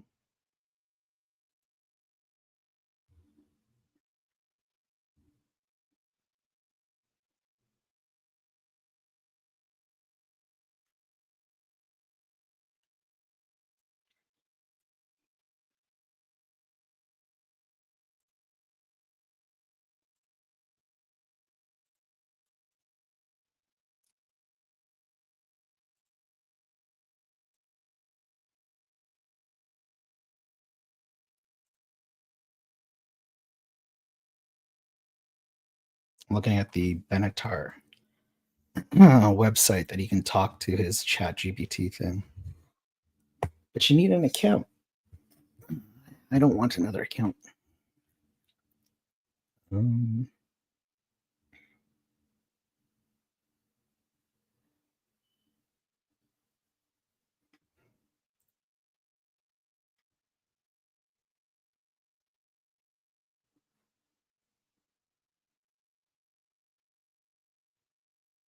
I guess maybe I should take a look at Tom's video. But I'm wondering if I should do that on a different stream because I'm half here and now I have a headache. Yeah. Sorry guys for this isn't my best live stream. And starting to get tired. I don't know how people do this for like 8 hours. Bentar has his own AI? Yeah.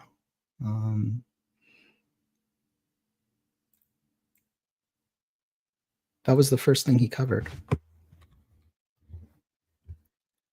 think it's run by ChatGPT, Cosmic Antinatalist. I was wondering if I could try it out without having an account, but it looks like you need an account.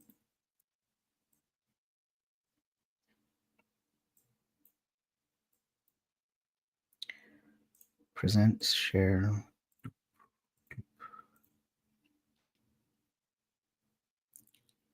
This is it. There is a custom version of ChatGPT for David Benatar. I believe it is based on a limited selection of his works, mainly Better Never to Have Been and The Human Predicament. It appears to have been created by a person named Manu Kehar Kohestani. Apologies if I have mispronounced that. So, yeah, it is not a full fledged Peter Singer style AI, but it is still a useful tool to try out. And maybe in the future, it could be expanded further to cover all of David Benatar's works. A new book titled Pure Cloning is now available. It would be cool to have all his works included in there. Stop sharing. Is this going to be like everyone and their grandma having a podcast, but now everyone and their grandma will have an AI? Yeah, I was going in and out because I was doing stuff while I watched, so I missed some stuff. Yeah, no problem. I'm literally watching it and I'm half missing it. And like I intended to react to Lawrence's video, and honestly, my brain was half into it. I don't think I did it justice.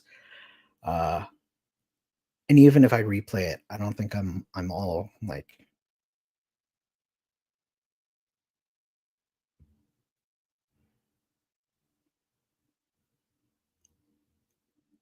to me it's a bit of a distraction.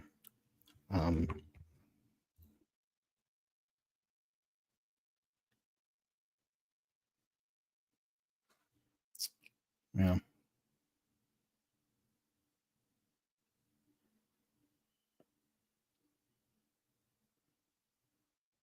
I'm wondering if what Matty's up to.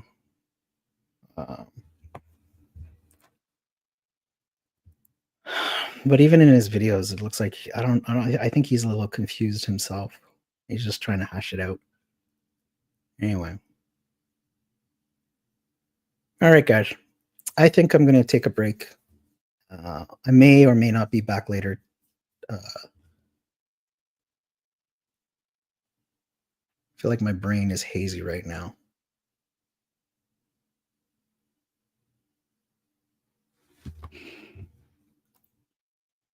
Okay, nice live, man. Bye. Thank you. Yeah, and thanks everybody. I feel bad because like there's a lot of eyes right now, and the chat was very active, and I'm sorry I'm not more on point with this one. If I do make another reaction, I'll probably do it as a recording and not a live stream.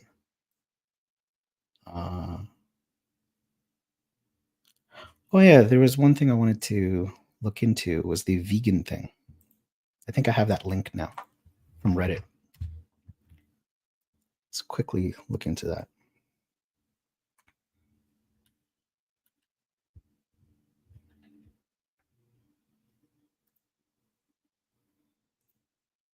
Yeah, and my computer is screaming at me again.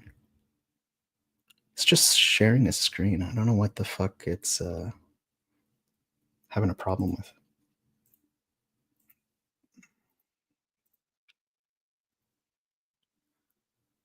So this was done 5 months ago. Oh, so this is a poll that I wouldn't have been aware of. Anyways, yeah, this is in the anti-natalism Reddit. Are you vegan, non-vegan? 182 non-vegan, 75 vegan. These are just polls, right? Like you're not. This is Reddit anti-natalism. I don't know if it's going to be the same across the board in all anti-natalism spaces. But I think it gives them a little bit of an idea. All the polls that I've seen, vegans have been the minority. But if you look on YouTube or you look on the activist side of anti-natalism, you wouldn't think that. You would think that the us vegans make up the majority. I don't think we make up the majority. So ChatGPT was right in its guess. It said around 30%. Oh, did it?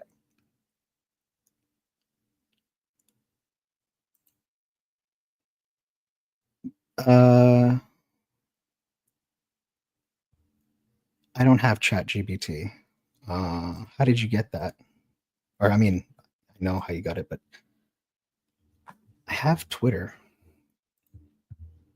Yeah, when I asked it at least. I wonder if because like Twitter has a ChatGPT thing, or it has its own AI. I wonder if I ask it right now if it'll give the same answer. Grok.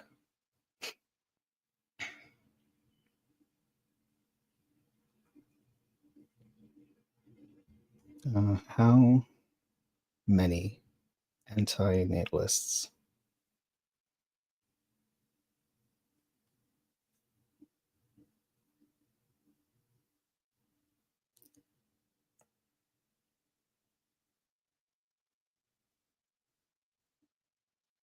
are vegan? Let's see what it says. Picked up 15 web pages. There is no definitive data that precisely counts how many anti-natalists are vegan.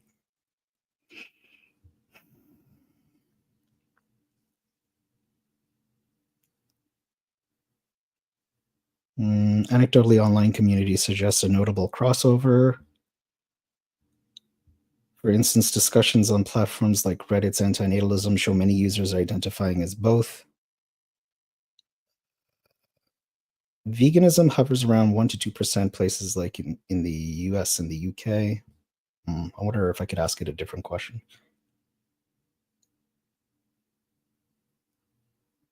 Make an educated guess. Okay.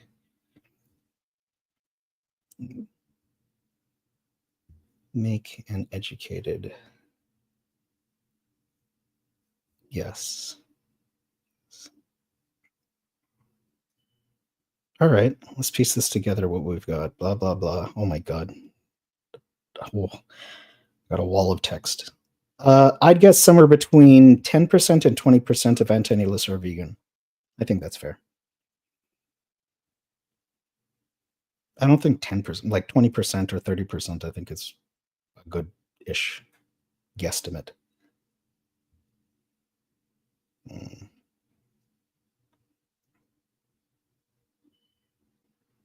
Now, how many vegans are anti-natalist? That'd be interesting. How many vegans are anti-natalist? You know, I hate this ChatGPT thing, and here I am using an alternative. What? Andrew? Surprised to see this poll reaction. I'd have thought it would be the other way around. What? Why? Aren't you on Reddit more often? Damn it. Now I want to like look more into this. Squirrel. Vegan anti-natalism poll.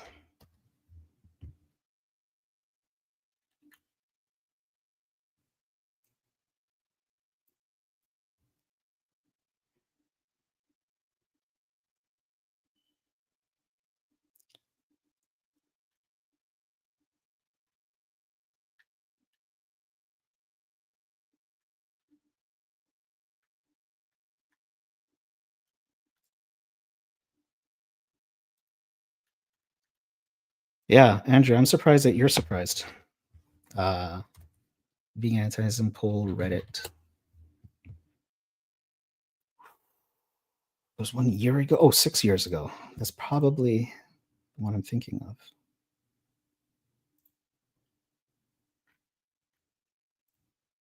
No.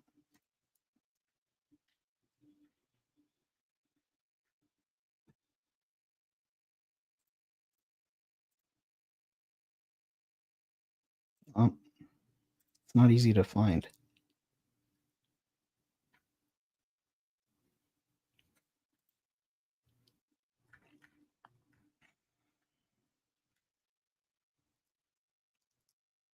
Okay, here's another one that was made a year ago.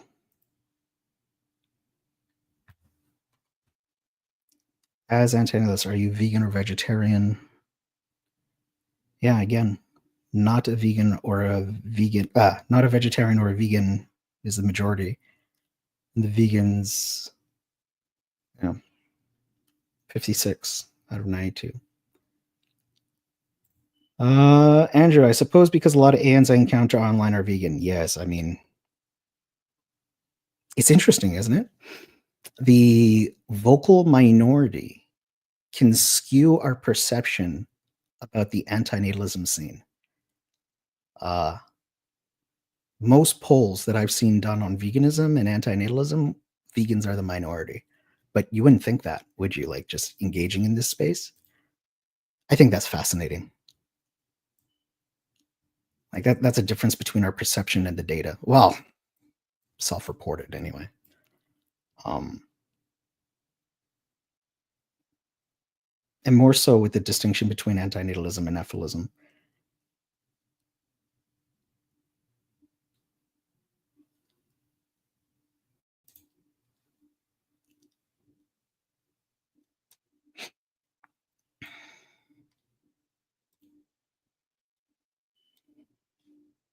How are you, Andrew?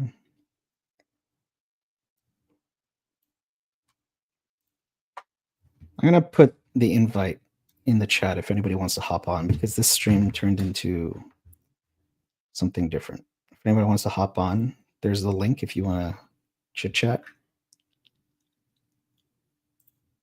Because I'm just hanging out. This started as having a goal covering Lawrence's video, and I don't even know what the hell I watched at this point. My brain is just so blurry.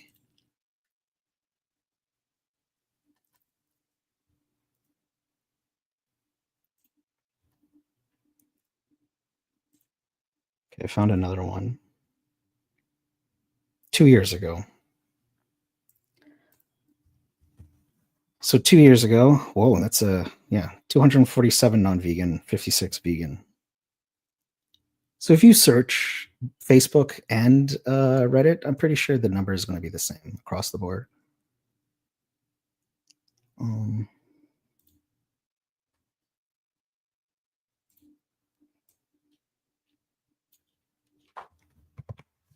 many vegans are antinatalists? I don't know. How many vegans are antinatalists?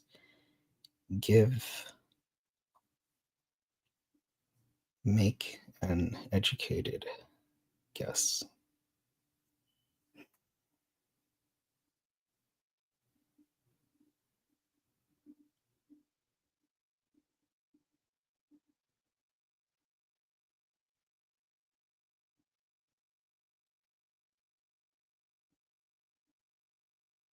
If we ballpark it, say 2% of ethical vegans lean antinatalist, that's 0.51% of total vegan pool. For 79 million vegans, that's roughly 400 to 800,000 people.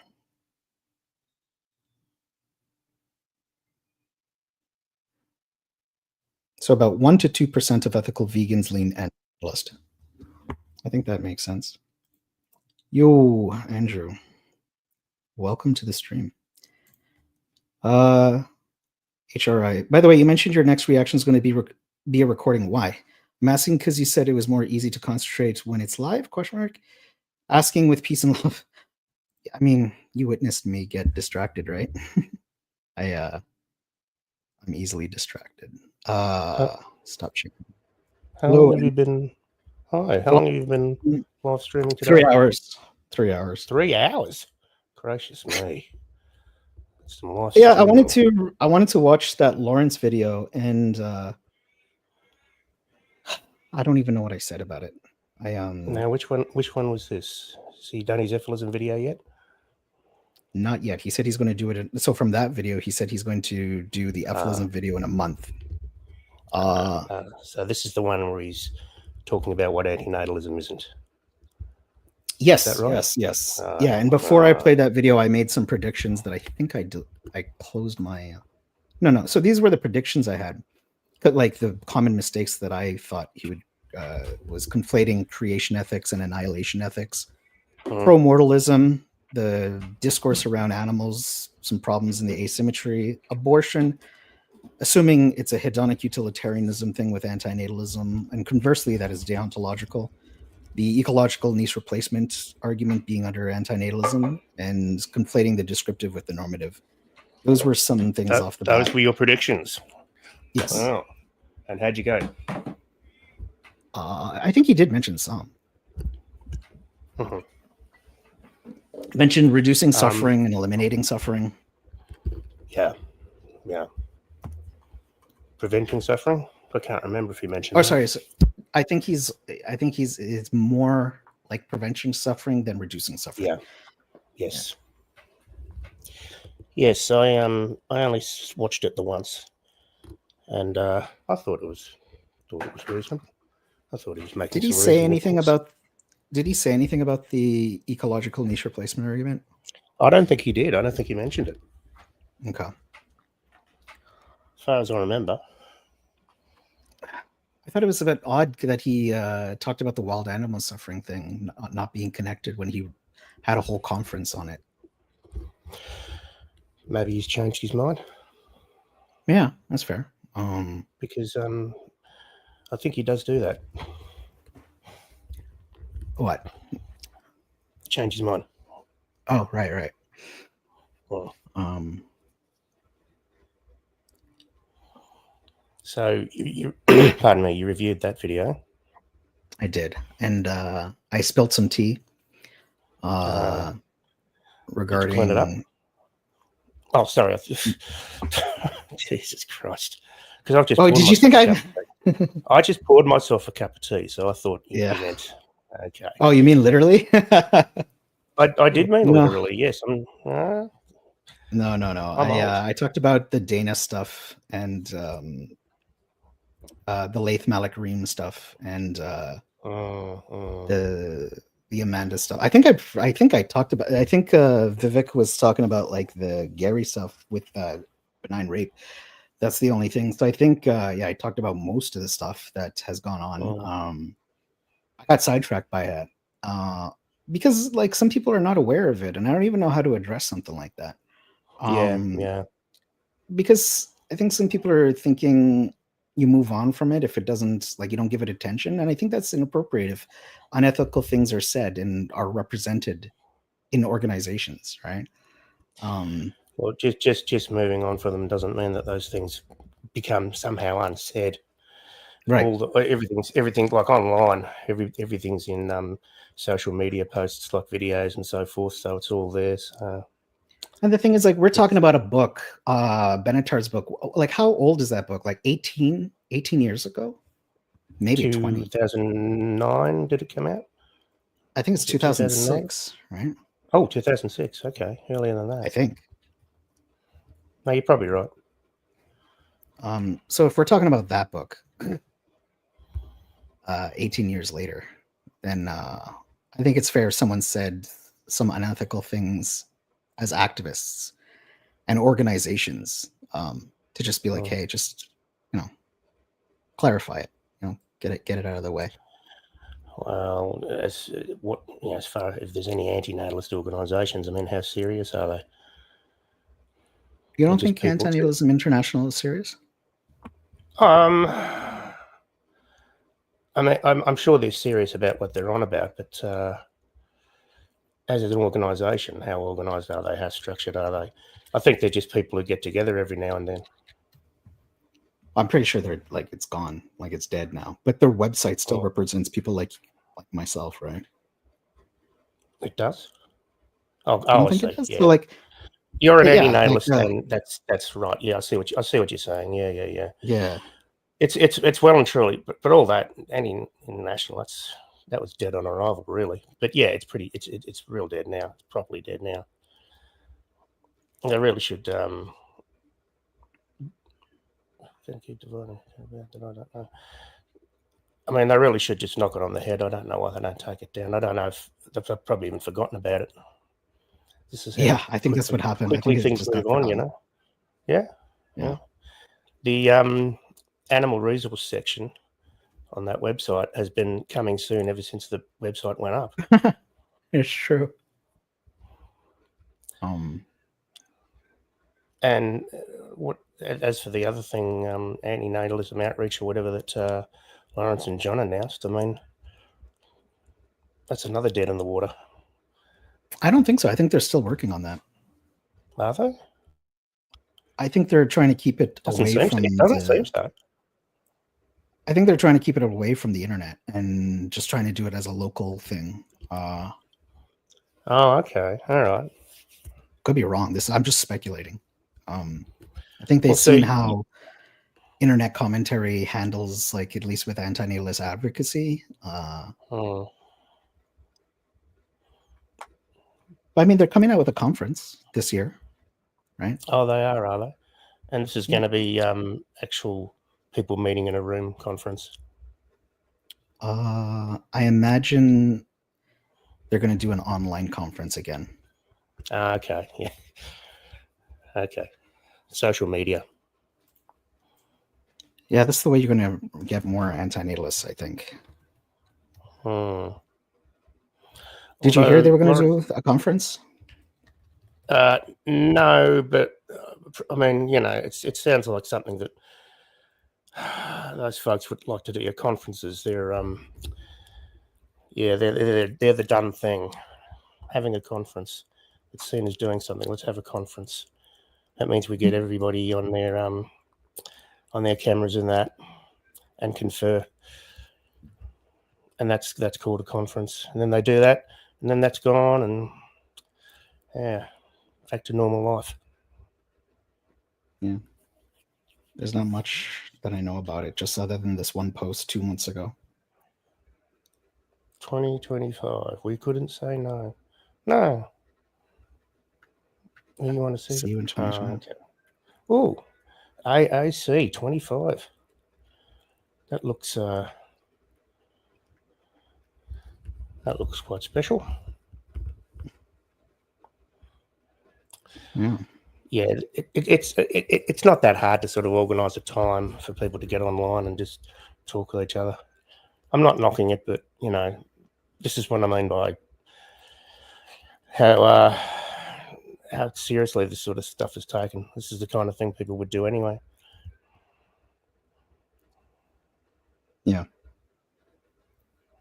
But if that's what they want to do, good luck. I mean, I hope they enjoy it. as you said, like, these are people that signed up for the job, and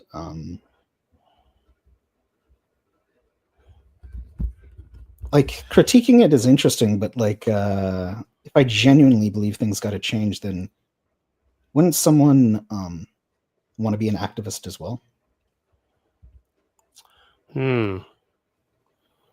If you sincerely want things to change, I suppose, yes. But then you're going to have to believe that that's possible. Right. That's true. I suppose. I mean, so this is why I always have trouble reconciling antinatalism with activism, because activism is about affecting something, trying to get something done. What's that got to do with antinatalism? What is it that these antinatalists want to get done, apart from tell everyone about antinatalism? Less birth. Less birth. Okay, and well, surely they realise the chances of that.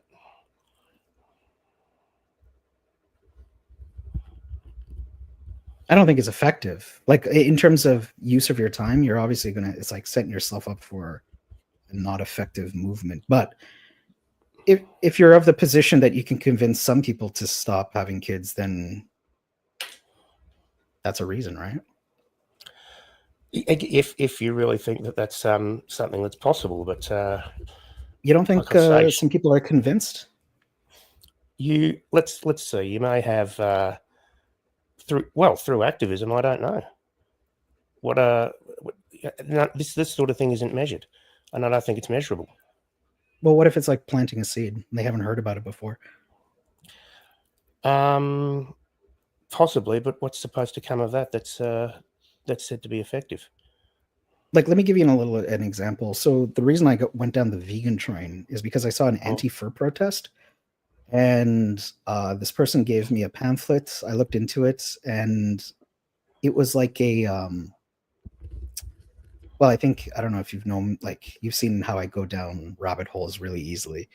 This is so, like, I looked into animal ethics, I looked into the ethics of fur, and then ended up into the vegan arguments, and then like a year, or I don't even know how long it took, I eventually ended up in that position. So it could sort of be like an argument about planting seeds in people's minds so that they can maybe come to this type of anti-nihilist conclusion.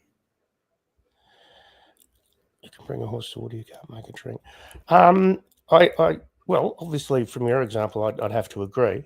That if it's happened with you, it can happen with other people. But again, how do you measure that?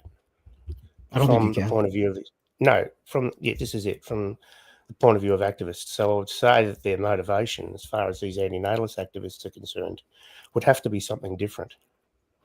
That they would have to know that they're not going to know if they're going to be changing people's minds or not. So their motivation would have to be different. It would have to be more, the way I imagine it, they would be thinking to themselves, I want to do something at least. And this is what they do. Now, I think that if they're honest about that, if they're thinking, look, we're doing this because we feel that we have to do it, there's nothing wrong with that. I can't argue against that.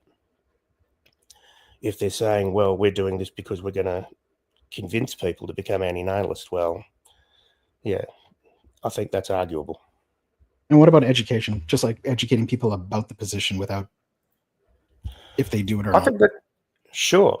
And I think that's a different thing. And I mean, I can't see anything wrong with that. I can't possibly argue against telling people about antinatalism. That's there's nothing wrong with that at all. Yeah.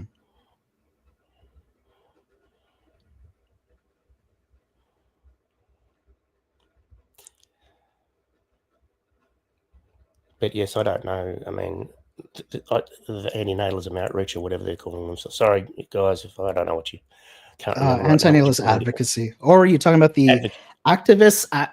anti-natalist activist collective? That's the new one. Oh, a new one. Oh, you didn't. Okay, Oh, that's new. which No, one are I you didn't. thinking of? I was thinking the outreach mob, Lawrence's mob. So who's this other mob? Where are they from?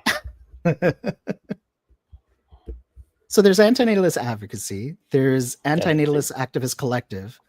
There's Stop having kids. Stop Having Kids. Child Free India. Oh yes, that's right. There'd be there's quite a movement in India, I understand. But yeah, I'm curious about like which one were you thinking of? No, I was thinking of Lawrence's group. Because maybe he has another group that I'm not aware of. No. I think that conference that you just showed on the screen before, advertising. Oh yeah, advertising. that's anti-natalist advocacy, and that organization is supposed to be for anti-natalists, not necessarily to advocate for anti-natalism. It's like advocating effective altruism within anti-natalism in a way. Oh, okay. Well, that's okay, but that's what how do anti-natalists do the most good? Do the most good. Oh, yeah. A lot of the times by shutting up. But I didn't know about this. What are they called again? This new mob, anti-natalist activist collective. Activist collective. Now, okay, where are they from? What's their story? Other than seeing it in the description of one of the interviews, I don't know anything about it. There's no website that I looked at. It just said that it's a new organization. John's involved, and that's all I know. Oh, the sperm donors. Well, to clarify, he doesn't donate sperm. No, only some people. Oh yeah, big caveats are met. There have to be caveats, and even then, he wouldn't do it. But he's not against it, so. Oh, I didn't know that was an American remake. Yeah, I think in Utopia there was a scene like the airport scene. I think that's what they're referring to. I'd be scared to advocate for child-free stuff in India and China. I mean, yes, but they do it. In India, they do it. Yeah. I don't know about China, but they definitely do it in India, and they seem to be okay. China, I'm not so sure about. Yeah. Yeah, China's. I don't know how that would go down. No. I haven't seen that Utopia. I haven't seen that. No, I haven't seen the show. I know there was one clip that was being spread throughout the AN sphere. Oh, really? Oh, okay. I think there's like an airport scene about someone talking to a mother. Oh, okay. Yeah.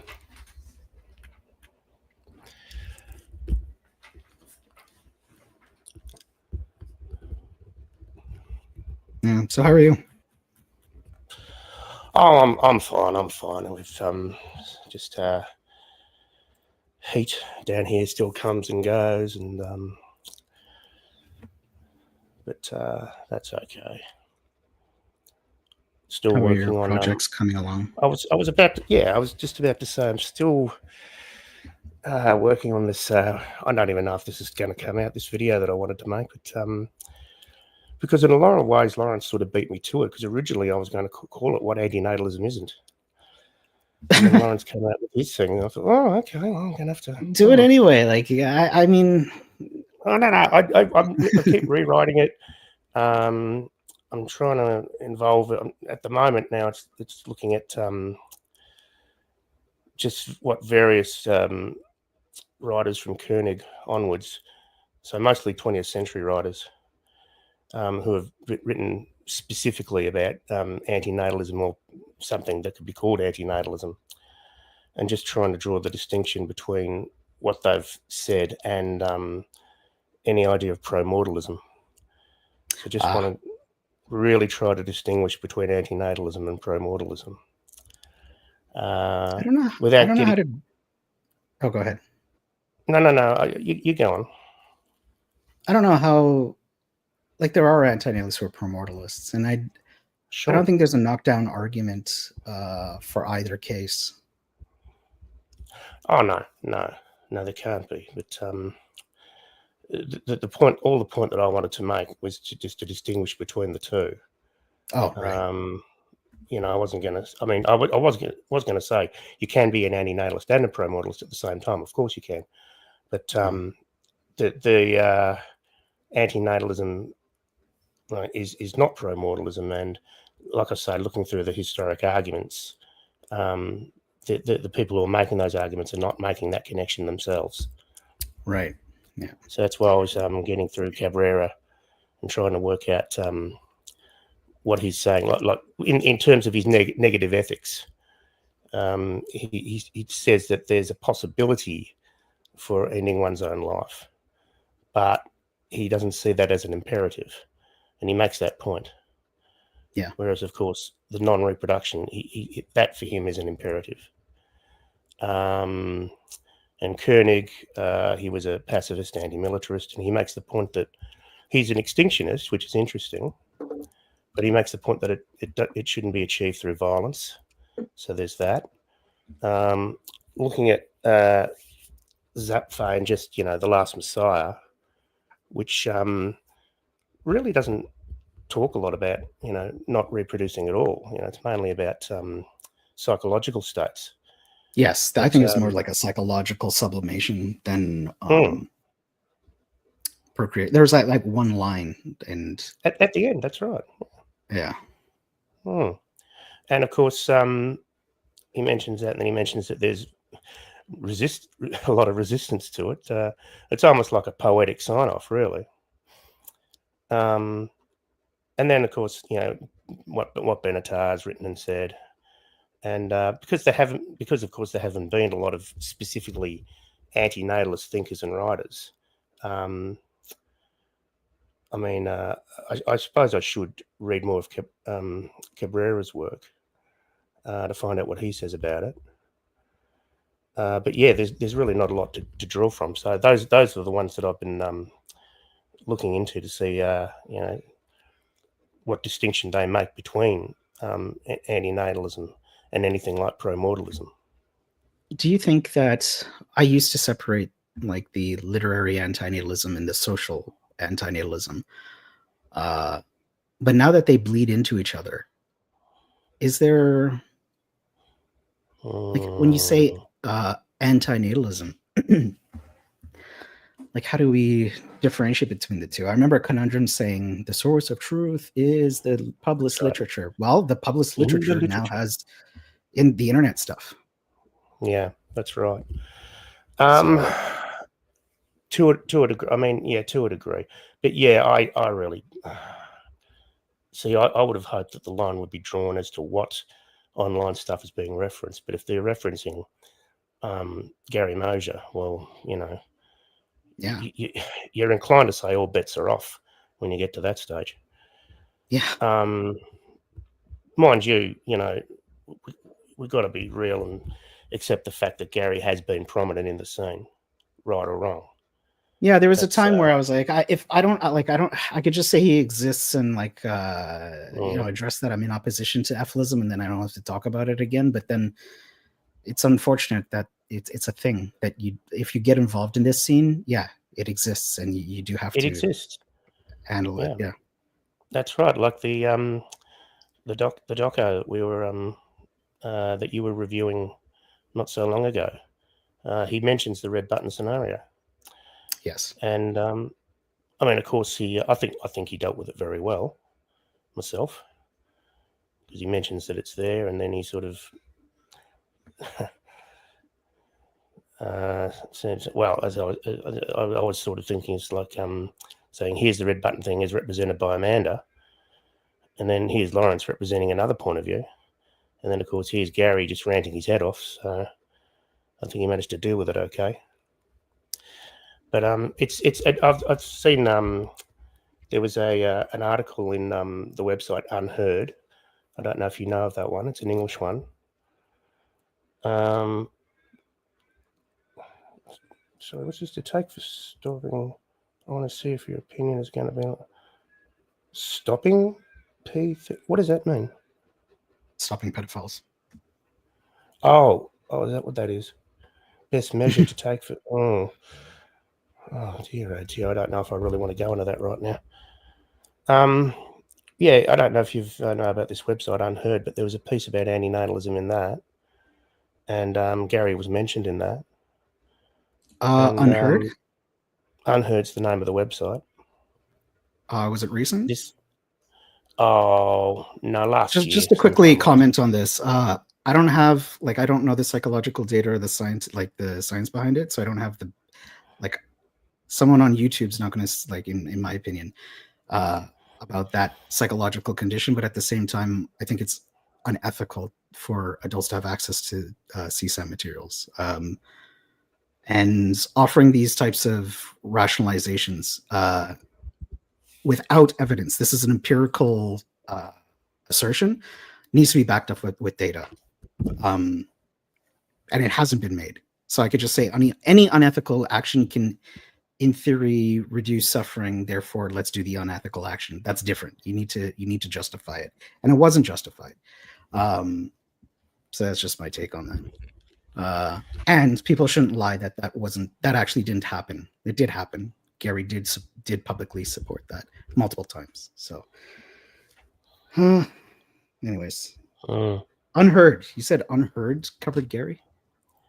Yeah. So the site. You know what I mean then.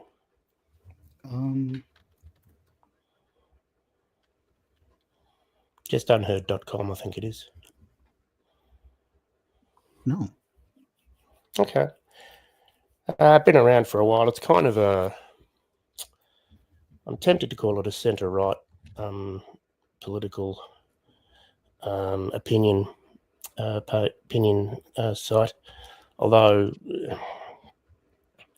it gets a bit blurry. It's one of those more sort of centrist places that they don't like to box themselves in one way or the other.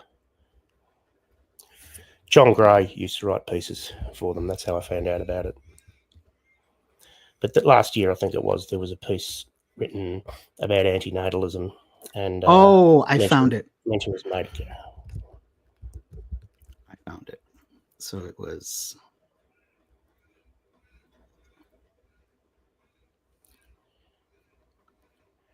My poor computer can't handle sharing screens, apparently. Just gotta wait. It's just an article. It's not even a video. It's just an article. Yeah. We need to talk about extreme antinatal. I do remember this. What did you think they covered it okay? I didn't think it was all that bad for what it is.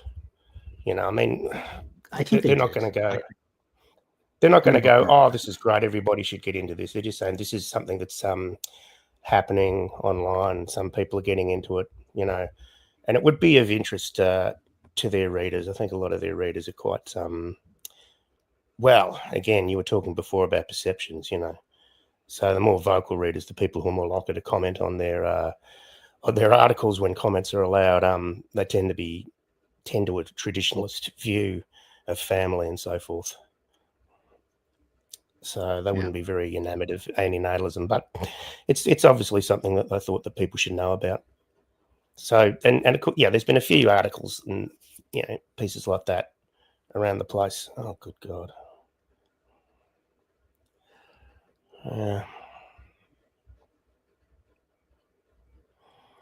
That is your position? What? I forget the name of that, the medication he's talking about. I have heard of it. Oh, you have? I've heard of it. I think I've heard of medical castration. I've heard some people go chemical castration is something, that's but there is something that apparently deadens the libido. I'm not sure what side effects there would be from that kind of thing. I don't know. It's such an unsavory topic to talk about. Yeah, and I don't know what YouTube allows. Yeah, this is it. Yeah. Yeah. But I mean, Gary's gotten away with talking about it. So I the don't stuff know. that he I don't know said, what- I don't even know how he's like, exactly. yeah. I had Dude, I like my recently had video with Lath. I'm surprised that even still, like, I didn't get flagged. Nothing happened, and I'm like, that. Wow. I had a video just recently in the last couple of weeks taken down because this was just for a music one. Because one of the images, well, all the images were from this. Yeah, I think the song was, I posted it in like 2022 or 23, something along those lines.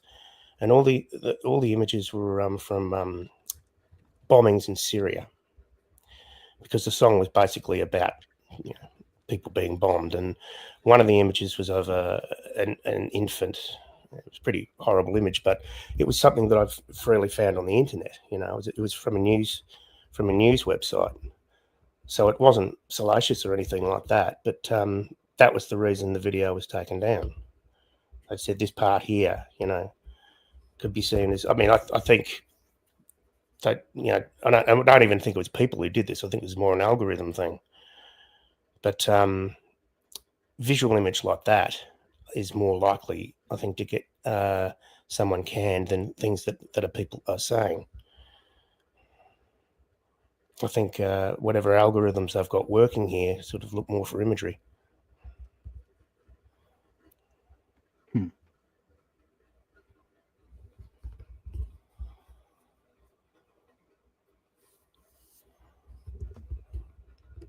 Although So again, like, wait, I was just going to okay. say, So you had a video taken down, correct? that's right. Yeah, I've had a few actually. And really? What the hell? Yeah, over the years. In this What are you case, talking about? just Like, I mean, what are you talking about in the videos? well, see, what I was going to say was like one video I had taken down, that there wasn't any talk in it at all. In fact, there was hardly any imagery in it. This was interesting. I took a couple of brief videos from a longer piece. Where are we? Hang on a second. It was from a stage performance of a Beckett piece, and it included, there was just the briefest bit of nudity, female and male nudity. And what I had in the video that I put up, it was just black, except for these two little bits. That, I think, is what got that canned. On the other hand, I have had a video taken down. I've had one video taken down, which was just a bit of poetry, which was making fun of this was during the pandemic lockdowns, and it was making fun of the anti-vax crowd, and that was taken down. And I was the mention was that it might encourage violence. Oh, wow. And I thought about it, and I thought, look, from their point of view, I think that's reasonable, given the time, you know, when everybody was just white hot with opinions on things. Probably from that point of view, yeah, I guess I can understand. And I had another one spoken down, and this was one of my ranty talky things, where I was making fun of conspiracy theories.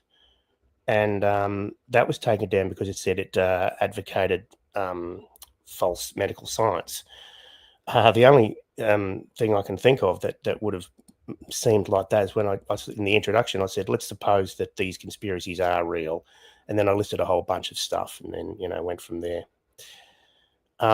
So yeah, I've had a couple of things taken down, and so thinking about it, a couple of them have been through the visuals on the videos themselves, and the others have been through stuff that I've said. But it just seems to me that the whole thing's just very random. So how Gary's stuff manages to stay up, I don't know. Yeah, there was two things that, so like the Ephilism panel and the pro-mortalism conversation, how a daily negativity, I thought was edgy territory. Right. Yep. But I think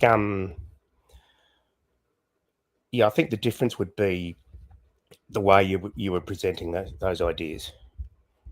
But I don't think the algorithm cares. Because like Depends well, on maybe it how does. it's sort of put.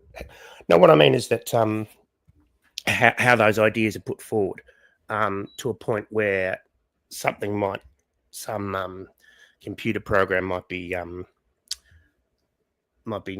twinged, notified. That sounds a bit of a problem. Looking into it. Okay. Yeah.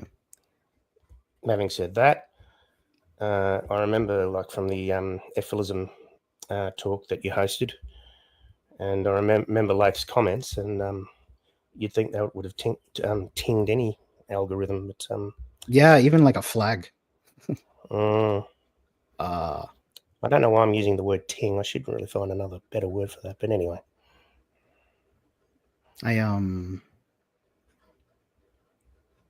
yeah, covering any of this stuff seems to not, like, even with the Benatar interview, it seems like doesn't matter practically what is said and opposed to.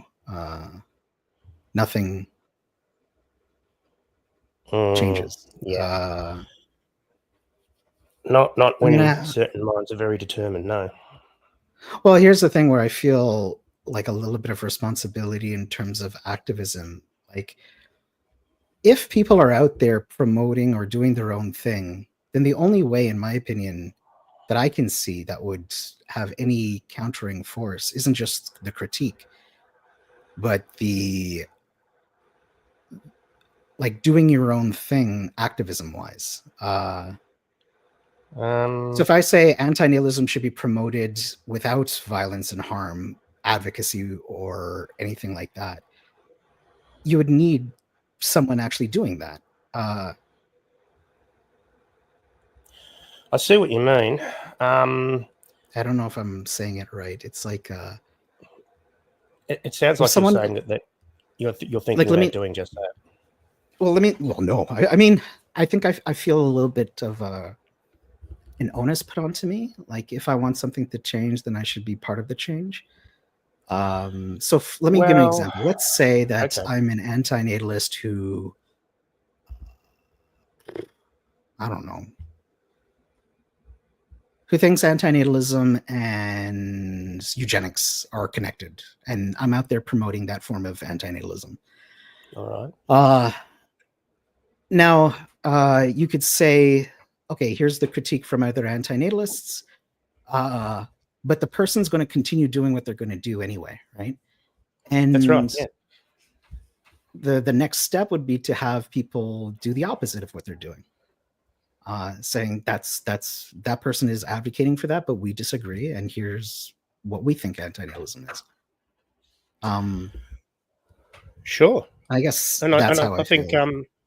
Yeah, I mean, that's partly the motivation for the video that I was planning on trying to distinguish between antinatalism and pro-mortalism, because that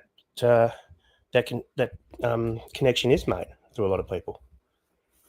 And I don't know, I've got no idea if this thing, even if it comes out, if it's going to have any effect or not. For me, it's more a case of just wanting to make that point. Was there anything else that you were going to address in that video, like what anti-nihilists did wrong? Yeah, I sort of was. It was mainly that I was also sort of fiddling around with saying, does antinatalism mean extinctionism? But I think that's another topic, because in some cases, like I mentioned Koenig, and he didn't use the term antinatalism, but he did, I think, anti-procreationism or something along those lines was a term that he used. And yes, he was very much an extinctionist. And in terms of, I'm going to call it modern antinatalism, to distinguish between a kind of antinatalism per se, as we understand it, and how the subject's been brought up by, say, 18th century pessimists. They'll touch on it, but within a wider discussion of existential pessimism. So you've got that, but then they're talking about a whole range of things.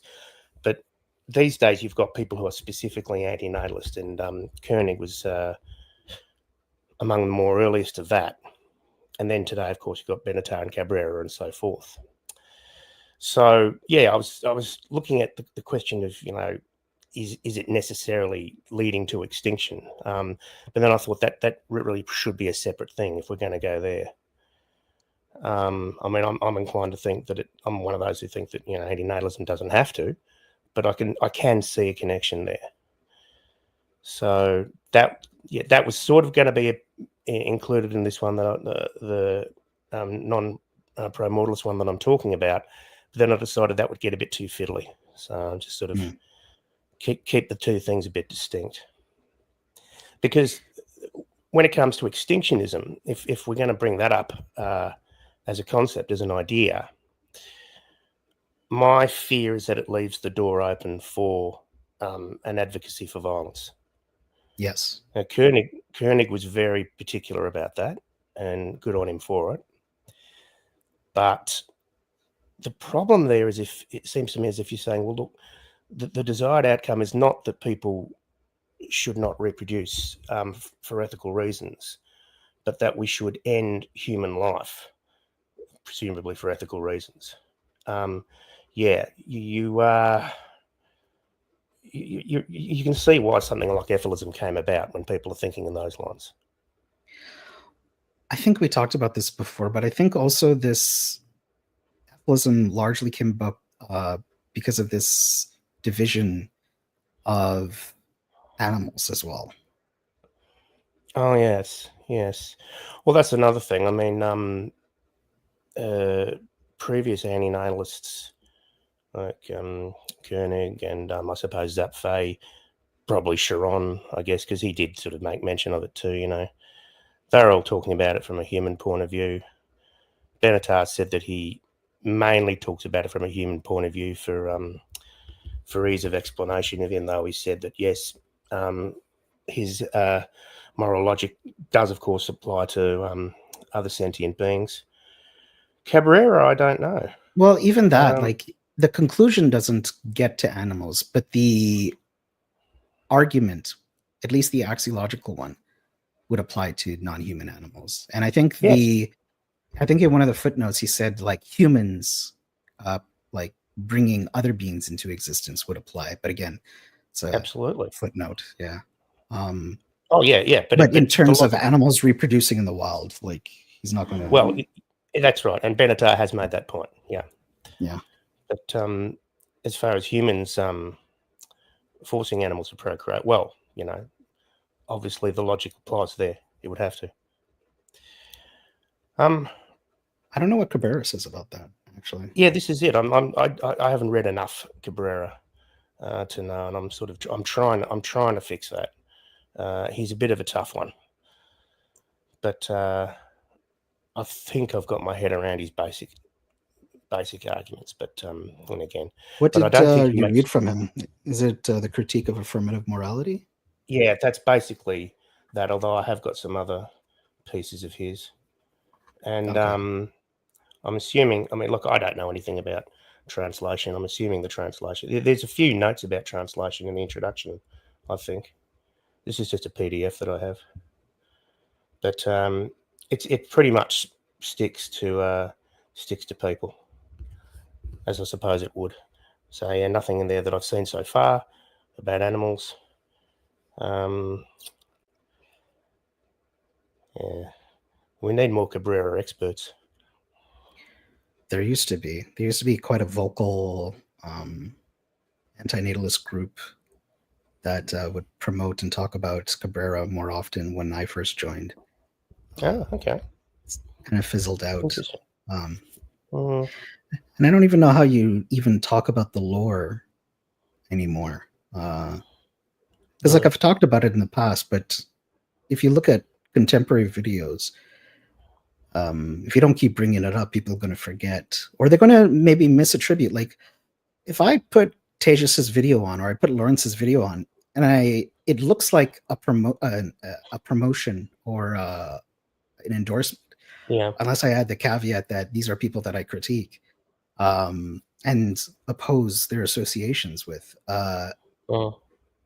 And I don't like that's a hard thing to navigate because I don't want to give people the wrong impression, you know. Oh, so you mean when people see that you've put something up, and they'll think that you're just basically echoing their words?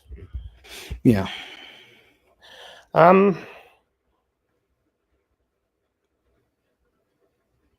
Well, as you said, you know, you in the title you could say something simple like a criticism of. Mention the piece. Yeah. A critique of, you know. Look, as far as a lot of How do you approach that? Because I saw like you made a comment on Lawrence's video. I think you said, I forgot what you said. Like it was good points he made. Yeah, that's all I said. Yeah, I just said well done But for making those points. But you like you obviously have your critiques of him, right? Of course I do. But what I wanted to do there was give credit where I thought it was due. Mhm. Because I did think that he, you know, and probably because there's been other things that he said that I'd be critical of. If he comes out and says something that, you know, I'm thinking, gee, this makes sense. Yeah, I'll give him the thumbs up. Yeah, I can understand that. I think what I wrestle with is the someone reading that as an implicit endorsement. Of course, but that's that. I personally don't worry about that. Okay. You know, I just stuff like that is more for my own reasons. I just like the idea of being fair when I can. Yeah. I suppose because it just pleases me. And if other people want to sort of assume something from that, that's out of my hands, and I'll leave it out of my hands. Mm.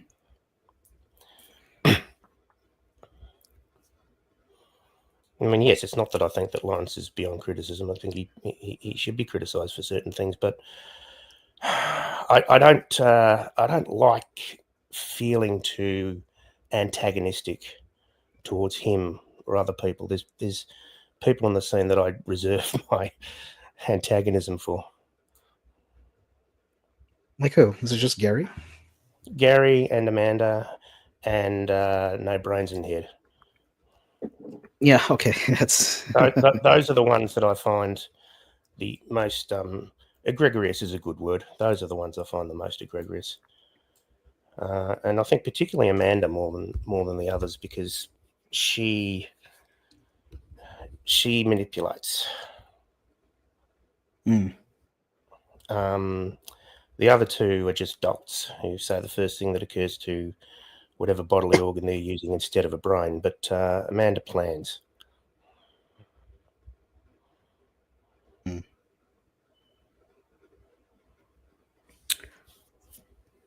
Yeah. I thought about yesterday about engaging in this space. I always question that. And why like I could focus on animal ethics instead. I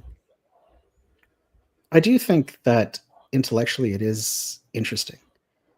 The theory, I think so too. like because it touches on a lot of existential topics, and as crazy as the stuff is, and the activists and the people talking about it, I still think it's more interesting than a lot of other topics. Well, I mentioned that documentary that you reviewed. When I see and hear things like that, that engages me.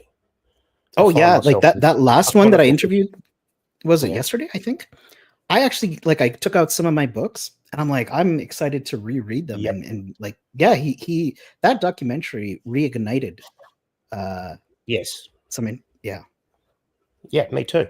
So when things like that happen, yes, and I'm interested. It's the bullshit that puts me off. But if that's the case, then it shows that antinatalism, it is still for some of us an interesting thing to think about and to talk about, and it does lead on to Seb. G'day, Seb. How you going, mate? It does lead on to other things. Antinatalism was certainly my introduction to philosophy in general. Mm-hmm. At the same time, I think it could be a force. Like the social movement can be a force for bad. Yes, well,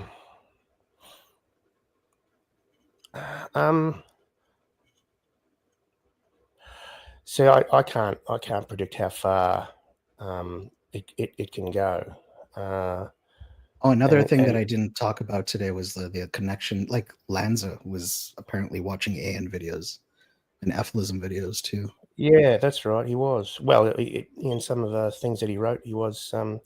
Dana did a good bit of documenting about that. Yeah. But from what I know of that case, he didn't make mention of any of it. Didn't he leave behind some writings or something? They usually do. I think. These people. Yeah, I think there may. I actually forget. I think there may have been a manifesto where he talked about his childhood. I think, but I remember people uncovering he had a YouTube channel and those videos got taken down. But I think someone archived it somewhere. Yeah, I know Dana did. I don't know about if she archived his YouTube stuff. I don't know, but yeah, it's a question as to how much F-lism.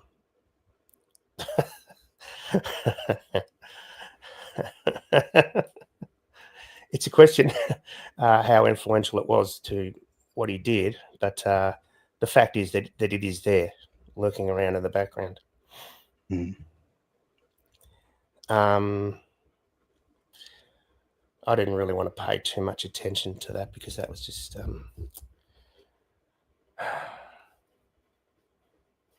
a bit bloody horrible.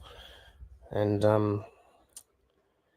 also, I think when things like that happen, I am not that interested in the motivations, because I think, look, some loony has gone out and murdered a bunch of people. Why should I care what that loony thinks about anything? But there's like, okay, let's say, because you said your video will touch on pro-mortalism, right?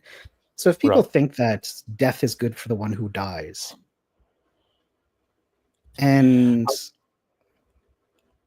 I mean, I think you know where I can. I don't think that applies to the Lanza case. I think that guy was just a. But have you heard of some F-lists, at least arguing for randomly killing animals? Oh yeah, I've heard of things like that. Yeah. I know there's a possibility there. I don't think it was the case with Lanza, but I have always said, that there is a possibility there. And if someone is seen as like randomly killing animals as an F-list, or even if they say they're anti-natalist, would that not, be of interest to you? That would. I think that would be. What I meant was, usually when not just some anti-natalist or someone want to say they're going to do something like that. Hello, Bastian Dash. How are you? Hi guys. Hello. I think that's hello, Zuzu. Yeah, hello, it's Sid. Marcus. It's Sid. Hello, Andrew. Hello. Yeah, It's Sid. Good on you, sorry Sid. for interrupting, but yeah. No worries. Mate. No worries. you were- I think in the general sense, I mean, like just recently in Germany, there's been some horrible crimes committed, and people have been saying there's been people in Germany who have taken up those things and saying this is what happens when you let those kinds of people into the country. Which, as far as is not the case. So that's what I mean. I don't care about the motivations behind people who commit atrocities like that. Even though, I would like to draw a distinction between antinatalism and pro-mortalism as a point. I'm not because I think that anyone is going to go out and do anything, but because of the conflation's there. Yeah. Do you cover Emma Bissett? I think she's the one that wrote a paper in that it's connected, and Ji Woon as well too. Ji Woon, what? Ji Woon's piece of I just read that one recently actually because I was looking at that for the video I was talking about. He does say in that it would be best to die sooner rather than later, but but as far as I remember, he's not actually advocating for that. Now, okay, a fine distinction, I grant you, Yeah. but I think the distinction's there. The other person you mentioned, I don't think I've read anything from that person. If I could, barge in, Yeah, but go for didn't it. David Benatar say that he wasn't a pro moralist, right? Last time I remember with the Sam Harris podcast, right? Yes, he said it a few times, I think. Oh, okay. Yeah, because I used to be guilty of this as well. I used to conflate pro moralism with anti natalism, thinking that they were the same thing. Oh, there you go. Mm, How did you Yeah. connect the two? How did I connect the two? I guess it's for emotional reasons. There was no logical reason as to why I connected those two. I was like, I hate life so much, and I don't like people. So wouldn't it be just better if we just got rid of them as soon as we can? That's how I came to that conclusion. Until started to be more sophisticated. Start to read more nuances with David Benatar's other writings and pieces and other anti-natalists like Julio Cabrera, and I'm like, okay, so I don't have to be pro moralist and anti-natalist anymore. So there's a good point. A lot of people, when they get into trying to put the two together, it is more, I think, from what I've seen anyway, an emotional reaction. Yeah, for You know, sure. They're just running on psychologically, whereas if you do, and like as Seb has done, knuckle down and read the stuff and think about it a bit more, you But get the distinction. but I had no idea that Hoon Jong, sorry if I'm don't saying his name wrong, wrote a piece on pro mortalism. I had no idea that he would. Oh, I had no idea that there was any literature for that stuff. Yeah. yeah. You can find it online. This is what I was think it's talking about, just by the way. called Right, yeah, Ralph McGregor. Better to no okay. longer be okay. And this is a pro mortalist writing, right? Or Yes. oh, okay, I got you. Well, that's interesting. There's people who actually support. One must also accept that suicide is preferable to continued existence and that the view implies both antinatalism and promortalism. Yes, people have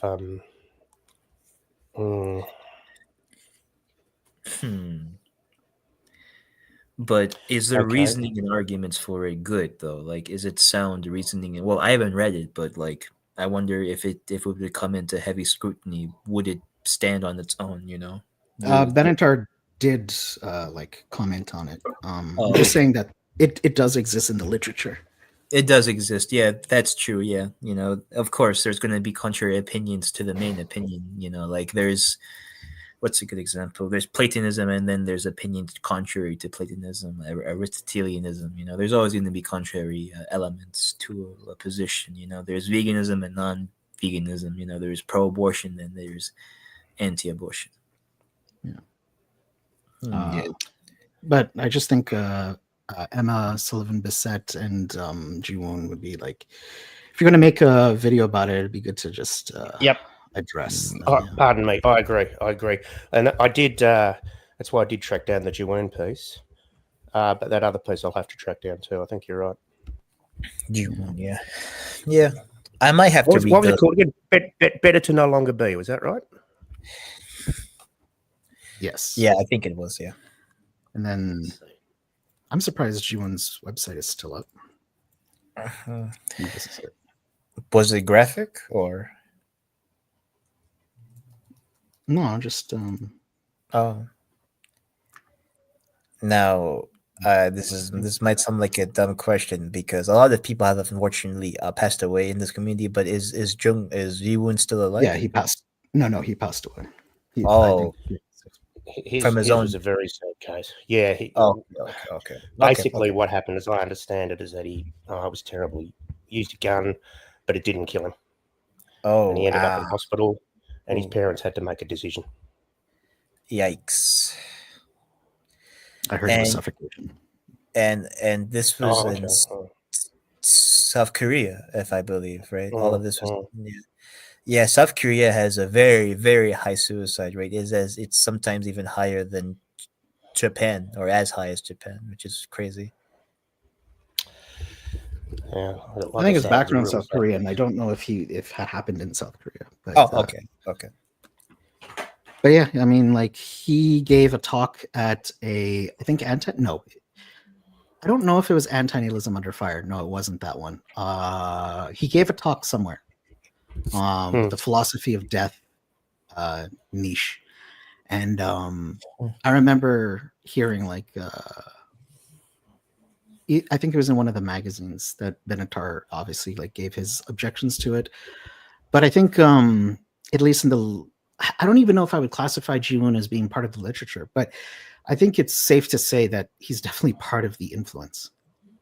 He was pretty prominent. I mean, Andreas told me how he did a lot of organising, and he was almost a Benatar fanboy. He's the reason the magazine started. That's right. Yeah. So yeah, he's in there. Yeah.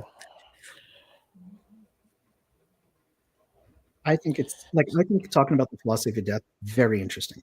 I think when you're trying to talk about anti-natalism, it gets sidetracked so easily. Right. With like the topics that are kind of related to it, right? With anti-natalism, right?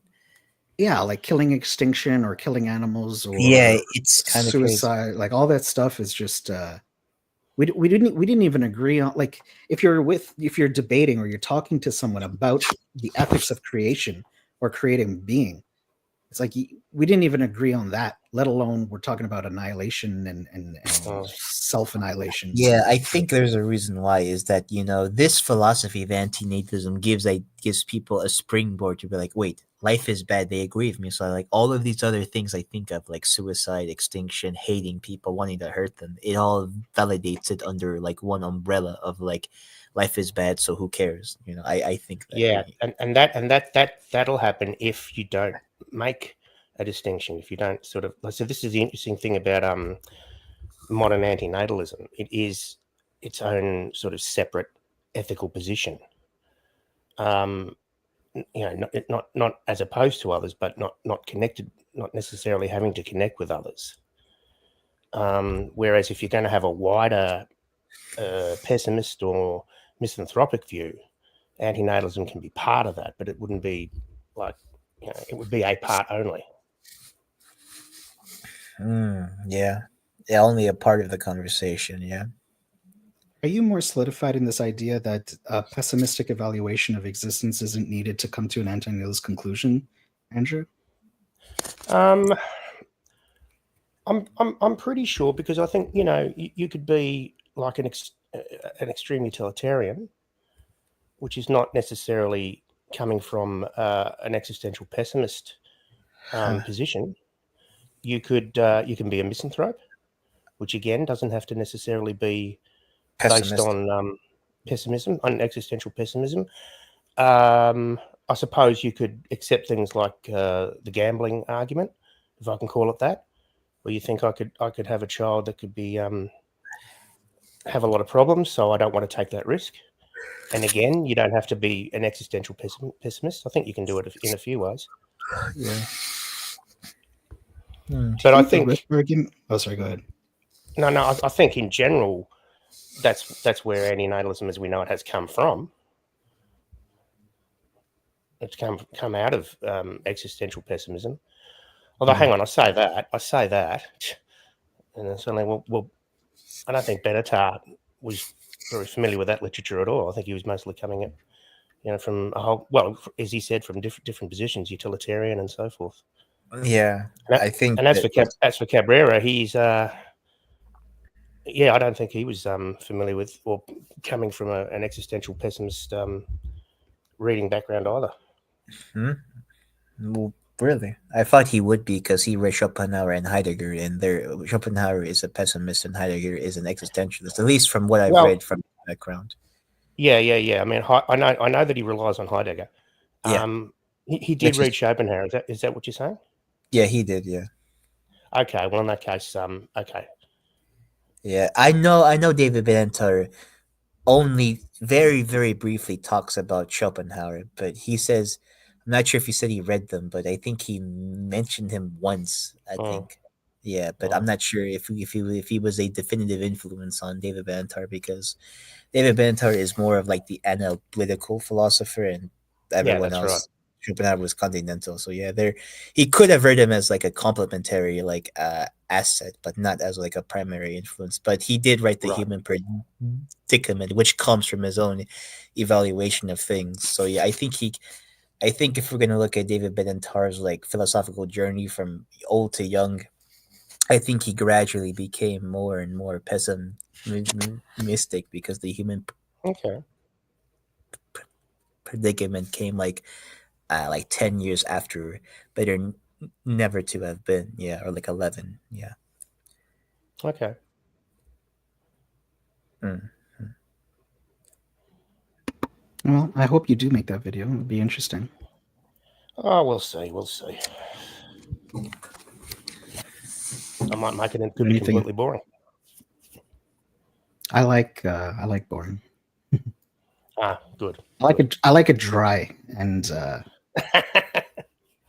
Yeah. dry and academic and appeal to Dry the and literature. unexciting, and yeah, that's it. Yeah. Yeah. Philosophical dullards. That's the way to go. Absolutely. Absolutely. But Keep you out of trouble. I still struggle with the appealing to the literature because of the whole bleeding into the, But yeah, I get what you mean, but you're looking at a few little examples. I don't think there's this whole corpus of writing that's all devoted to Gary and the other loonies so far. I mean, Patricia McCormack's stuff. That's a fair critique, and I think that's kind of what Conundrum was hinting at. Yeah.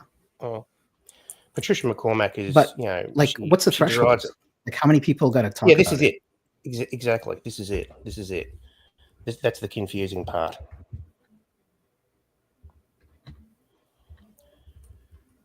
But even so, like as things stand at the moment, I mean,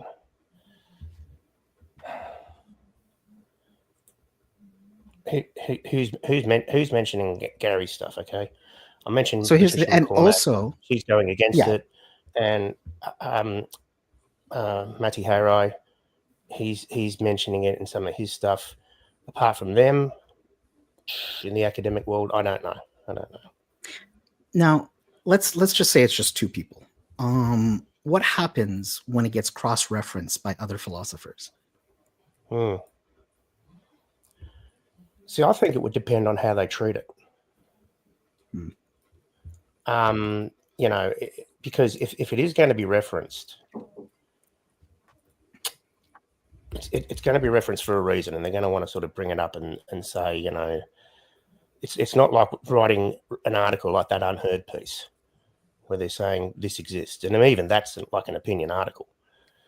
So I think if other academics are going to say source some of Matty's stuff where he's referring to the red button thing, I think it would depend on whether they're how they analyze that. Also, was in Masahiro Morioka's book on what is antinatalism too. But I thought that was more like it exists online. Right. Which is true. It does exist online. Yeah, but as opposed to existing in books.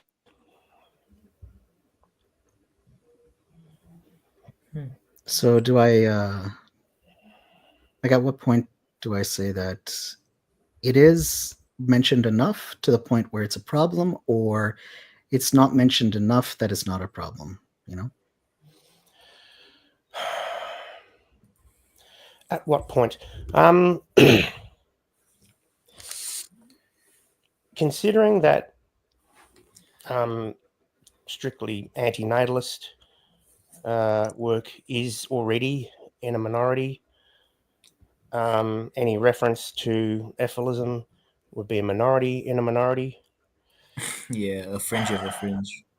I suppose if you are referring to, if you're not worried about how popular antinatalism is, and you're just referring to it anyway. I think you're still looking at a small enough amount of reference to not worry about it so far. I don't think. I mean, look, just about whenever anyone who's serious encounters Gary and his bullshit, they just think, "What a fucking loony." Mm. So that's the usual reaction, you know. Mhm. So I don't think there's any real danger of him being sort of taken all that seriously by a great many people. Yeah. Yeah, that's fair. I don't think it's a danger. I mean, as for like what Harry and Amanda are doing, well, you know, if it's Amanda, it's agenda. So, but as for anyone else, you know, if they're going to come along and say, you know, look at this, and they're going to go, oh fuck, because why would they take it seriously? What's there to take seriously? That's true. Whereas other antinatalist, the antinatalist literature that does exist, well, that you can take seriously.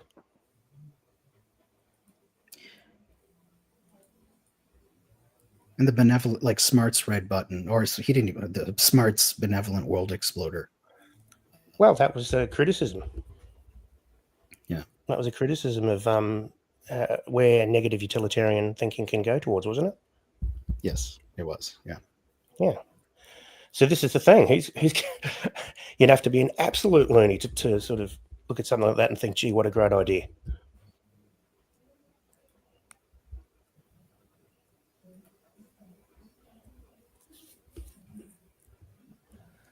I think, like I said before, like the issue that I have with ephilism being around is that it could influence someone to do something bad. That's the main problem I have with it. Yeah, absolutely. I mean, we already. I think I think as far as, you know, the thing itself, the arguments and all that kind of stuff, my attitude has always been either ignore it or make fun of it, because that's all it deserves. Mm. And I think a problem within the antinatalist scene is that people in very good faith have criticised it. They've sat down, you know, like Hederian did a whole series of videos. Other people have done stuff. They've sat down and gone, right, I'm going to take this at face value and I'm going to criticise it. And they've done that. And Steve Gary's just going, meh, meh, meh. Steve Godfrey, yes. And Gary's Yeah, he just has. going, meh, meh, meh, meh, meh, you know. And the ethelists have just gone, yeah, yeah, yeah, yeah, yeah, you know. Mm, We're not dealing with yeah. serious people, so they can't be treated seriously.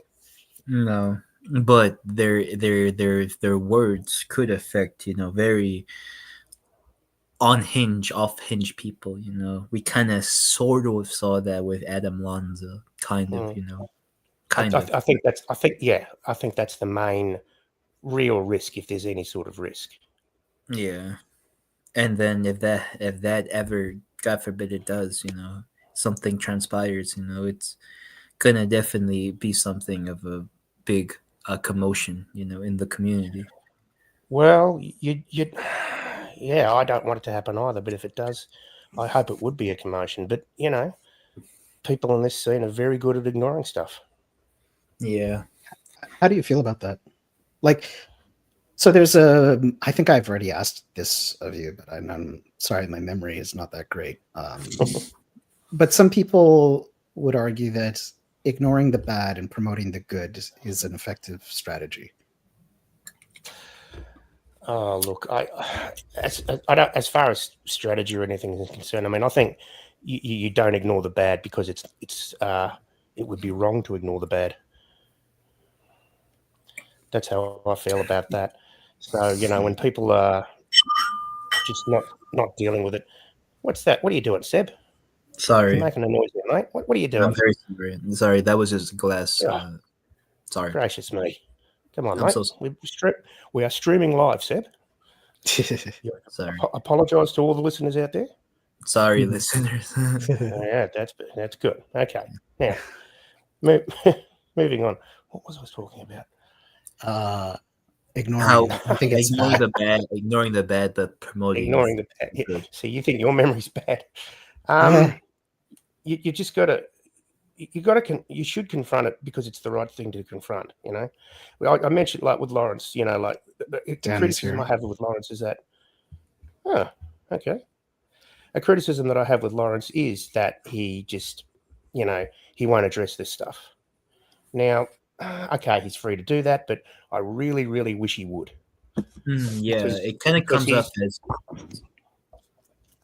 comes off as a bit irresponsible to not address the bad. It's almost like you're like putting all of like the dirt and trash underneath the carpet, almost. You know. Yeah, and I mean, and I think because, you know, with someone like Lawrence, he wants to be an antinatalist influencer. He's positioned himself. He's worked to get there, and good on him for doing it. I'm not saying he shouldn't, but that means, you know, there is a responsibility. I think, you know, there's certainly it would certainly be morally right to speak out against you know, some of the shit that we've been talking about. I haven't heard Lawrence do that yet. Yeah. So that would be a criticism I'd have. Wow. Hello, Danny. Hi. Hi there. How's it going? Oh, wait, never mind. I heard how you replied to that when D&W asked you that. What? He said, Am I well, what does good? that mean? Yeah. Yes, what does that mean? I don't know. Why are you getting all upset about this ephilism? What's the matter with you guys? I mean, seriously, compared to what people are putting out in the world, I just find it amusing that you're so worried that someone says something like, you know, the ethilists say something, you know, that might lead some crazy person to do something crazy, right? But the ethilists are basically passionately Stupid. claiming that the breeders are the ones that are really doing the serious damage by creating all these people that are going to suffer. Well, I think. Well, if I can barge, Danny, could you please turn up the volume? It's a bit hard to hear you, for one thing. Oh, Secondly, hold on, I'll try. I don't know how would I do that? it's all right. If you can't, you can't. input. If you can't, you In can't. the audio settings. Okay, Yeah. hold on. Yeah, I'll try. Thank you. Output volume's pretty high. Now it's on full. All right. That's the output, but the input, it's the input volume that you got to It's put the up input higher volume. No, sorry. Okay. Yeah. because you're coming in low. Okay. How about that? Is that Yeah, better? That is that's better. That is better. Thank you that's very better. much. Yeah. No problem. Look, Danny, we are talking about something specific. We don't have to. Oh, I see. Put it in any wider Sorry, context. I only just joined. What are you speaking about specifically? My apologies. Well, we were being critical of ephilism, yes, and we are concerned about it. What specifically about it worries you so much? The point that you made before, that it's possible. My personal worry. I mean, there's a lot of other things I could criticise about it, but my personal concern is that it could influence someone to do something bad. Yes. Yeah. And I just think that's hilarious because we've been fed all this bullshit about, you know, that someone might say something or do something bad. Yet, you know, the governments, the people in government, the human beings that hide behind the magical spell of the word government are telling people to do things bad all the time. Like it's called armies. Danny, we can talk about specifics. We don't have to talk about ephilism compared to anything else. There's no need to. Yeah, because Why? well, I'm saying, why are you making such a big fuss? Again, I go back to what I was saying before, right? You're worried about that maybe some ethilist might say something that some crazy person might act upon and do something crazy, yeah? Meanwhile, We've made that point, Danny. We've made that point. We don't have to keep repeating it. Yeah, but meanwhile, the ethilists and the antinatalists, as far as I'm concerned, even though I've done this sinful act 3 times, yeah, are doing sinful, terrible, terrible things, in my opinion, by bringing more innocent souls into this madhouse. Okay, right? Danny. I think that has been well established. I mean, you know, excuse me for saying so, but you're being very repetitive. Okay, we get it. The point is that I think we can concentrate on certain things without having to just get lost in all this wider stuff that you're talking about. I don't think there's a need for that. Yeah. So that is the answer to your question. You find it hilarious? I'm glad. Fine. Excused. Oh, fine. Oh, did he leave? Oh, Okay. He'll come back. The critiques of apholism. Are you aware of like Conundrum's critique in his playlist? Because like Hidarian, Conundrum, like multiple people have offered critiques of apholism. Are you aware of those, Danny? I have come across over the years. I haven't taken a great deal of notice of it, but I have come across ideas over the years. If you can remind me of the argument, I'd be happy to listen. I can't remember the arguments off the top of my head. I'm just curious because like you've been around for a while, and Yeah, I yeah, think I you're have come across- confused I about have come why across people certain- oppose apholism, but like it's been talked ad nauseum by regulars Right. in the community, right? Right. Like even D&W has spoken multiple times against it, right? I think he has mentioned it. Yeah, he mentioned certain aspects of it that he doesn't agree with. I guess what I'm trying to say, and if you object to it and you say I'm repeating myself or whatever, I don't know why that guy got so pissed off, right? But what I'm trying to say is like that, you know, I think it's easy to get lost in kind of philosophical musings and miss the point that we're all trying to make, right? Which is that, you know, which I've already said, and I'm not trying to make that point. what point are you trying to make? Why? You said the point you already said, right? Which point are you saying that we're all trying to make? The point that it is a sinful, terrible thing to bring people into this bloody world, and that's what we need to focus on, that's not a point all I'm the other making. So arguing about little details about red button and all that rubbish, right? that's Forget not a the point red that I'm button. trying to make. So, you know. Yeah, you're trying to make a point about worrying that someone might do something crazy. So what? Crazy people do all sorts of crazy things. Crazy people do all sorts of crazy things for all sorts of reasons. So it's okay if it's okay to have one more. What, someone do some crazy shit for all sorts of Yeah. reasons? If someone's that mad, right, that they watch a video that someone says and then they go around and killing loads of people. If someone's that mad, they're that mad anyway. You never know Well, what's going to trigger them. No, well, but if that's not how it goes, sorry, though, go is it, Danny? Sorry, Pardon? that's not how it works. It's not someone watches a video and then goes around killing people. That's not how that sort of thing works. How does it People work? engage with say if people get into apholism and they get into it for a while, and it's like it could be a matter of years before they decide to do something dumb. It's not like just watching something and going off. But actually, you have made a good point. A lot of people who are attracted to apholism, yeah, usually there is something wrong with them already. If they're starting to take it seriously, yeah, there's something wrong with them. Is there anything wrong with you? I'm not into apholism. Is there anything wrong with you? Is there anything wrong with you? What do you mean, Daddy? What are you talking about? I mean, you speaking clear. about other people and something being wrong with the people that get attracted to apholism. Yep, And I I'm am. asking you a question, Andrew. Is there anything wrong with you? Not that I'm aware of.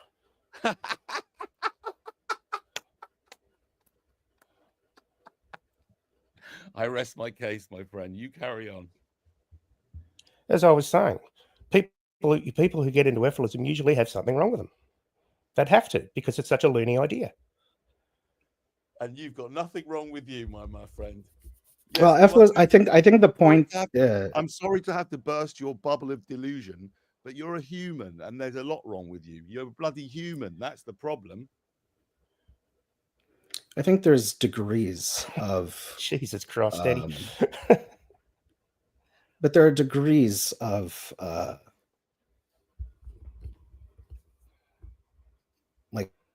what people are going to be attracted to. And when it comes to the discussions about killing, and I think it's reasonable to object and critique that. No?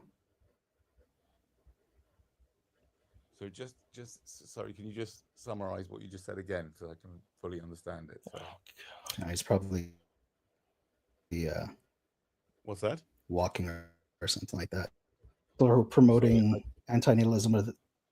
I was saying, what did I say? Degrees. In an environment, and you're saying there's a different yeah. So there are different degrees of people. Yeah, different degrees of people who are attracted to certain ideologies.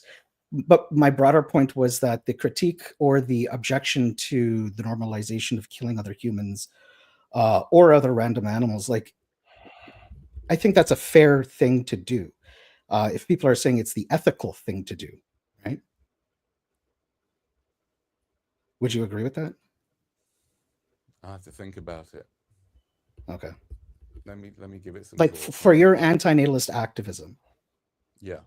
Would you find it a problem if you were to publicly support the murder of pregnant women? If I was to? Yes. Would I find it a problem if or not even you, like if you knew that other activists were doing that? Yeah. Yeah, I mean, yeah, I mean, my first reaction is I will think about it again, but I don't. But obviously, my initial reaction would be, I would be quite concerned about someone doing that. Yeah. Concerned? Yeah, very concerned. Are you serious? What? I mean, killing people? Killing people, Danny? No. I said I would be concerned if someone was spreading that message. That's right. What do you mean concerned? What would you want me to do? No. Concerned. I would want you to oppose it. Yes, I'd oppose it. Good. Thank you. That's my first thought. I mean, I have to give it some further thought because my first thought is not well thought through. So my initial knee-jerk reaction is yes, I would oppose it. Yeah. That would be the right reaction. Well, you say that would be the right reaction, but I did say that. Yes, very well done, Danny. As I'm concerned, because you don't think there's anything wrong with you. Oh, fuck off. Danny, are you aware that prominent antinatalist, F-list activists have promoted publicly the idea that proposition of ending pregnant women's lives is ethical as a last case scenario to prevent birth? Are you aware of that? I'm aware of what Amendment said many years ago, yes. And how about like outside of Gary? Outside of Gary? Oh, I see. No, I'm not aware of that. No. Laith Malik Reem, who co-authored. You are familiar with him? I'm familiar with him, yeah, but not with it, that he said that. Interesting. What did he do? Yeah, he supported that. And he's like a co-founder and co-author with like a lot of people. And the thing is, like, his idea isn't abnormal. Like, those ideas are in the scene, coming from, as you said, like a lot of the activists are F-lists. So if these are principles that are being promoted in the scene, then I think that's a problem. And I don't know why you don't know, and I don't know if other people don't know. Well, if I don't know, then there can't be that many people that know. Yeah, and far too much. I've spent far too much time following all this stuff online when I know I don't really need to follow it online. I don't need anybody to tell me things like that. I'm not really, to be honest with you, I'm not really that interested in. I'm just not interested. To me, what I'm interested in is just is spreading as much skepticism towards reproduction as I possibly can. That's what I'm interested in, and not even interested in that whole question. It's so ridiculous to me. so ridiculous, that whole question, and it takes away. This is what I'm trying to say. It takes away. It's not even worth, in my opinion, it's not worth giving it any attention, because it takes away the attention from the activism. This is the mindset that I think a lot of people operate in. They're like, well, it's a distraction from the main Yeah. thing. And I'm saying that it's a it's not getting distraction out. and harmful. The point is, it's not out there. That's what I've followed so much antinatalism stuff, and I didn't know. I once heard that you know, Mendham do his thing, right?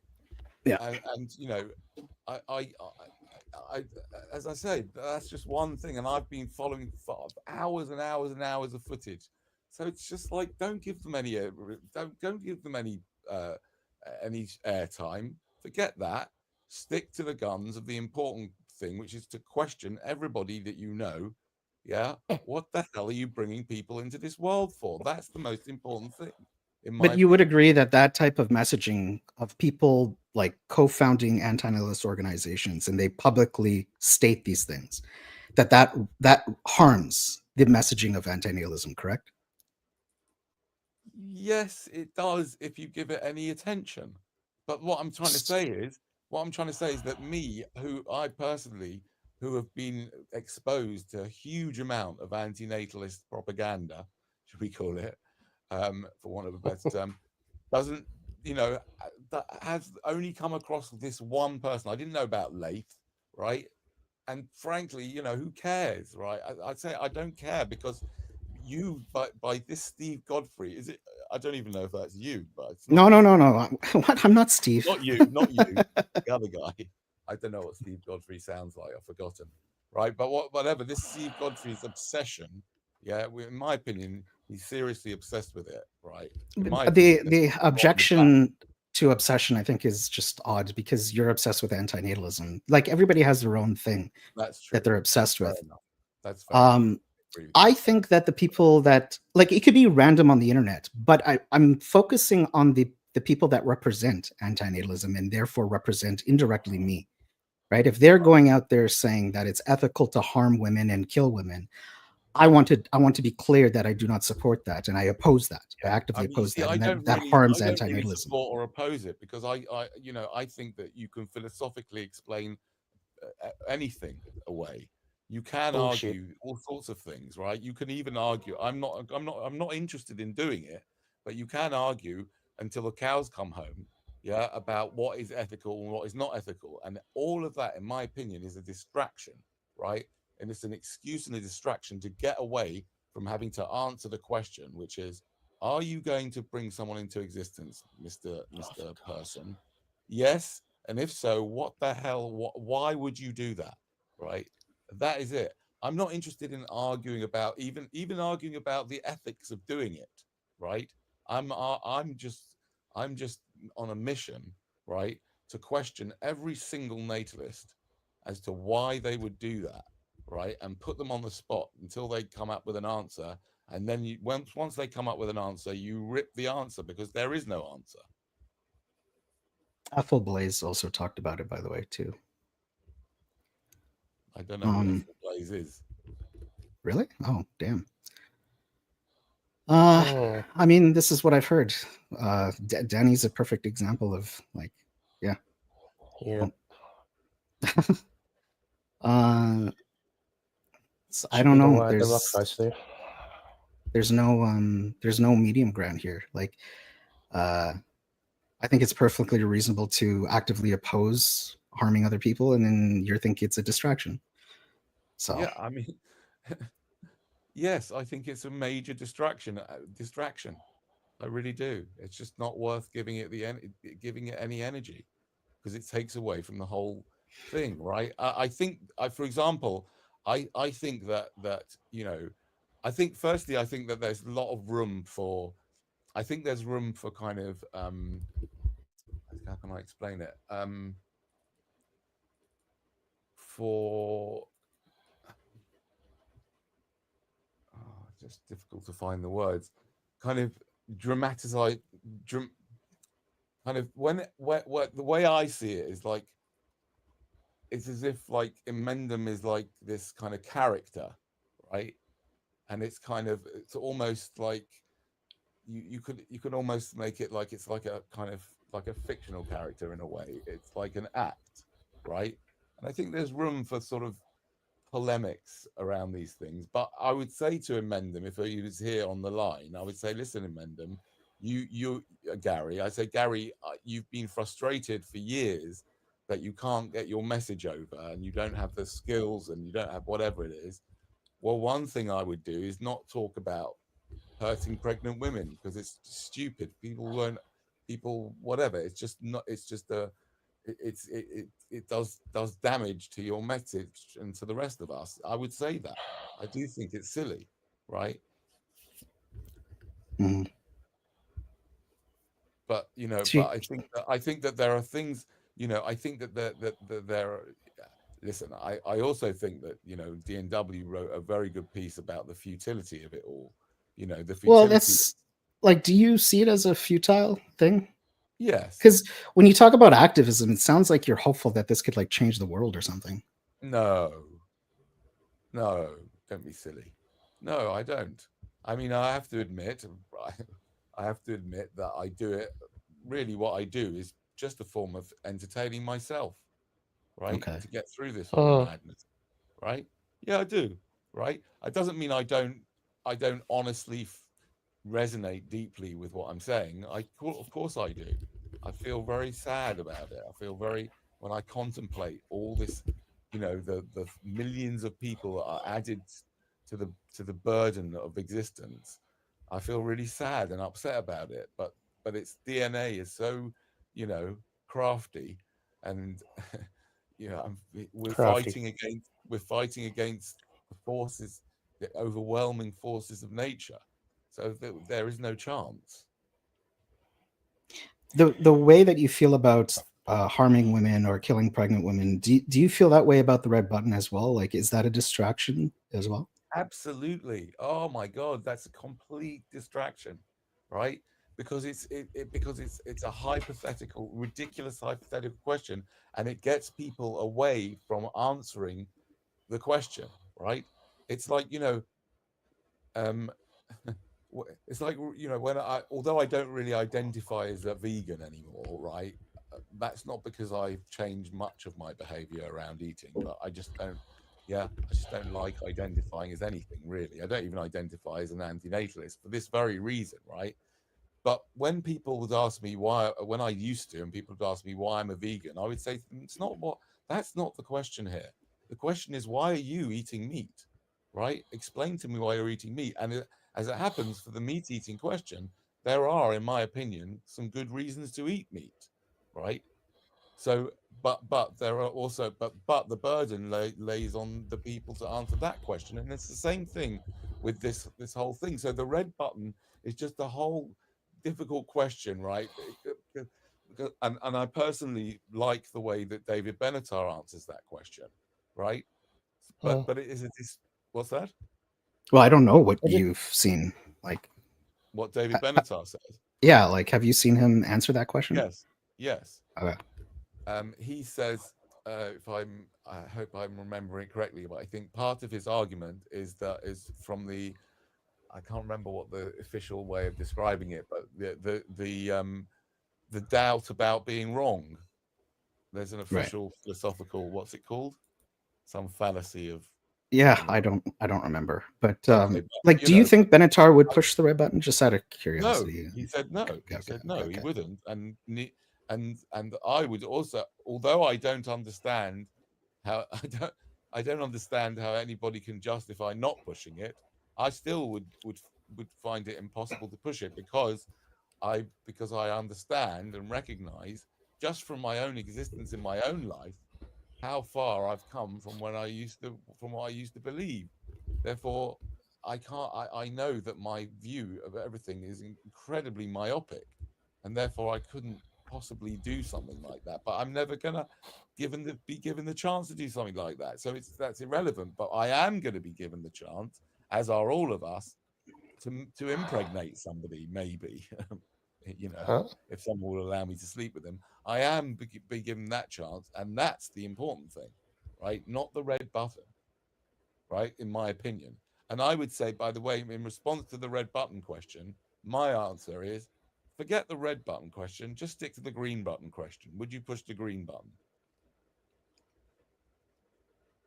Like I forgot what the green button is. Just like to increase pleasure or sterilize everybody. No. The green button is if you could you could start life off on Mars and you knew it was going to end up like this.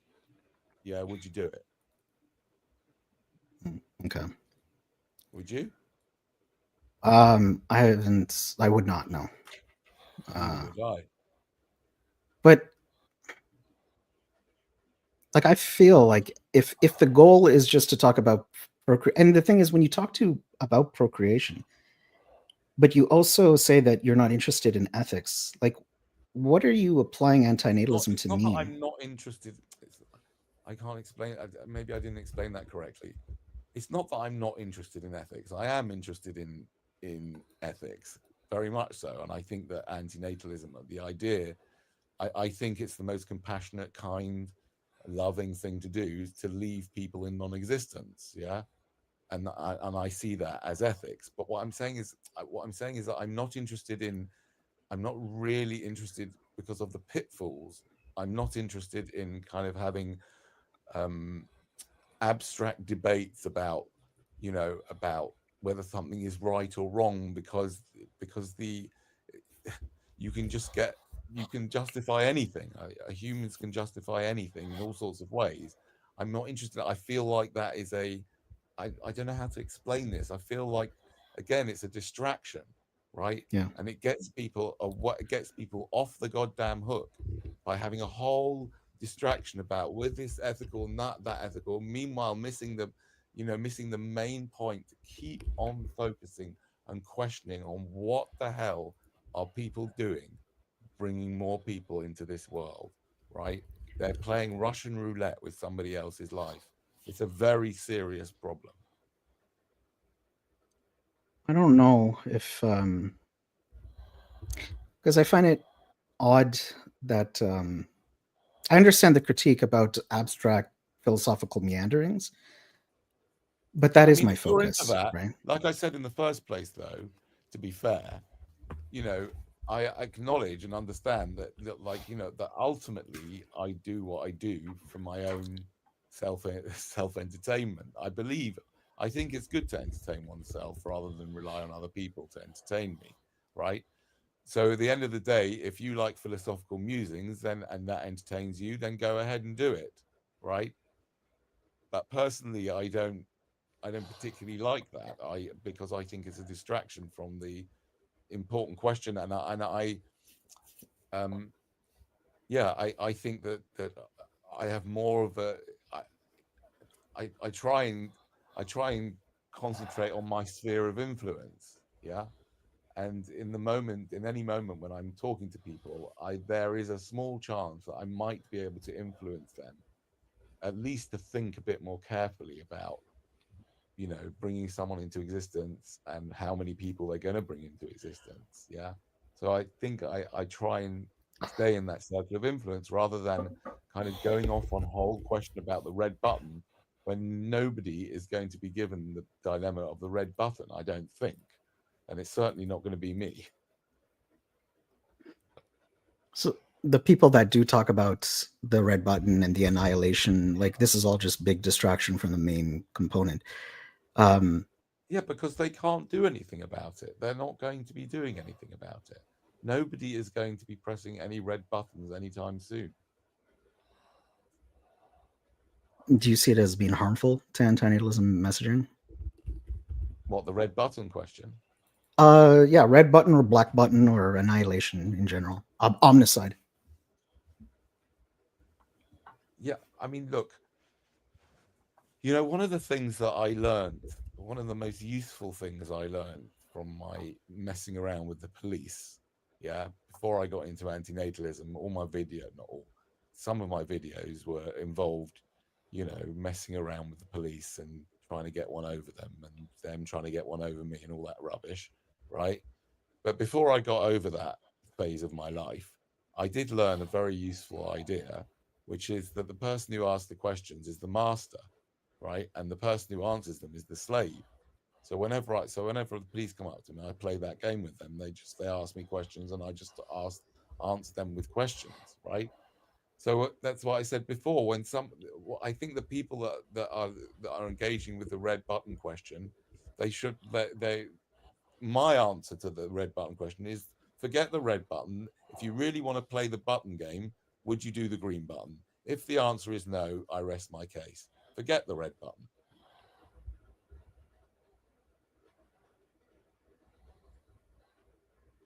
If you wouldn't press the green button, yeah, to populate people on Mars, then what the hell are you doing bringing a child into existence? Because that is a form of pressing the green button. Because from that, I brought 3 people into existence, and from those 3 people, not only are they gonna die, not only are they gonna suffer, but they could end up having more children, who could end up having more children, who will create a whole kind of world of people are going to come out of that. So when you do have unprotected sex, you are pressing the green button, aren't you?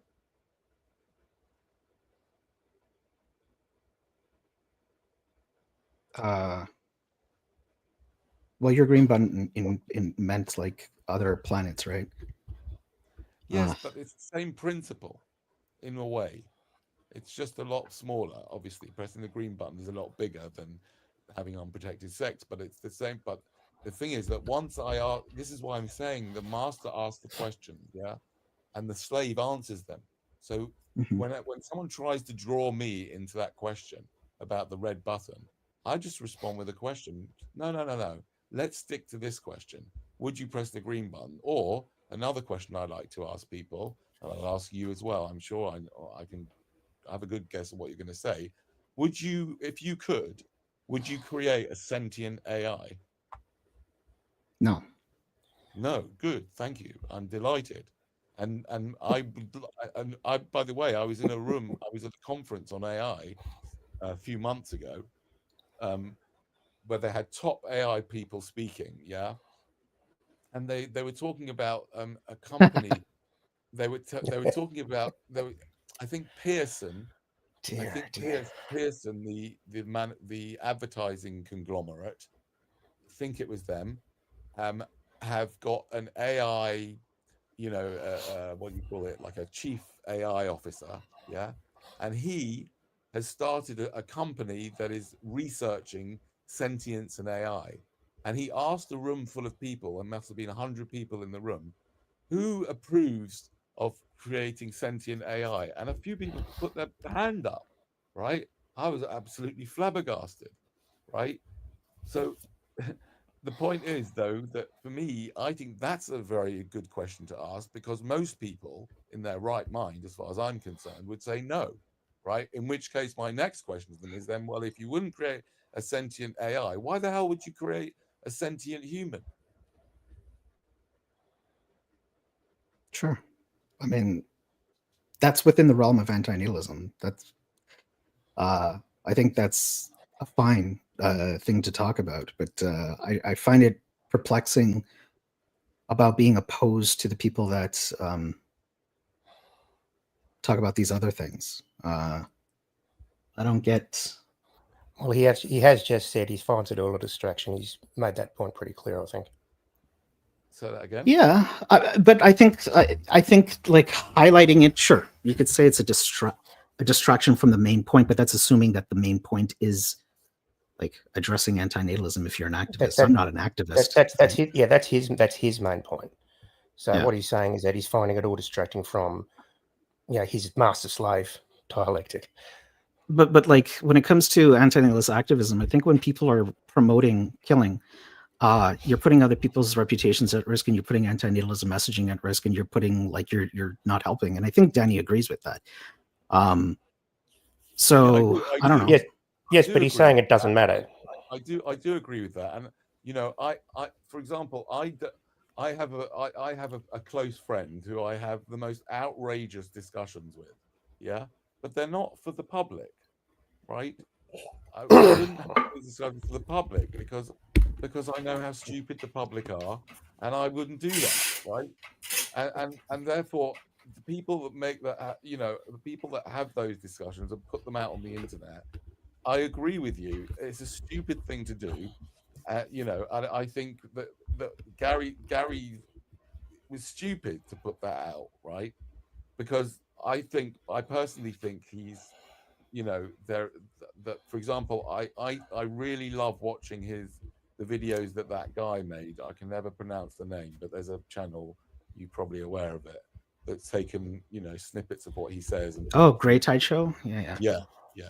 I love that stuff that he's done, and I think Gary's incredibly bright and talented, and I think he's a human. That's what I was saying before when I was asking you, is there anything wrong with you? Yes, there is. There's something wrong with you, with Gary, with all of us, right? Because Well, that means there's something wrong with you, Danny. Yes, of course, shitloads. I'll put you through to my wife, and she'll tell you all about it, right? Of course. People are saying they still can't Because hear I'm you, human. Danny. You know what? I just watched a film last week by this guy called Unsolicited Advice. Have you seen any of his content? He's like a philosophy guy, right? No. And he's very good, I think. He's very clear and good and well researched. He makes very good, clear videos. And the last one I saw said something like, "Why everything you think is you believe, or everything you think is wrong," right? It was terrible. I mean, I don't mean terrible as the video. The video is very good, but it was so, like, you know, there's so many pitfalls when it comes to philosophy and ideas. It's so difficult not to fall for one of those pitfalls, and not to fall for one of those cognitive biases and confirmation biases and logical fallacies, and it goes on and on and on, right? We're all so vulnerable. Our bodies are vulnerable, our minds are vulnerable. Yeah, we're all just, there's something wrong with all of us. And Gary made, in my opinion, was, you know, is foolish to say that in public, right? I do think that, because people are stupid, right? And you know, you've got to, in my opinion, it's important to, like, you know, there's certain things you discuss with your friends, or you joke about with my friends. I've got another group of friends where we joke about anything, right? But we do it in a tiny little forum where we know what's going on, and we you know, we don't, this is not for public consumption. And if people say, you know, people start talking about these things for public consumption, in my opinion, don't give them the time of day. It's not worth it, because nobody knows about it, right? Well, I mean, people have to answer like openly, right? And the ethicist position is an omnicide position. So if people ask anti-natalist activists who are ethicists, like they're going to answer truthfully, and then that's going to be a problem. Sorry, so because now there's the conflation between omnicide and antinatalism, which we know is not correct. I don't know where I was going with that, but what you're saying, you're saying that ethicists, by definition, ethicists believe that we should, that somebody or some group of people should kill all humans. Well, my point was that if in a public interview, which has happened multiple times, people are asked by ethicists, do you think the moral responsibility or the ethical conclusion is that of omnicide? They will say yes, and that's appropriate because that's their belief. This is harmful to antinatalism messaging and towards other people as well that do not like argue this. And I think that talking about our opposition to it is fine. I don't know, because at the end of the day, this is all a distraction. Like, we're a niche of a niche of a niche. Correct. And it is futile. Yeah. But if I'm going to like make a stance, I'm going to make a stance as an antinatalist, I'm going to be on the position of no killing and no harm. Like, right. You know. Yeah. I mean, I think that, again, I think that and I think it's true, because like when people ask me for like interviews and stuff, and they ask me like, are there people in the scene that do talk about this? I'm not going to lie. Like, people do. And just reporting what's truthful. Yeah. I mean, the other thing about it is that, you know, that comes up for me anyway, is that, like, opinions are like assholes. Everyone's got them, you know, and I'm just whatever. You know, I think that even if you hold that opinion, if someone's to ask me, am I for omnicide or not, I would not. Oh, sorry. Like the caveat is that these are representatives. If they're just random people on the internet, okay, like it's still objectionable. But these are people that represent a particular view, and they represent me indirectly, and and you too as well. And I think that's the caveat there. Right. Yeah, if they're just like in the corner on the internet, just spouting their stuff, like fine. But if they're being interviewed and they're being public representatives, then that's problematic, in my opinion. Okay, I hear you. Yeah. I mean, as I said to you before, and I'm not an activist. I understand. When it comes up, I said to you before that I don't even know about these things. So yeah, that I don't know.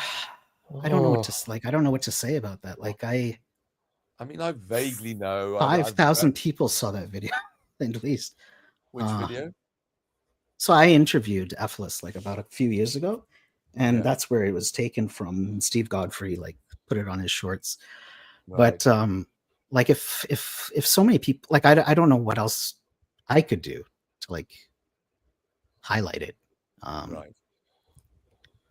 Well, and that makes me feel like I should talk about it even more now, because like if more people don't know about it, like I feel like you just gave me more reason to talk about it more. Because now I feel like I failed if it's on my channel and it's referenced by other channels and people that are regulars don't even know about it. Like, damn. Like, why? Why don't you know about that? That confuses me. And you don't even know who Ethel Blaze is. You don't know Lath. Like, do you even know who Lath is in the first place? I know Lath. Okay. I've probably come across Ethel Blaze, maybe somewhere. I do know Lath, but again, even Lath, I haven't seen anything that he's done for a long time, as far as I know. No, yeah, he's kind of dropped off. There's one thing he posted a while ago, but he doesn't really engage much. But you critique Steve, but have you not been curious to look at what he's opposing? Because a lot of people say, like, no, I don't understand Steve's obsession. It's like, well, opposing. I just he's very clear what he's opposing. Yes, I know he's clear what he's opposing, but okay, like, so you do know. Opinion, put it this way, right? I watched in Mendham's critique of the film that I agreed to be part of. Yeah.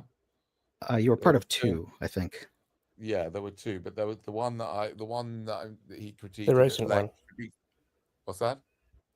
The recent one. The Jack Bowles or whatever his name is. Yes, yeah. Right. I watched his long-winded, as usual, long-winded critique. Yeah, I watched it all, and I saw some comments of Steve. Right. In my opinion, right. Steve's comments were just like, they were just irrelevant, ridiculous and irrelevant, right? It had nothing to do with the film, right? Whereas in Mendham's comments were, in my opinion, right on, right? And one of his main comments, which I love, right, and I think it's on my bucket list of things that I'll probably never do properly, right? Is that the problem with that Jack Boswell film is that basically it's kind of working along the lines of, oh, let's go and interview some of the nutcases that are into antinatalism and see if they are nutcases or not. Oh, they're not that mad, although they're a bit mad, yes, I suppose, right? Whereas what Mendham is saying, no, we need to go out there and absolutely expose how dumb natalists are. So that, I think, was a useful critique of the film, and there were lots of other parts of the film which he critiqued very well, in my opinion, yeah, as opposed to Steve Godfrey, who all he could say was, are you aware that there's Methodists who once wrote something about, about whatever it is, or about porn or whatever it is that he's going on and on and on about? Oh my God. Steve did talk to the guy. He was I think they had a phone conversation or something along those lines. So he did make all that stuff clear to him. Yeah. I understand that, right? And again, Mendham's who he is. He's whatever he is. He's made, in my opinion, he said some silly things that he shouldn't be saying in public. But I think I don't know if you're aware of the outcome of that type of advocacy, that other people stand up in defense of it. So right now, for example, let me just give you another example. Tejas, right? He's a cosmic antinatalist. People know who he is. Some people, anyway. He reacted to Dana calling Amanda out on the advocacy stuff about CSAM, and helped a defense of access to those materials by comparing it to access to buildings made by slaves. Are you aware of that one? I'm No, vaguely aware of it, but Yeah. I mean, again, this is all a distraction. Yes, it's just somebody's opinion about something. It's just somebody's opinion. What is it? So what? Right? That's in my opinion. This is, in my opinion, which I don't even value because it's my opinion, right? It's just another opinion. I've got another opinion. But you would object to natalist opinions, right?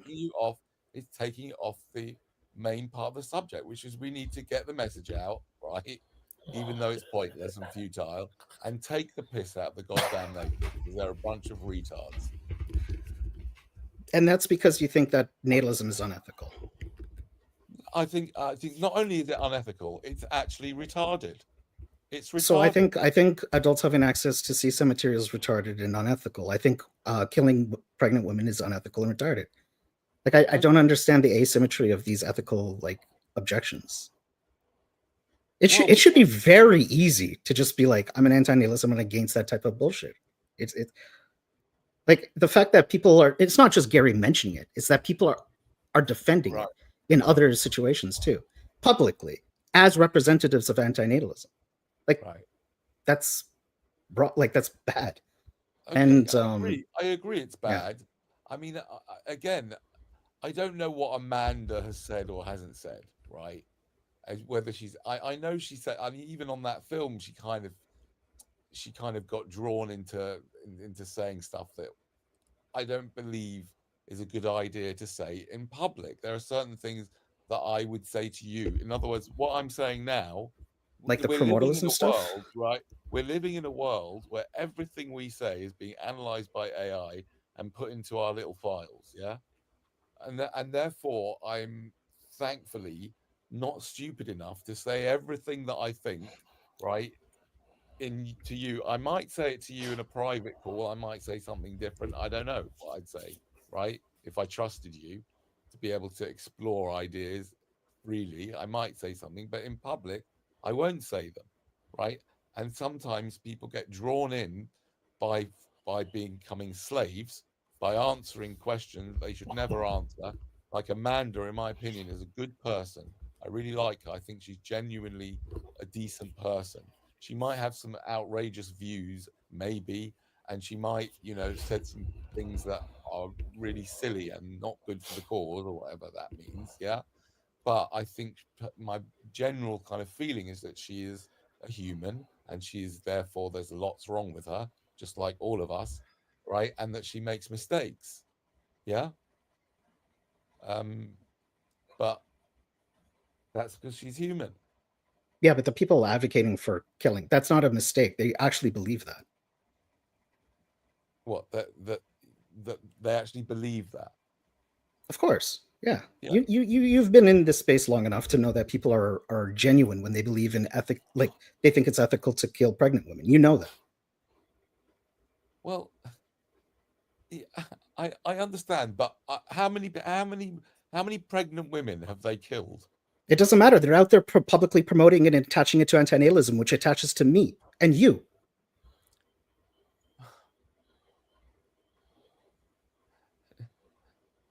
Like, I don't get how. Again. It's a distraction, isn't it, Danny? It's a distraction. Yeah, it's a distraction. This is maybe why, that's what I think. Mark, this is what's called a circular argument. I know. It's looping. I think it's, in other words, if you were to ask me, again, if you were you've already asked me, right? If you were to ask me, am I against or for the killing of pregnant women, right? Yeah, If you'd I say if no. I had my wits about I mean, me, I hope. I don't know. what's that? I said I hope you say no, but actually I don't know. No, I'm not going to say no. I'm not going to answer your question. Why you are even asked? What I would say if you ask me Because I would again. say that an One antinatalist one activist second. promotes Okay, killing. 1 minute. So 1 minute. how about that? Okay. So you're asking me that, and I'm asking, and I'd like to respond by saying, why are you asking me that? Right. You think it's like a red herring. Yeah, no. Answer the question. Why are you asking me that? Yeah, answer the question, right? Are you asking Be me on a slow. meta level or the Yeah, the no. actual reason? Just asking you. So No, my no, genuine not that answer no, is that I'm I'm asking you asking if you you. could. Why are you asking me that? Oh, So you're a for God's public sake. activist of antinatalism, and what you spout out there, I think matters. Right. So you're asking me whether I believe that it's okay to kill pregnant women because I'm an antinatalist activist, Mhm. and therefore what I believe is important. Is that what you're Well, saying? spout out there is important. Say that again. What you like put out there into the public is important. Yeah. Yeah. Okay. Because you Fine. you were part of Then two in that films case, now. You were part of so that it's not. Jack Okay. Hold on Bauer a minute. thing. Hold on a minute. Hold on a minute. Yeah. It's not. It's so therefore, what you're really saying is you're not asking me. It's not important to you what my belief is, right? No, I mean, like, if you believe that, I actively oppose that morally. Yes. Yeah, I understand, but I'm not going to fall for the question, right? Because the question you're really asking me, He's the avoiding the question question. No, the I question think you're really asking me is that is or your concern is that I would go around in public telling people it's okay to kill pregnant women, and my answer to that, and I've never done that, and I never will. So therefore, I therefore I don't. That's your answer. yeah, I was Your using it to concern, illustrate. your concern is Yeah. would I as a anti-natal activist ever condone the killing of pregnant women or anyone? And my answer is I don't do that type of thing. I never have, and I Yeah. doubt I ever will. Well, I mean, I don't know, like, Regardless of until what you my said it now. belief about what my theoretical belief about the ethics or right or wrong, because one could argue, for example, that a pregnant one, there was a book that I've even got here somewhere, which was very badly written, saying procreation is murder. Yeah. So you could Mm. argue a whole bunch of all sorts of things. You contort yourself in all that, but I'm not getting involved in that, right? All I'm telling you is if you're asking me what my opinion is, I'm telling you, you're really just asking, would you advocate for that in public as an activist? And my answer is absolutely not. I never have. I never would. It would never come out of my mouth. I'm not Now, that let's say type. let's say the opposite was true, that you did do that and I was ignorant of it. Would that have been an okay question to ask? Sorry, just reword that. Sorry, sometimes I'm. So let's say, so your answer is no, you haven't done that, and so forth. Now, like, that's just, but your objection was the question itself. Now, hypothetically, let's say you did do that, advocate for that, and so, like, publicly support that, and I wasn't aware of it, right? Yes. But that I heard other activists support it, and therefore I'm asking you, like, would that have been a reasonable question to ask?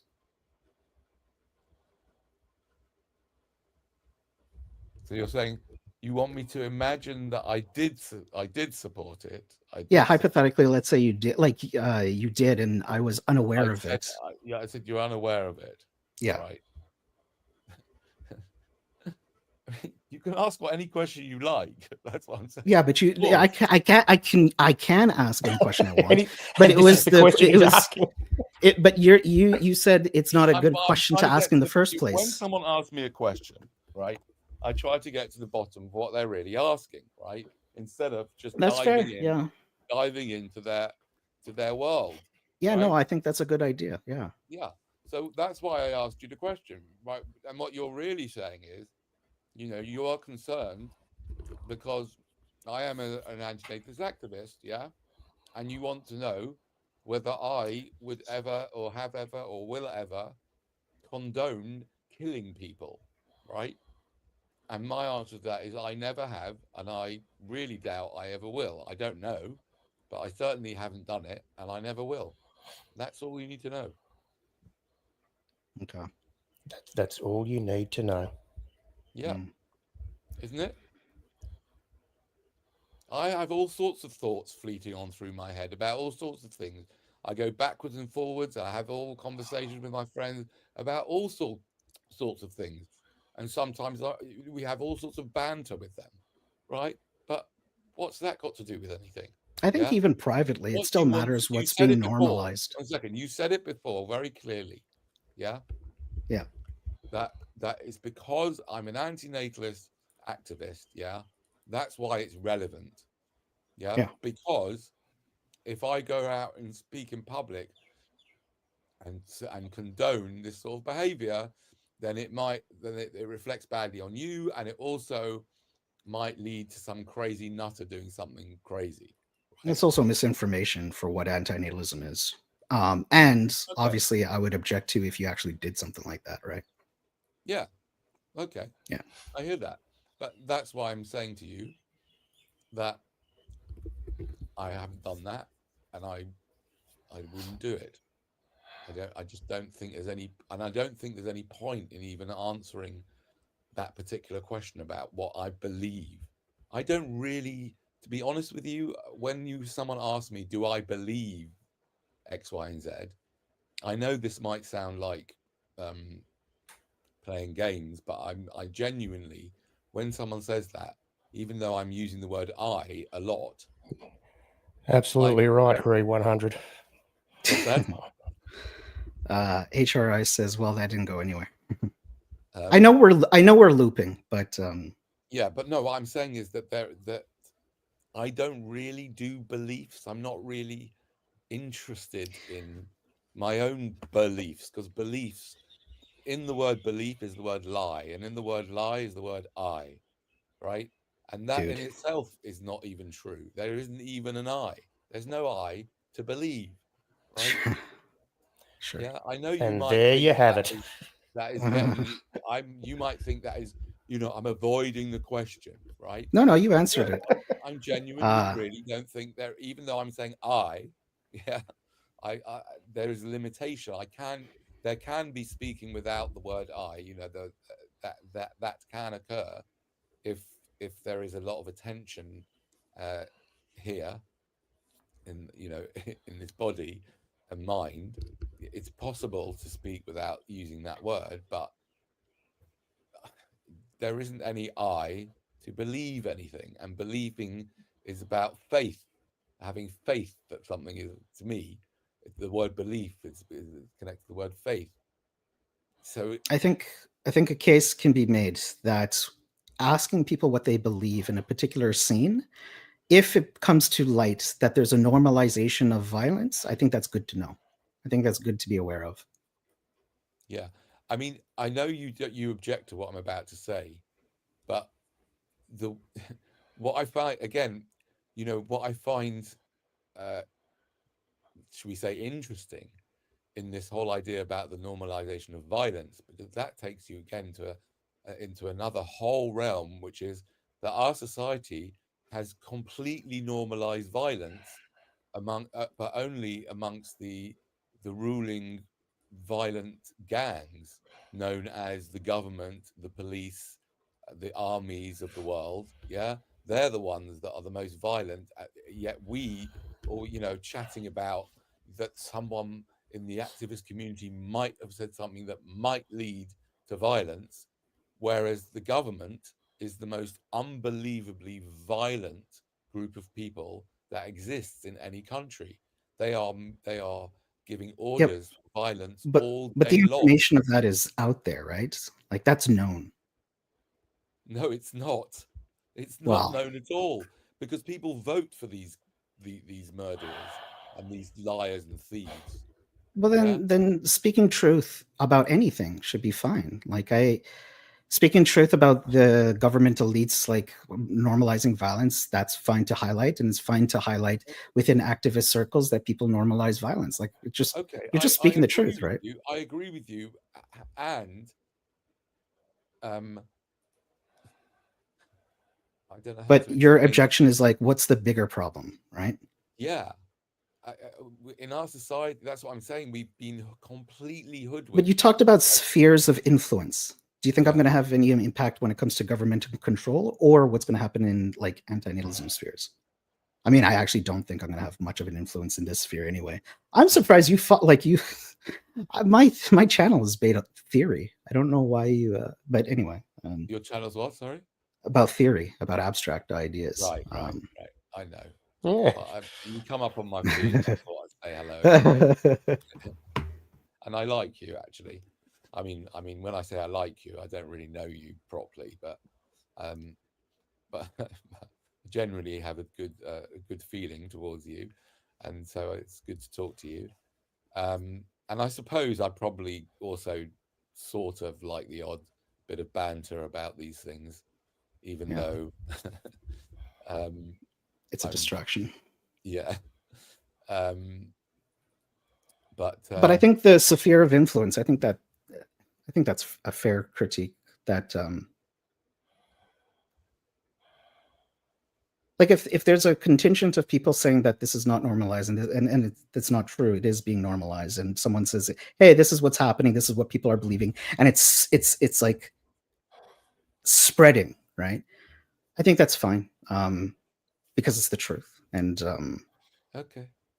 I mean, do I think it's going to change anything? No. I think what I'd like to do is just just make it out there so that when someone asks me about antinatalism in this space, I just give an accurate representation of what it's like, and I'm not just giving like a fake.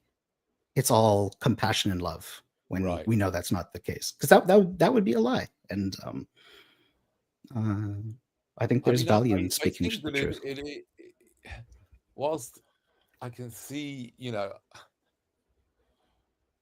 I've even experienced a lot. I've experienced anger towards me, for example, on the anti-natalist groups. I think on Facebook, and it's been a while ago. Because you're a parent. Yeah. Right. Yeah, I've seen that. Yeah. Yeah. And I don't particularly like it, and I think it's obviously I wouldn't like it. I think it's also, as it happens, I think it's myopic, and it's a lack of understanding, right?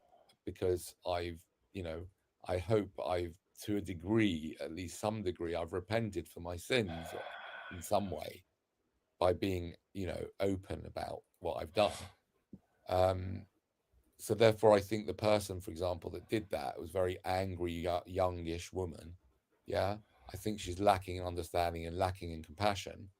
But I still think that even the people that are stupid enough to get drawn into that conversation, I do think that their ideas are rooted in compassion. They may be mistaken, about that. Yeah. But I think that the whole philosophy is ultimately rooted in deep compassion, and I think that many of the people. Why do you think that? Why? Because I think that from my experience of the people that of almost everyone that I've spoken to in this, in this, I don't know if you can call it a movement or whatever, in this the people that I've come across, just all of them, right, come over as compassionate people who are sensitive to pain and suffering, people who care, right? And I would go even further than that, right? I think that rather than picking these people up because they've shared some belief that you find you don't like, right, because you think it might lead to violence, yeah, rather than that, I would spread different messages. So, for example, I would challenge any natalist and suggest that any natalist, yeah, that if you are a natalist, then you are not that bothered about child abuse. If you're a natalist, you're clearly not that bothered about rape. If you're a Jesus natalist, Christ. no, absolutely not Jesus Christ. Why? Because if you're a natalist, then that means that you want to bring someone into existence knowing that there is a reasonable chance that they will either be raped or rape. There is a serious chance, and I'm talking about more than 1%, that they are going to either be raped or not raped. You just don't want that to be your child. You obviously don't care that much about it. Do you? Do I If what? you're a Care? natalist? Huh? Oh, you're asking me questions. No, I'm not going to be your slave, Danny. Oh, very good. Just Okay. Vegan Thank you. Equilibrium says You they can could be have incredibly time. misanthropic Don't want and to, I don't pessimistic mind. while lacking compassion. Sorry, say that again. Yeah, that's true. Vegan Equilibrium says they could be incredibly misanthropic and pessimistic while lacking compassion. Yeah. Yeah, it's possible. And Jam says, I hold my anti-natalism views because of disgust, not compassion. So apparently, like, he does follow. Yep. What? He does follow Jesus, for fuck's sakes. What? Sorry, what does that He mean? follows Jesus. I don't know what that means. Oh. Danny? I don't think Danny's a Christian. No, Are you? I'm not. Okay. Okay, maybe it's disgust. I don't really understand what he means by that. Why does he follow? Why? Sorry, what does he mean by disgust? I hold my AN's views That's because not of compassion. Disgust. What does that mean? maybe he dislikes the human race. Like, that's popular. Yeah, misanthropy. Yeah, misanthropy. Right. You could see humans as a virus, and it's better that, I don't know. Right. Oh, sorry. He was talking about I don't repenting know. in This sins. is Repenting how in lack- sins. Yeah, that's right. He was just Yeah. using that language. He's not, because you mentioned repenting in sins, but you're not Oh, I actually Christian. see. Oh no. I didn't mean that from a. I didn't mean that from a Christian point of view. I meant that from my own religion. I believe that we should all make up our own religions, and I have made up my own religion, and it only has one sin, and that is, or one main law, and that is, thou shalt not reproduce. And I've transgressed that 3 times. That's what I meant.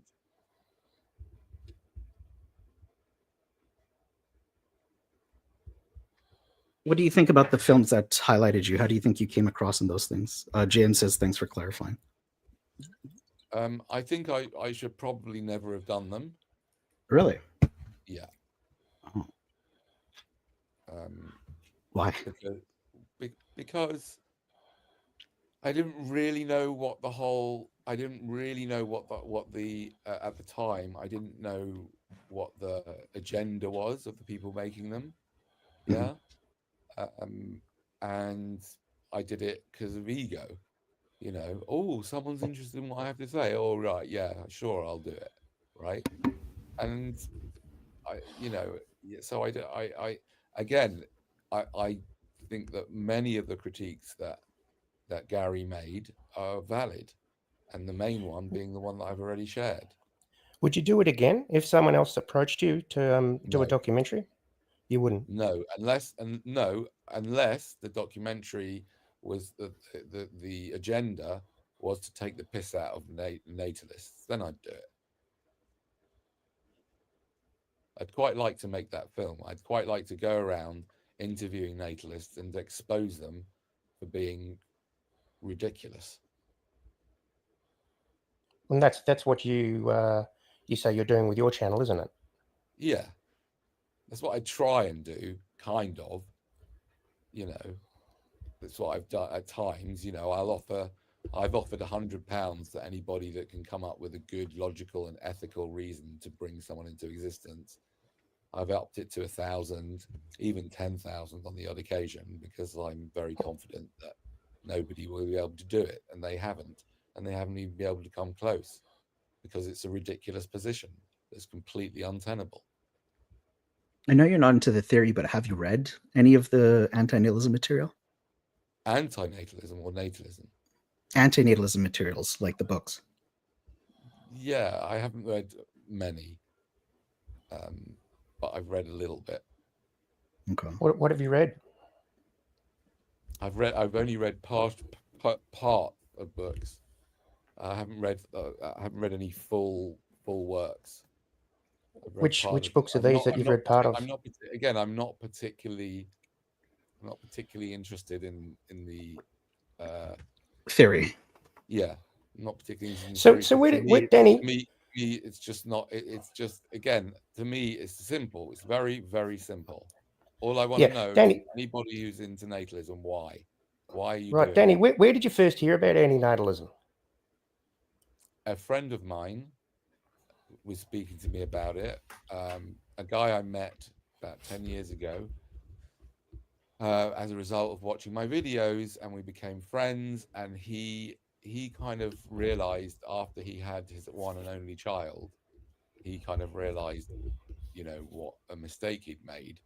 And he introduced me to the idea, and he pointed me towards Gary, and that's where I kind of first found out about it. Okay. So mainly About you've 8 got your years ago. information, right? So you've mainly got your information from platforms like YouTube and so forth. Is that right? Yeah, so I've read bits of Schopenhauer and bits of Cioran and bits of I've been to conferences, the odd conference about it. I've been to, I've read articles, I've listened to stuff on YouTube. I've interviewed people, I've been interviewed. Yeah. Why do you ask? Oh, I'm not going to be a slave, Danny. I felt I asked because I was just curious about what informs you, because like certain people can be informed by YouTube or by the literature, and how much does it influence other people? Because I think the minority are influenced by the literature. Yeah. I agree. I Huh. mean, it's a certain, again, David Benatar's writings, it's a certain group of people who are attracted to that kind of way of understanding things and way of seeing things, right? And I'm not sure if they are any better or worse or righter or wronger than people who get it from any other source, right? I'm not sure. And I'd like to know more about what you think about that. I mean, what do you think about people? Well, I used to see it as a problem, but now now that the online world is actually, I think your name was in the book on antinatalism and self-corruption. I think you were given a thanks in that. Was that, who was that? Amanda and Matty Hyrie. Oh, yeah. Yeah, did you help them with that book, or? No, Oh, I haven't okay. even read it. So. Yeah, I'm pretty sure I saw what is the main thrust of their argument? You'll have to read it. I don't know. Yeah, well, maybe I'll make a video reviewing it. But I'm pretty sure I saw your name in there. Maybe I'm wrong. My memory is not that great. But shoot, I lost my train of thought. You asked me. He was asking what I would you answer. about, yeah. I think, Oh, right. So I said I think it was a problem before, but now that I see online stuff bleeding into academia, now it just seems like the borders are blurred, and whatever someone says on YouTube actually can be part of the literature, at least in some instances, with at least one philosopher that we know of. Some people see that as not that big of an issue because it's not like it's part of the broader conversation in the literature. But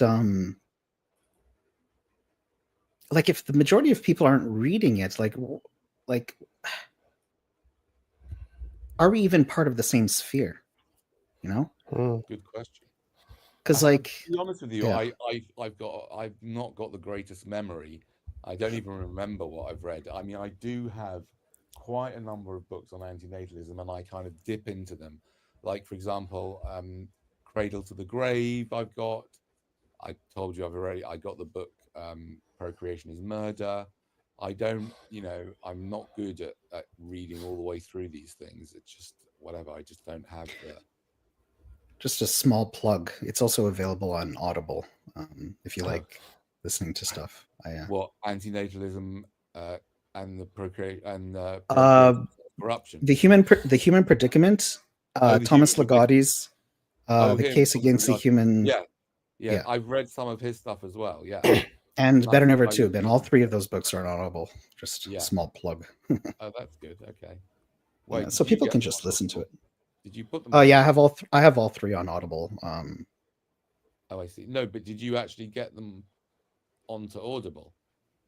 Oh no, I didn't do it. Oh, I see. Okay, fine. The companies that Are they I good? don't even know how they. Did you enjoy Yeah, them? surprisingly, I think they're pretty good. Hmm. Anyways, my point was that people can access it without actually like reading it itself. They Yeah, can just listen I to get it. you. I get you. And I do listen to some books.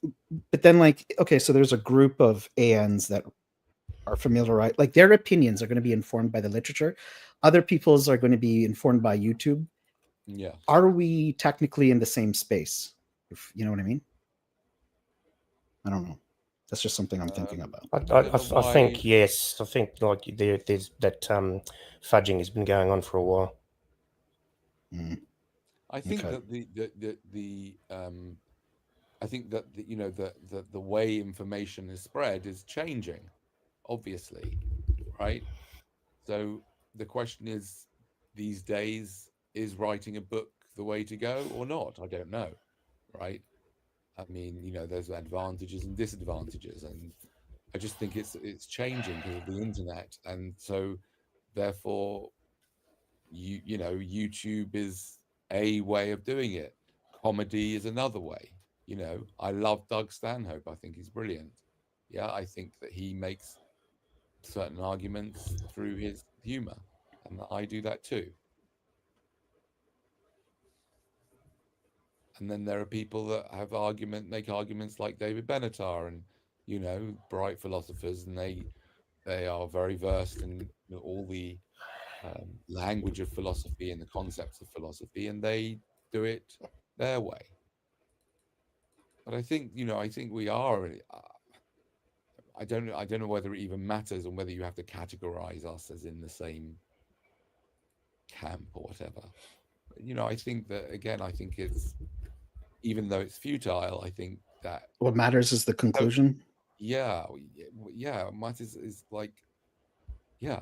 What matters is, What do you about anti-nihilists who defend procreation as a necessary evil or have done it historically, or defend sperm donation if big caveats are met? yeah. Again, It's just a distraction.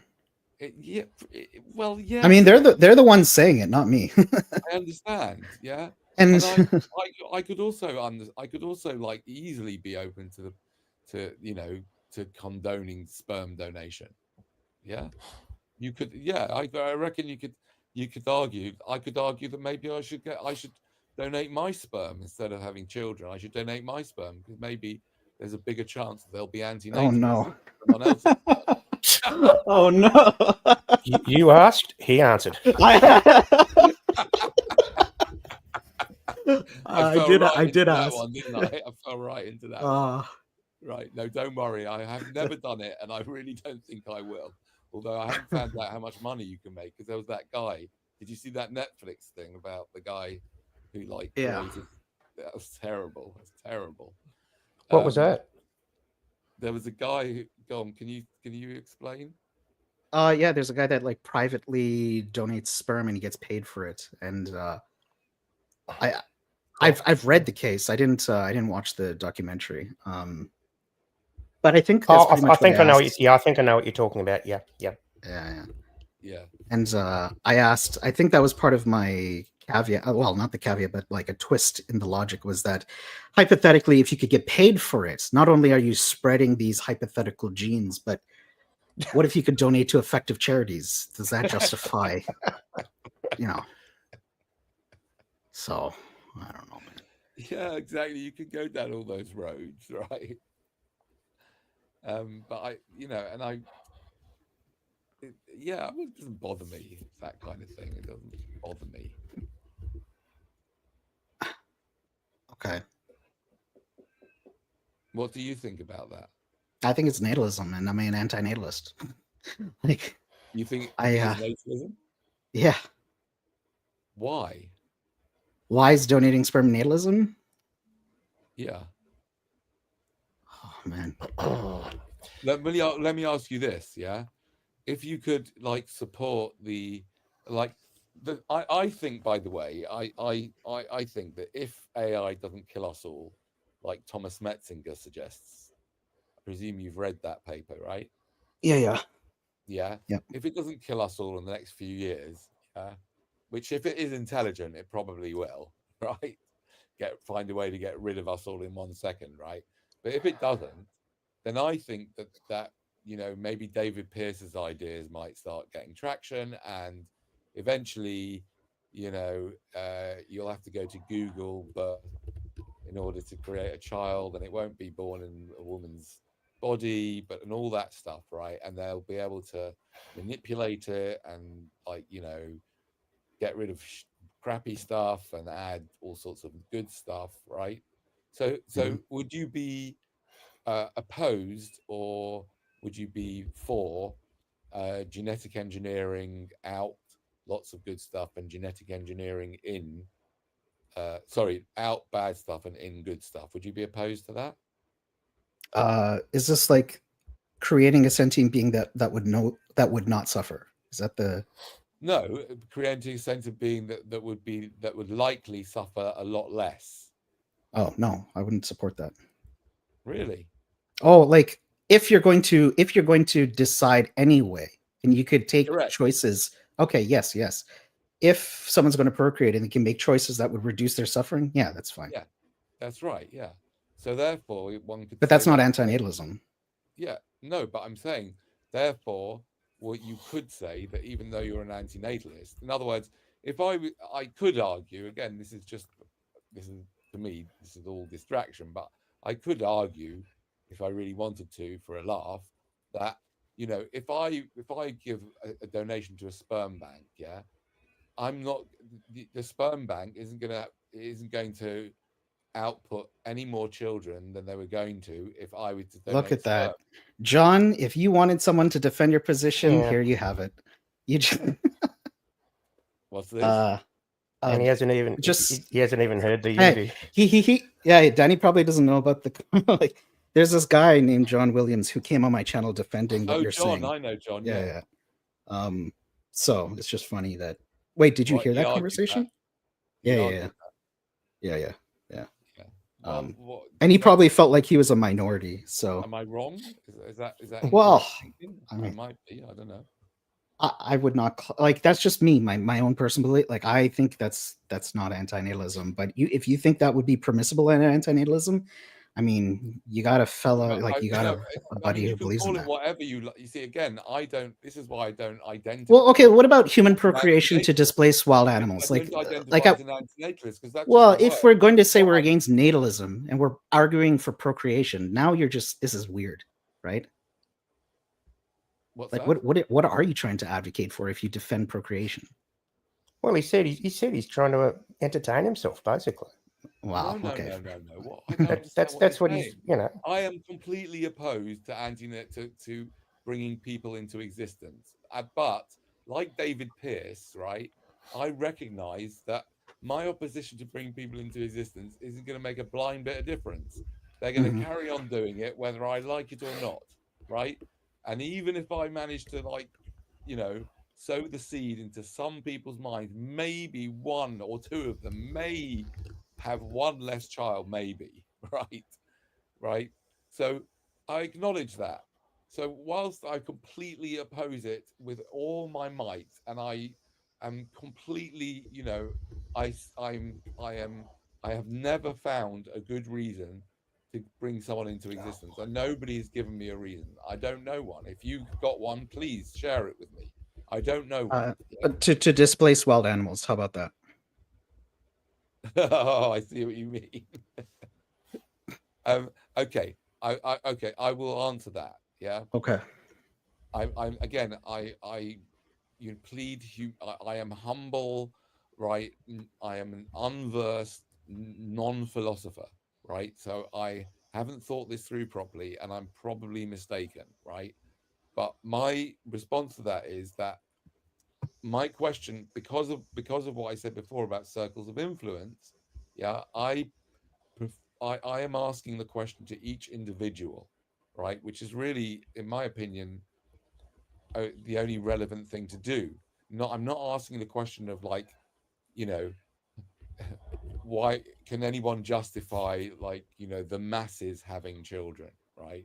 Because I'm not interested in that, right? I'm interested in each individual person, and there is, and whilst I agree, yeah, that there could be an argument that says, let me explain. When I go cycling in Richmond Park, which is the largest park in Europe, yeah, um, I love cycling on the path in the knowledge that the path that I'm on has been, tarmacked, and all the animals underneath it are not living, right? So Mhm. it's the only part of the park where there's not all this horrible predation going on, Right. right? So therefore, I could see the argument that, more humans means more tarmacking, right? Yes. But if you actually look at it from any individual's point of view, yeah, there would be that would not be a good reason for you, brother Marcus, to bring someone into existence. It would Why? not be right to do that, because Why? because you have no, it wouldn't make any difference Of course, it to makes the it. wild. I'm bringing more beings into the world so that No, there's more not one tarmacking. person, not one person, or even 10 people. It's not gonna. You can't. I don't. Firstly, I don't think you can justify doing that to your children.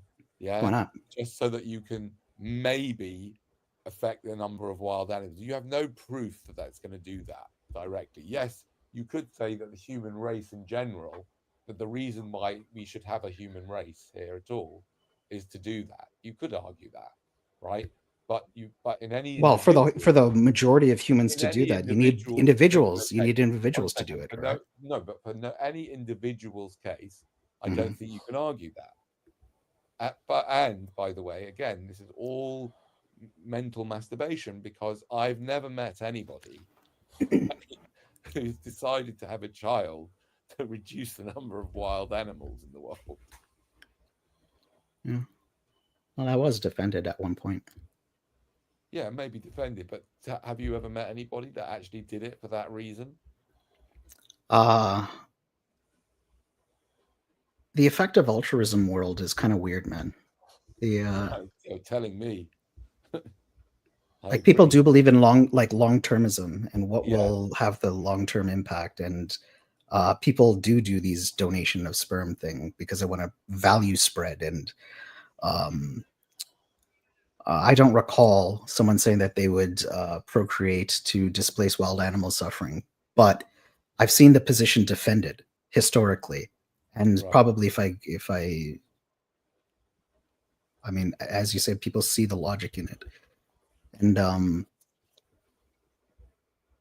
I don't know if people are seeing that as permissible under antinatalism or not. And if it's not, if people are seriously saying it's a necessary evil, which I don't see anybody saying it now, but historically, then I would say that's not antinatalism, and I think that's clear. Right. Yeah. Yeah, but you seem to be hooked on like, labels and what they mean. Yeah, because if someone argues, if someone within the movement says, I'm going to defend procreation, I don't understand what the issue with me saying I'm opposed to that is. No, I don't really have an issue. I just Okay. I just question the whole idea of a movement as well. I mean, is there a movement? What is a No, movement? I don't think it's a movement. I think it's There's no movement. it's a scene or something. Yeah. Yeah, scene, that's a better word. Yeah, I think there was potential for a movement. Like, do you? Well, with the organization starting up, but everyone keeps going and coming, and I don't think this thing is capable the way it is right now of becoming a movement, and I don't even know if it should be a movement. Like knowing certain things that are normalized within this space, I think that would be a problem if it ever became a movement. Right. Yeah. which puts me in a weird position to be an antinatalist, but also not wanting it to be a movement. Because, like, wouldn't you want a movement for something you believe in, right? Right. Not necessarily. No, I agree with you. The eugenics failed, so what chance does AN movements have? I wouldn't compare the two, but anyway. Yeah, I mean, more education could be had, I guess, but yeah, I, as you said, like I do it because I'm interested in the theory. That's mostly what keeps me around. Right. And covering my ass. Like when I make those posts critiquing people that are advocating for this unethical shit, yeah, I don't want the splash damage to be on me, because people will ask me, "Hey, were you aware that people were doing this?" And I'm like, "Yeah," and it's and I oppose it. Like I'm against it, and it's Right. I don't make it a campaign, but Right. you know, I want to make sure it's known. And people do ask me, like, very randomly, like maybe once a year or two, like people are like, "Hey, can we do an interview on anti?" I'm like, "All right, fine," and I'll do it. And those are the times that I try my best to represent it as accurately as I can. But given time constraints, you know, it's and editing, and you know, people can take what you say out of like, you know.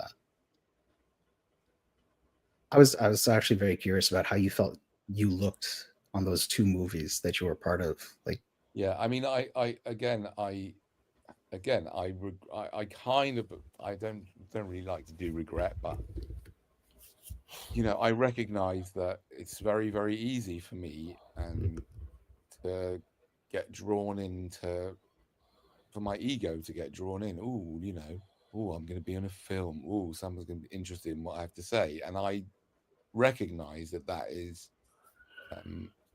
me overcompensating in my childhood for not, you know, for people being brought up in a kind of quite strict religious environment where nobody was interested in what any of us had to say.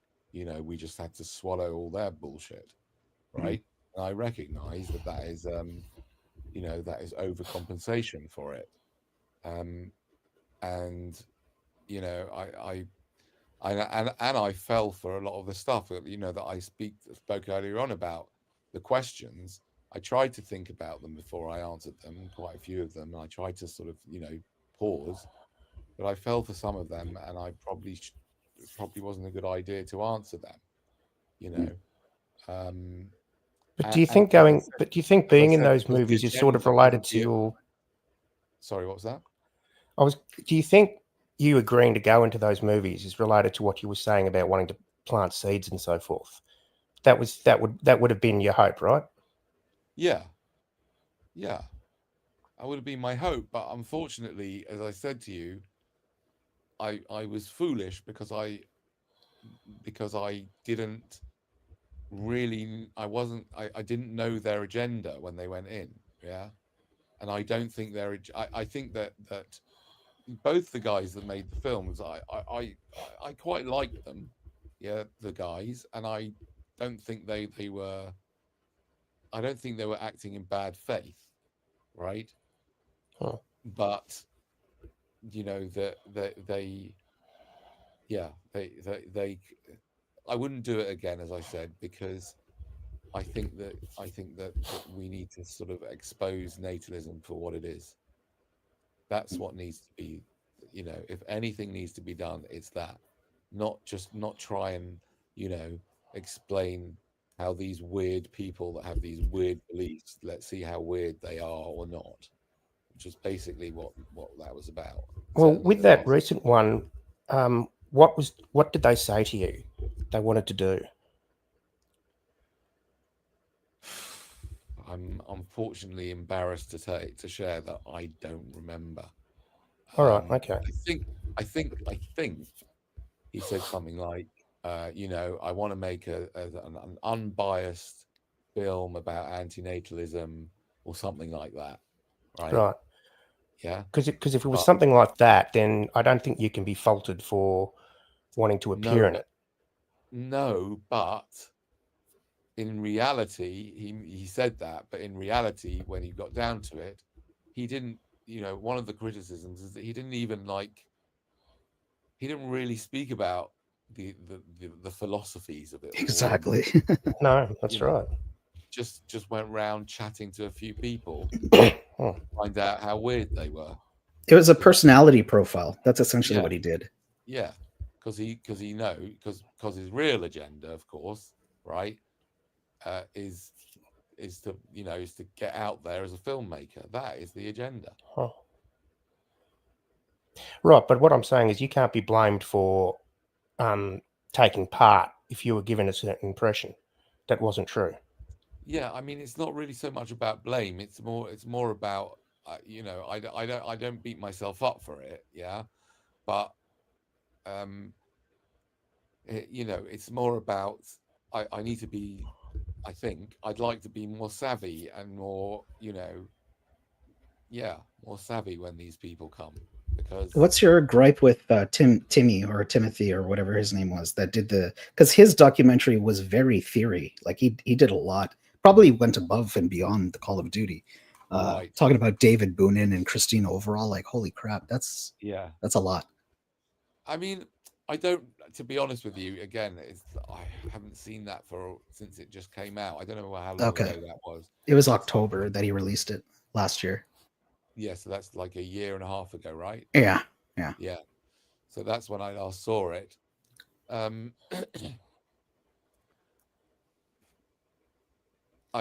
don't know. I mean, I do remember some parts of it. I really liked, actually. I thought I quite liked what he thought was quite risque, and quite liked what he did with his own children.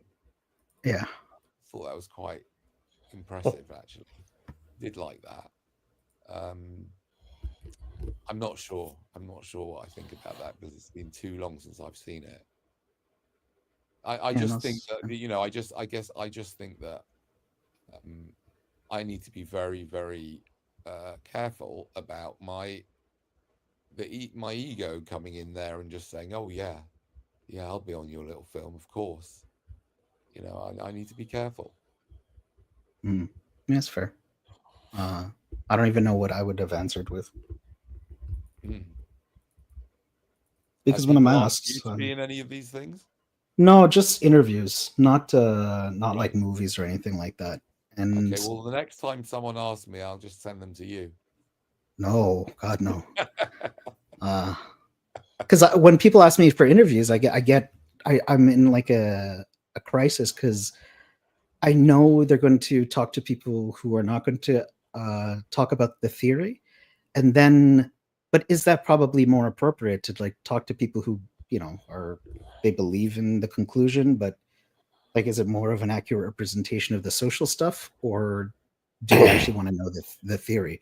And I don't know. I'm always torn. You always agree to do the. No, I've declined some. Right. Yeah. I was worried who they would choose, but there's a lot of crossover with the child-free movement. Right. So sometimes they end up just talking to child-free people and not antinatalists. Right. By the way, I don't know if you saw my video, but I now identify as child-free. You do? Yeah. Oh, dude, come on. Yeah, no, because it's the only way I can stop having to shell out for my kids. They're in their 20s now. And so I thought, look, I can't afford this. So but you did have kids. Like, that's just inaccurate. I thought I'd take advantage. That's my kid. I thought I'd take advantage of this really strange wokeness where you can claim that you're something that you're not really, and identify as child-free. So lying. Okay. What? You know nothing, my son is saying. He's saying he's child-free while he's talking to his kids. And he's shouting, "You know nothing." You see, this is what happens. You have the kids, right? 25 years later, right? He's telling me I know nothing, and he's the one that studied philosophy at Oxford. Wait, is he studying philosophy? He's finished studying philosophy. Oh, fantastic. Put him on. It's the same thing as you having an opinion on astrophysics. You know nothing about astrophysics. You also know nothing about philosophy. This is what I'm talking about. I could This is hear why that. I'm an antinatalist. How does it think I'm about warning you. how does Anybody money- listening to this is what you're going to how end does up it with. serve you having Spending a all that money and all that time only to have your No, son think about it. totally It's diss you antinatalist on beliefs. public on the They're not- internet. it's not about philosophical integrity. It's about having this opinion, you know, to make yourself different and interesting and like and special. That's what it is. It's about being special because you didn't feel special as a kid. Wow. Wow. You may say that, Uri, but the fact is, let's be honest, this is just your DNA crying out. What do you Yeah. know about DNA? What does DNA stand for? Deoxynucleorubic acid. No. Yes. Again? I'm not falling for your again? tricks. Say again? I've already No, said it. no, you didn't You get it tell right. me. Tell me what it No, is. I didn't mention the name. Say again. I know. It doesn't I matter. know. Say it. It doesn't matter. Okay, forget DNA. Yeah, okay. Forget DNA. The fact is that this is your attempt to continue with your with having children, right? No. Because you don't want to. Yeah. No, this is my attempt at calling out your bullshit. Yeah. Right. Okay. And it's a goddamn Because you want to good have attempt, children. really. Because you want to have Justify children. No, it's not about you, your beliefs. It's not about children. It's not about you. This is just me calling out your bullshit. This is sample worthy. What did you say? This is sample worthy. Yeah. Like What I do you didn't mean know that he was sample-worthy? into philosophy. What does sample worthy mean? What do you mean? Worth Like sampling. hearing you interacting with your kids while you say you're child free and arguing about antinatalism, because I don't think anybody knows what it's like for you to It's argue quite with unusual, your kids. isn't it? Having an argument about antinatalism with a Well, especially son if they have a who's background in philosophy, that's got to philosophy be in interesting. Oxford. Yeah, especially from Oxford too. It's Good on him. yeah. Mm-hmm. Bye. You should be proud of that, Danny. No, seriously. I mean, you know, that's a good turnout. I am secretly proud. That You is a have good to be turnout. secretly Yeah. proud. It is a good turnout. Yeah, but it's luck. I still should never have taken a risk.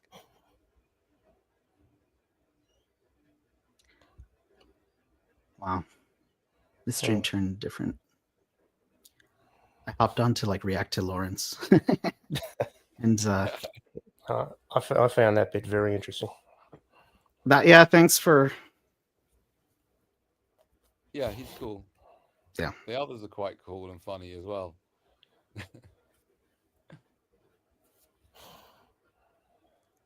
I don't know. I mean, it's one of the to be kind of. I think that it's good for me to say that, you know,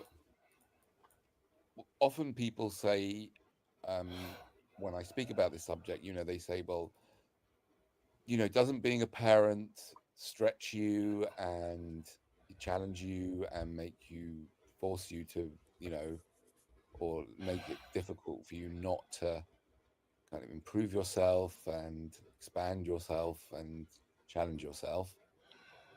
To which the answer is, you know, once it's done, yes, it can do that. And, you know, in a way, the fact that I do have children, I didn't need to have my own children. I could have done this with adoption or marrying or being a step parent, right? Which is why having biological children, in my opinion, is not okay. But once I have them, I do admit that, you know, it's a very uncomfortable it's a very uncomfortable thing to have someone call you on your bullshit like that, living with you, you know, whether it's the wife or the children. It is very, very uncomfortable, but it is also I suppose it's also, I don't know how to describe it. It's also a good thing, so to speak. You know. Mm. Why this particular topic to give you entertainment?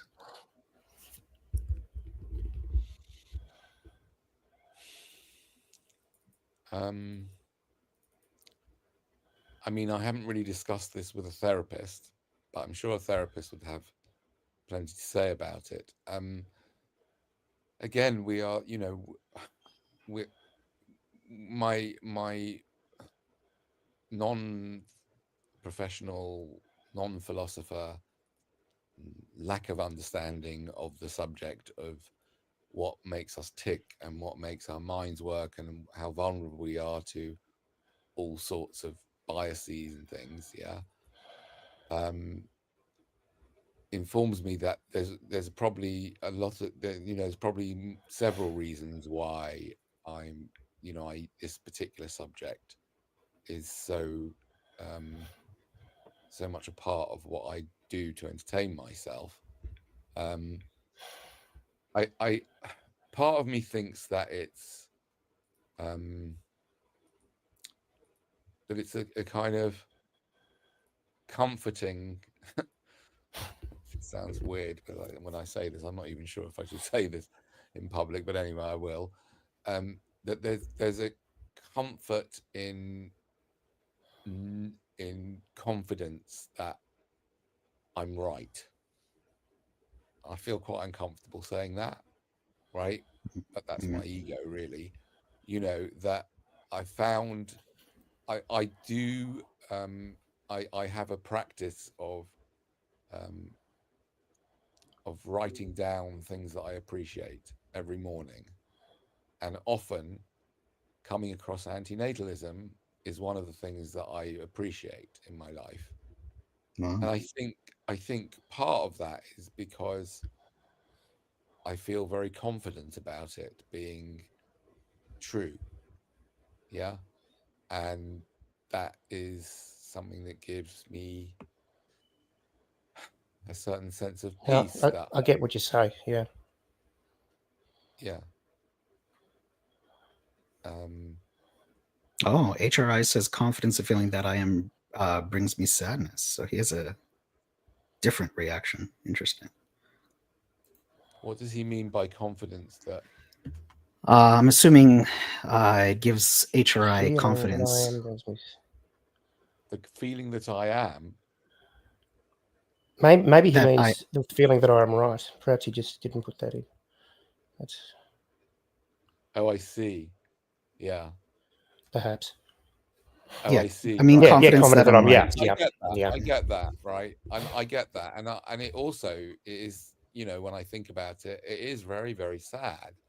You know, what the amount of suffering that there is in the world is so sad.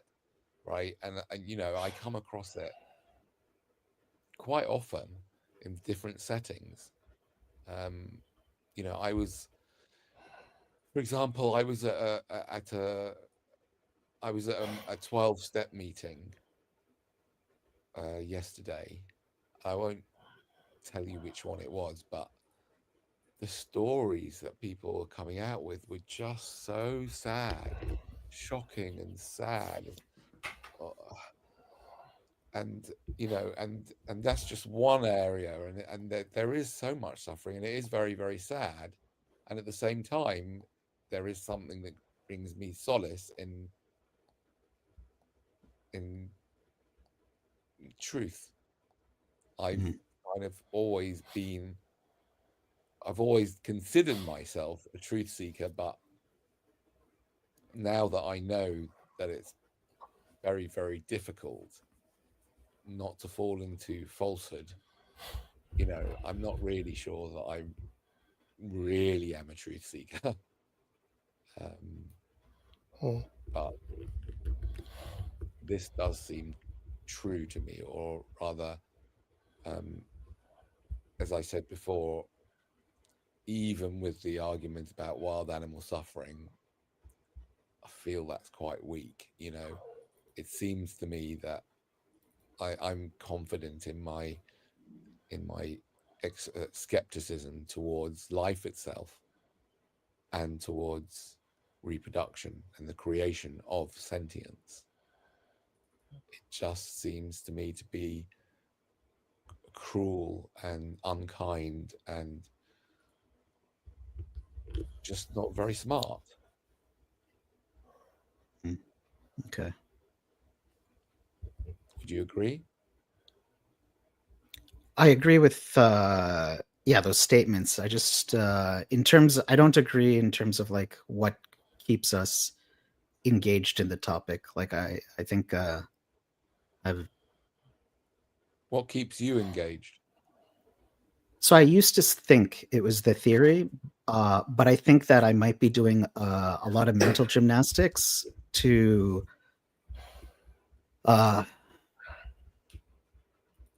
like I'm doing some type of post hoc rationalization that that based on my intuitions that are brought about by my biopsychosocial factors influenced me to become an antinatalist. I'm somehow justifying that post hoc. Right. How did you come across antinatalism? Well, see, this is the thing that makes me think that I'm wrong. What I just said. Uh, I applied.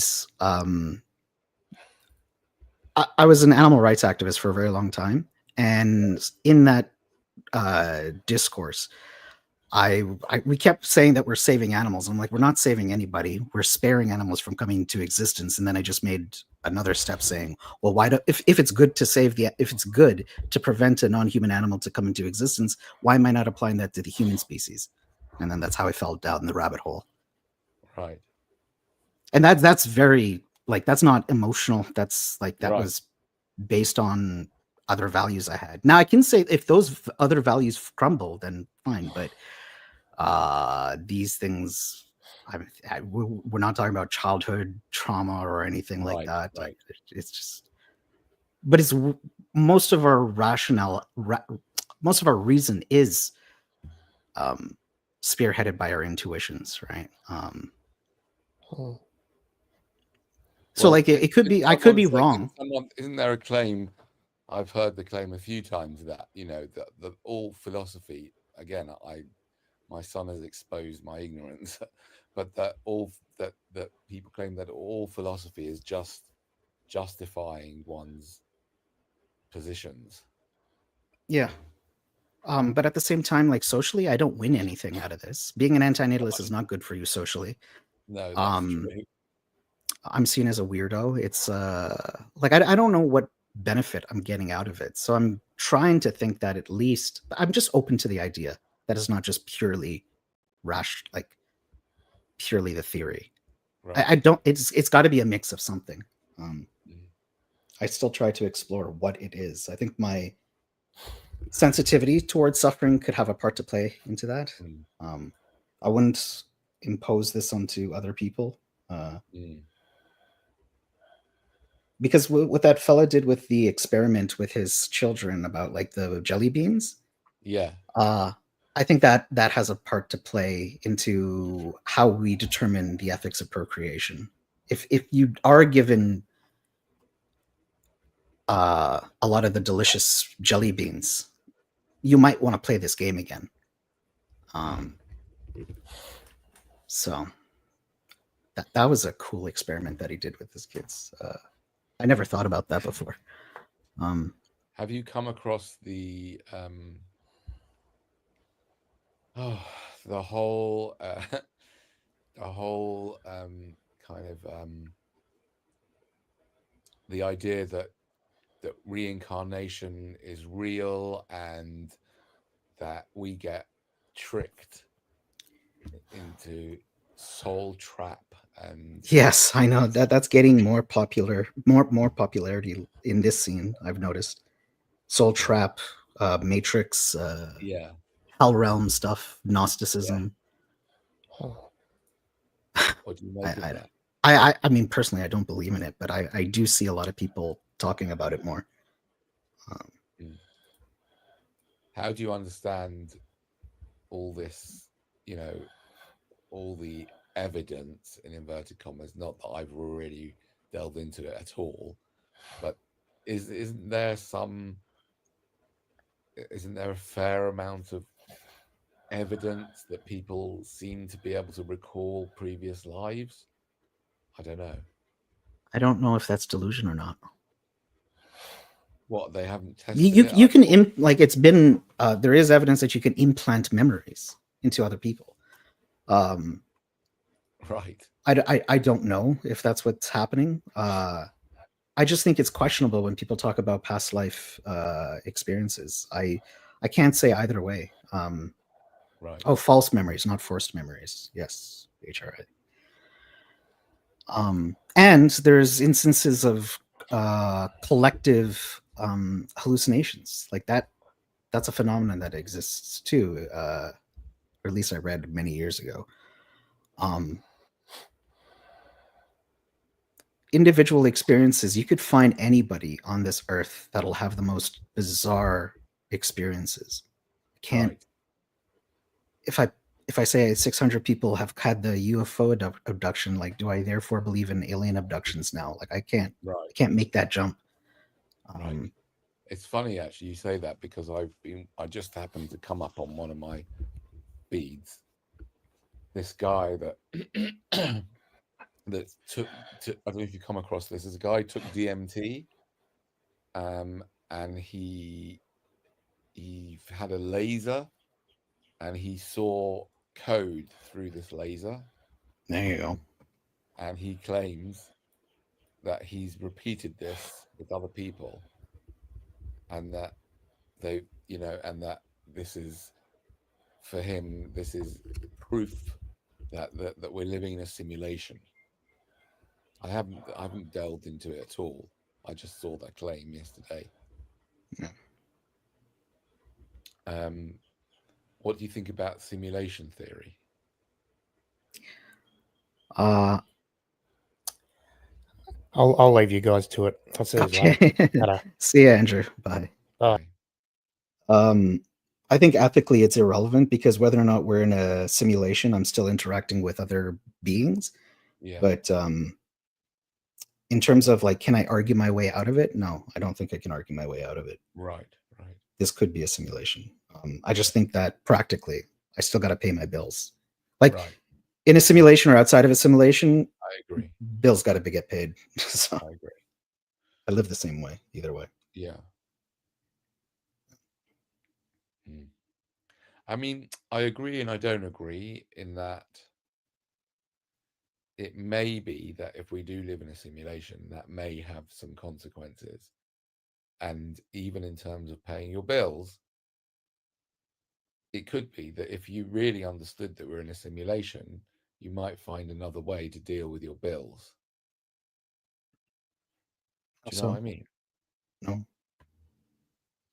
Well, the whole idea of bills is part of the simulation. It's been fed into your mind, and you've kind of believed in it, right? So, for example, I'll give you another example. Right? I'll give you a practical example of antinatalism, which I speak about in a comedic way quite a lot recently. I have, right? So I've got this like thing that I now have this iPad. Instead of like having signs, I've now managed to up my tech, and I've got this little iPad, so I can put anything on it whenever I want. I've got a whole bunch of kind of memes. And one of the memes I've done recently is make your parents pay your rent. Yeah. Mm-hmm. And the idea behind that is that once you understand antinatalism, you realize you could easily, and I would argue, that our parents, when they had unprotected sex, that they created a liability for themselves, right, to pay for your upkeep, your well-being, your food, your shelter, not just till you're 18, but for the rest of your life. Just like if you were to breed a dog, we all agree in society that you have to look after that dog for the rest of its life, right? So there's a practical implication of understanding the world from an antinatalist position. That's one example of it.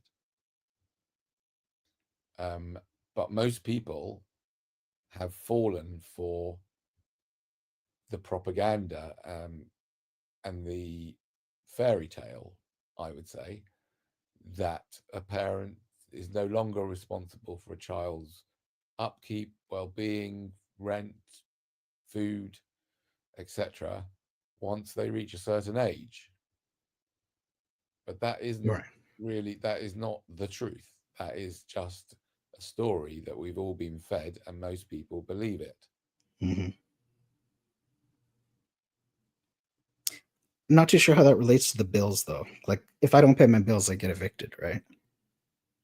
Yes, it's true. If you don't pay your bills, you get evicted. But if you understand that your parents should be paying the bills, then if they've got any money, I might suggest that your one of your jobs should be not to pay your bills, but to find a way of getting your parents to pay up.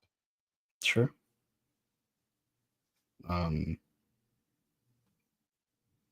Just anecdotally, my parents are dead, so I can't do that. Fair enough. Yeah. So that doesn't work as an So option. in your case, that doesn't count. But if they were alive and they had some money, and there are plenty of people in the anti-natalist movement, yeah, I mean plenty. There are some people, and I know of at least a couple, whose parents have got money, yeah, and I think that their main goal should be to get it, if they can, some way or another, because it's owed to them, in my opinion. Yeah, I could see an argument for that.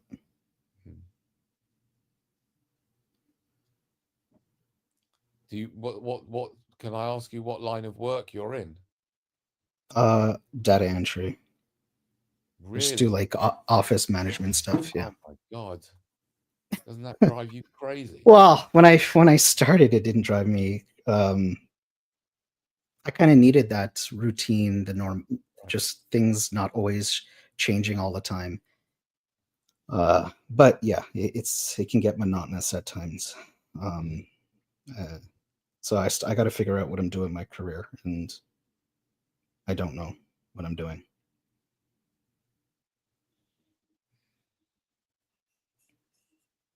Yeah, I'm a paper pusher. That upsets me. What? Why? No, because I just think it's like, again, it's another aspect. A guy like you who's clearly way above average intelligence and is very compassionate and is forced to do this shit. I think I can come across as intelligent. That doesn't mean I am intelligent. Like, I can quote some books. That doesn't mean like I understand the books, right? Yeah, that's true. But unfortunately, maybe calling you above average intelligence isn't really much of an accolade, because the average is so stupid. But you're not dumb, that's for sure. Not in my view. And I just think it's like, yeah, I just think it's a crying shame that anybody, even if you're dumb, that anybody has to, especially someone who's, who's a thinker, has to sit all day and do that kind of thing just to put a roof over their heads and have food. Because like, if I was smart, I'd obviously make a change. Yeah. I mean, I guess, yeah, there are different types of smartness.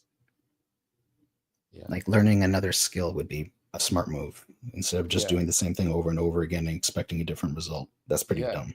That's true. The definition of insanity. What skill do you think you could learn? Like, it could be carpentry, it could be plumbing, it could be any of the trades. Right. What's stopping you doing it? Laziness. Right.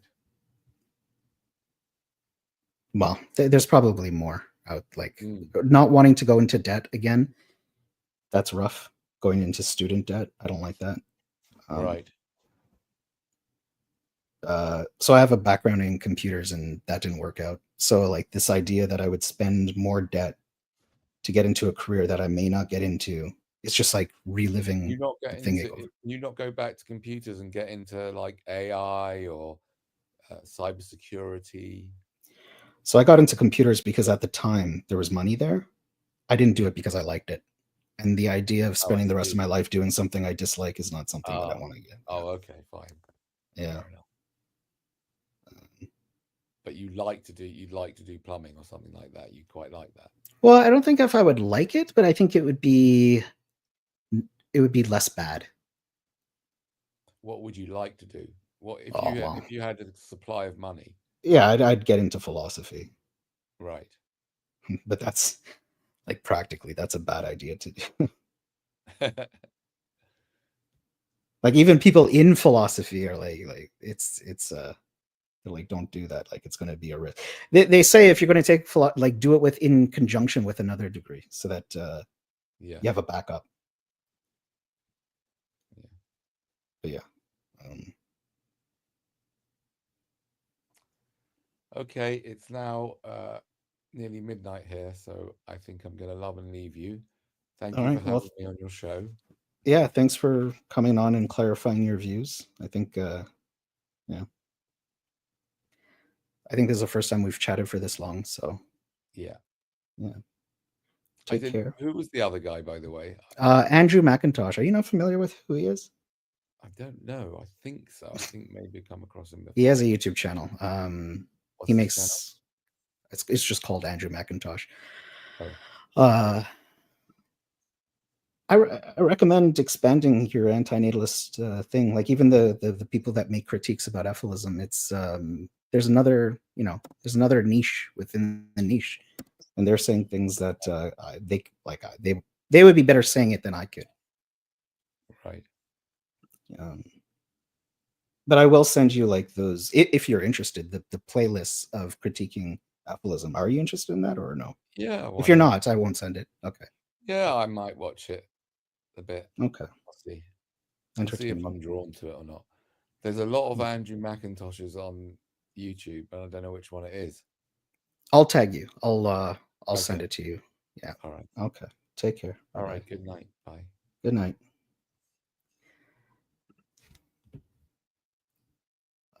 Smartness alone doesn't improve your situation. You need resources too. Very true, HR. HRI, you have been with me since I think the start of this fucking thing.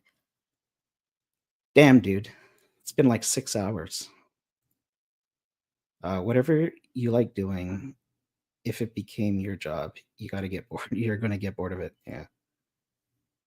Damn. That's 6.5 hours of streaming. You know, I started this with the intention of reacting to a 17-minute video. Wow. Damn.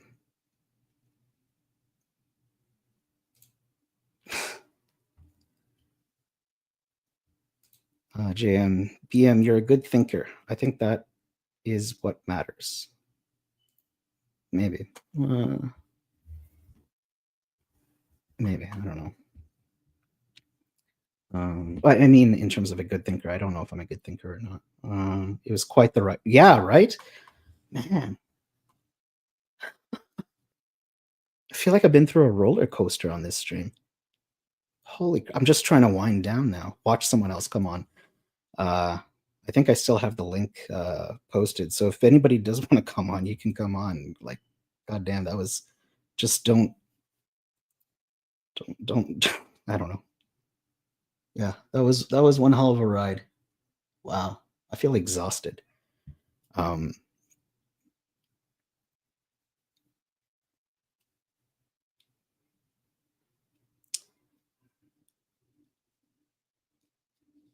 I feel like I wanted to ask Danny some more questions, but I don't know what I would have asked him.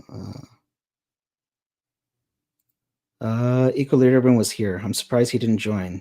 Yeah, I thought he was going to join too. And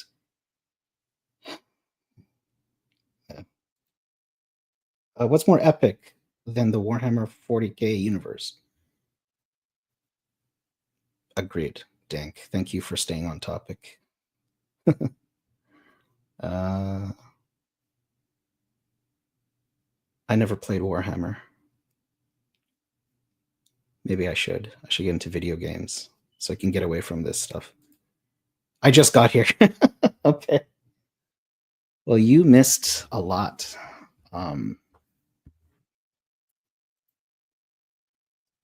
Yeah, guys, I'm just gonna like chill for about 5 minutes and then log off, or like, yeah, because I gotta wind down from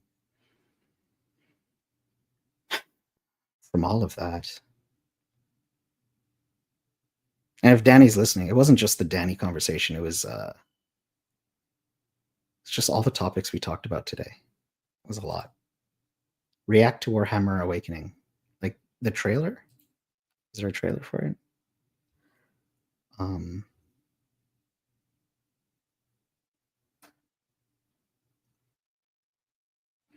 Well, thank you everybody for joining me. I know the viewer count remained consistent. That at least some people were watching the short film. How long is it? Maybe it is a good brain, a way to decompress after whatever the stream turned into.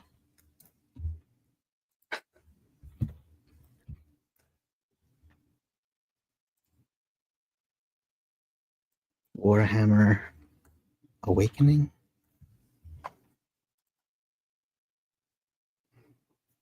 Oh God, it's an hour long, bro. No, I can't do that.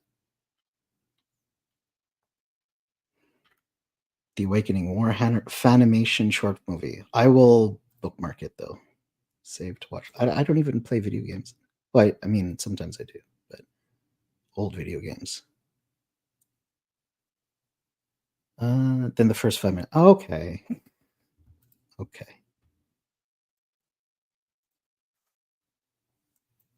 This is very random.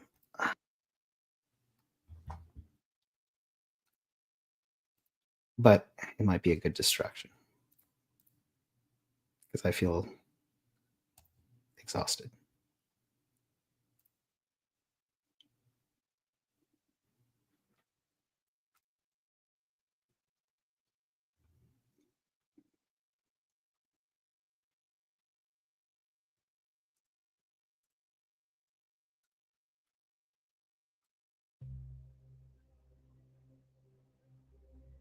Oof, my poor computer. Just having a hard time.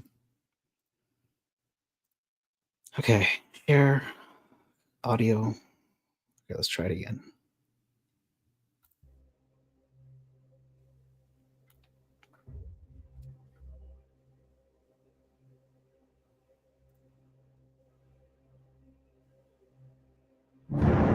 It is the 41st millennium. 10,000 years ago, the Emperor of Mankind launched the Great Crusade, reconquering the galaxy in humanity's name and establishing his interstellar imperium. However, those old days of might and glory are long gone. A civil war broke out between the Emperor and his favorite son, Horus, bringing mankind and the galaxy itself to the brink of destruction. And although the Imperium emerged victorious in the end, the damage it suffered was irreparable. Ever since then, humanity has become stagnant, slowly withering and decaying towards an inevitable end. Regardless, its power remains considerable. Millions of worlds, trillions of citizens, vast armies and navies, all held together by war. In this dark and distant future, they're not war. Billions of souls hold the line day after day, fighting against the Emperor's enemies, the forces of chaos and their dark gods, the many races of alien invaders, and humanity itself. Every day, millions fall. Is this the actual thing that you recommended? Or is it a different one? For his eternal glory. One of the most powerful force in the Imperium is the legendary Adeptus Astartes, the Emperor's own angels of death. To the common populace of the Imperium, they are known as the Space Marines. Once humans, now demigods of the battlefield. Genetically altered, with added organs and implants, raised and trained to be warriors who know no fear, no remorse, and no fatigue. Clad in majestic power armor, proudly bearing the markings of their chapters, they wield a deadly arsenal that even the darkest horrors lurking in the depths of the galaxy cannot stand against. 20 legions there once were. Out of these, small chapters gradually arose and disappeared, among them the direct descendant of the First Legion, the Dark Angels. Brave, proud, and unrelenting, they pursue their goals, whatever the cost may be. This is one of their stories.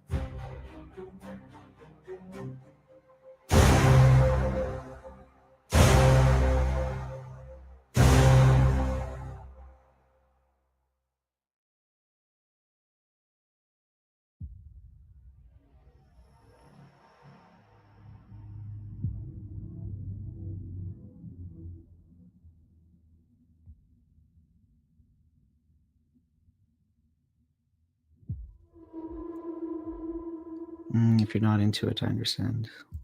I'm not into it. I just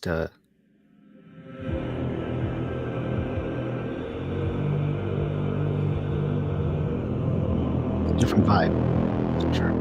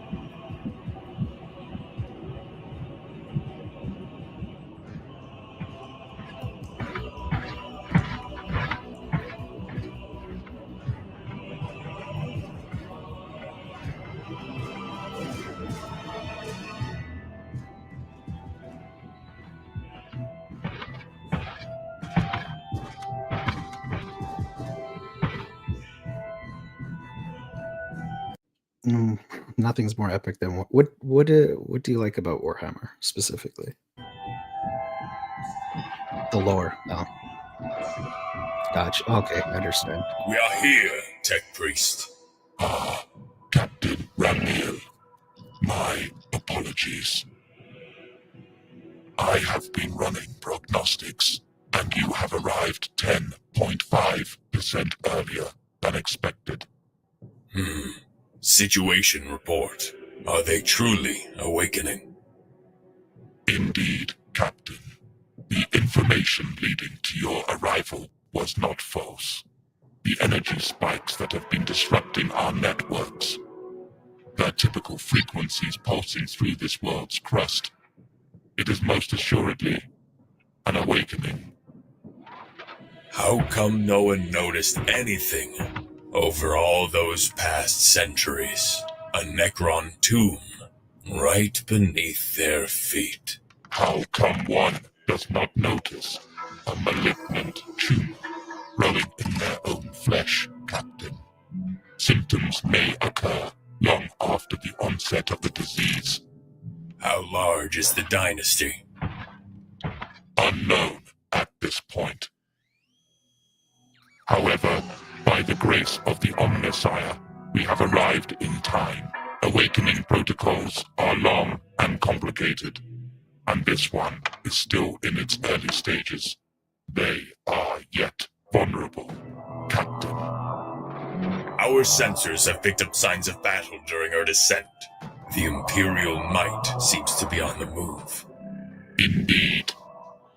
Local Astra Militarum units have assumed defensive positions, and the Aeronautica Imperialis has been carrying out preventive strikes in the enemy rear. However, several regions are already beyond our reach, and our forces are slowly losing more ground, despite their best efforts. We must stop this cancer in its tracks, or face the inevitable. Just tell us where you need me and my brothers, priest. The Emperor will take care of the rest. As I have said, Marine, we need to stop the growth from spreading. A surgical cut performed at the right place, at the right time. And we are to be your scalpel. Is there a better tool for this operation, other than the Emperor's own angels of death? The great Astartes. Ah, Captain, my calculations are complete.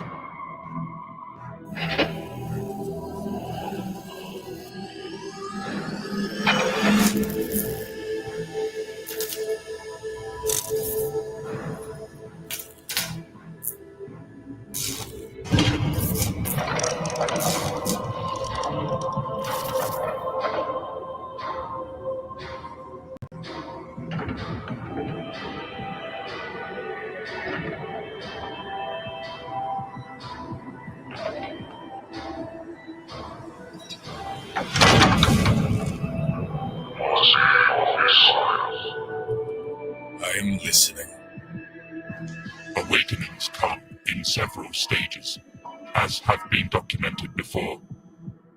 We find ourselves in a race against time. Reinforcements and pre-prepared defensive positions will be necessary. It will not be easy, but all is not yet lost. These pylons are the main means of transfer from the tombs to the surface. A quick and effective route, and an abominable tech heresy, of course. It might seem the pylons are easy targets, but their protective fields and firepower make them the very opposite of that. However, I have been able to perform thorough scans over the past several days to see how the energy flows converge into nodes. And I have found a particularly large one. Deep underground, I assume. Indeed, yet still reachable. What will we gain from destroying it? Time. The pylons will be weakened, making strikes against them 85 to 92% more effective. The enemy's progress will be hindered, and there is a 12.3% chance of starting a chain reaction, which could spread to other energy nodes. This could delay or even halt the awakening protocols. Very well. So, what is the catch, priest? The success probability is 22.2315%. I have faced worse odds. And this fact has been reflected in my calculations, Marine. I suggest a small strike team, composed of your very best. Are your men ready for such a task? My brothers are sharper than a blade, priest. I will give you the courtesy of not doubting your calculations. You may return the favor by not doubting me and my brothers. As you wish. If possible, your team should include a brother who communes with machine spirits. His experience will be invaluable when activating and delivering the nuclear warhead. One of your Thunderhawks would be the most effective mode of transportation. It will increase the chance of a successful insertion by 32%. Very well. The flight path crosses several locations with enemy forward positions. They know what they are protecting, Captain. Instruct your pilot to be prepared for evasive maneuvers, which he will be most assuredly fired upon. Several diversions will be created while you are en route. Success chance, 35.8%. And now, the critical point, Captain. Your machine must pierce through the upper layers of the crust in order to gain access to the tomb containing the node.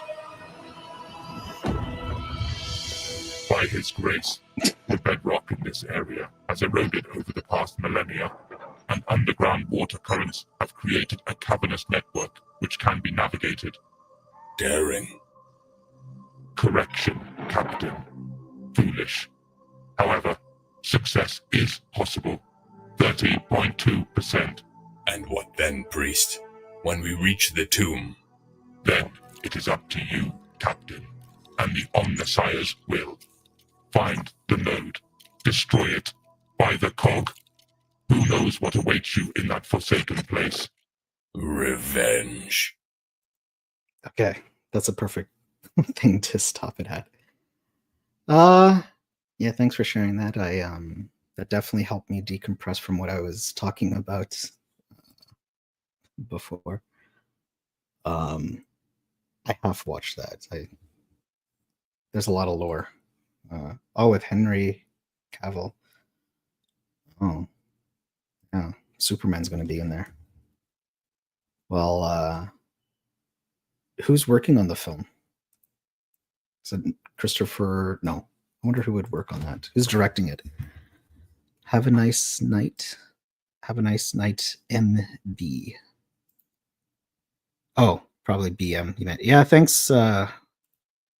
Thank you, HRI. And yeah, that was one hell of a live stream. So it would have a high budget. I see. Yeah, thanks everybody for joining me today. I don't know how useful it was, but it was a ride. And yeah, that's all I can say about that. I've been in my chair for almost 7 hours. So I'm gonna go for a walk. Yeah, let's go for a walk, chill the fuck out. I'm an antinatalist. Oh, okay. You were talking about this way earlier. Yes, we talked about a lot of things earlier.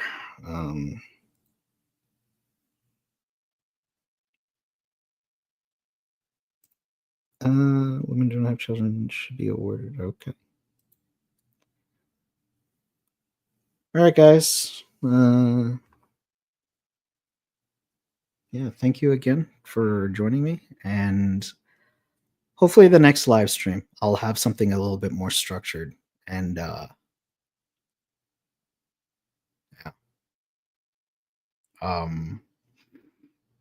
Hope everybody has a good night. I guess you disagree? No, I mean, incentives are fine. I just don't know what's being proposed. That's all. And I'm really tired.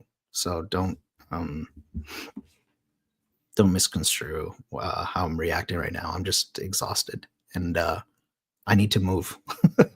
I don't know how people live stream for 8 hours. It's great. That's yeah. I need to move. I need to stretch my legs. I need some fresh air. Anyways, thank you again, everybody, and I'll see you next time. And yeah, take care. Ciao.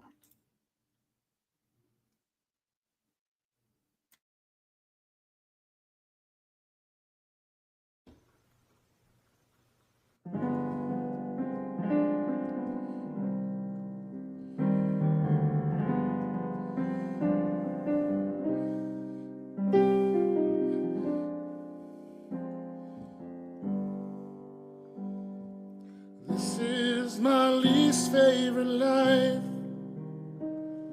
the one where you fly and I don't. This holds a million deceits, and a lifetime goes by in smoke. This is my least favorite you, floats far above earth and stone. The nights that I twist on the wreck, all the times that I feel most at home. We're wandering in the shade, in the rustle of falling leaves, a bird on the edge of a blade, lost now forever memory.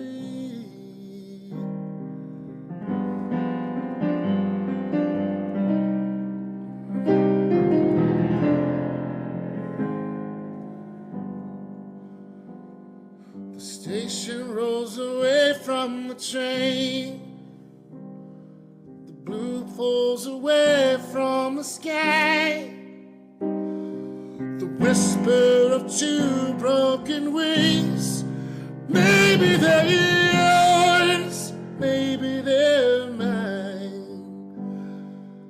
This is my least favorite life, the one where I'm out of my mind, the one where you're just out of reach, the one where I stay and you fly. I'm wandering in the shade, in the rustle of falling leaves, a bird on the edge of a blade, lost now forever, my love, in a sweet memory, my love, in a sweet memory.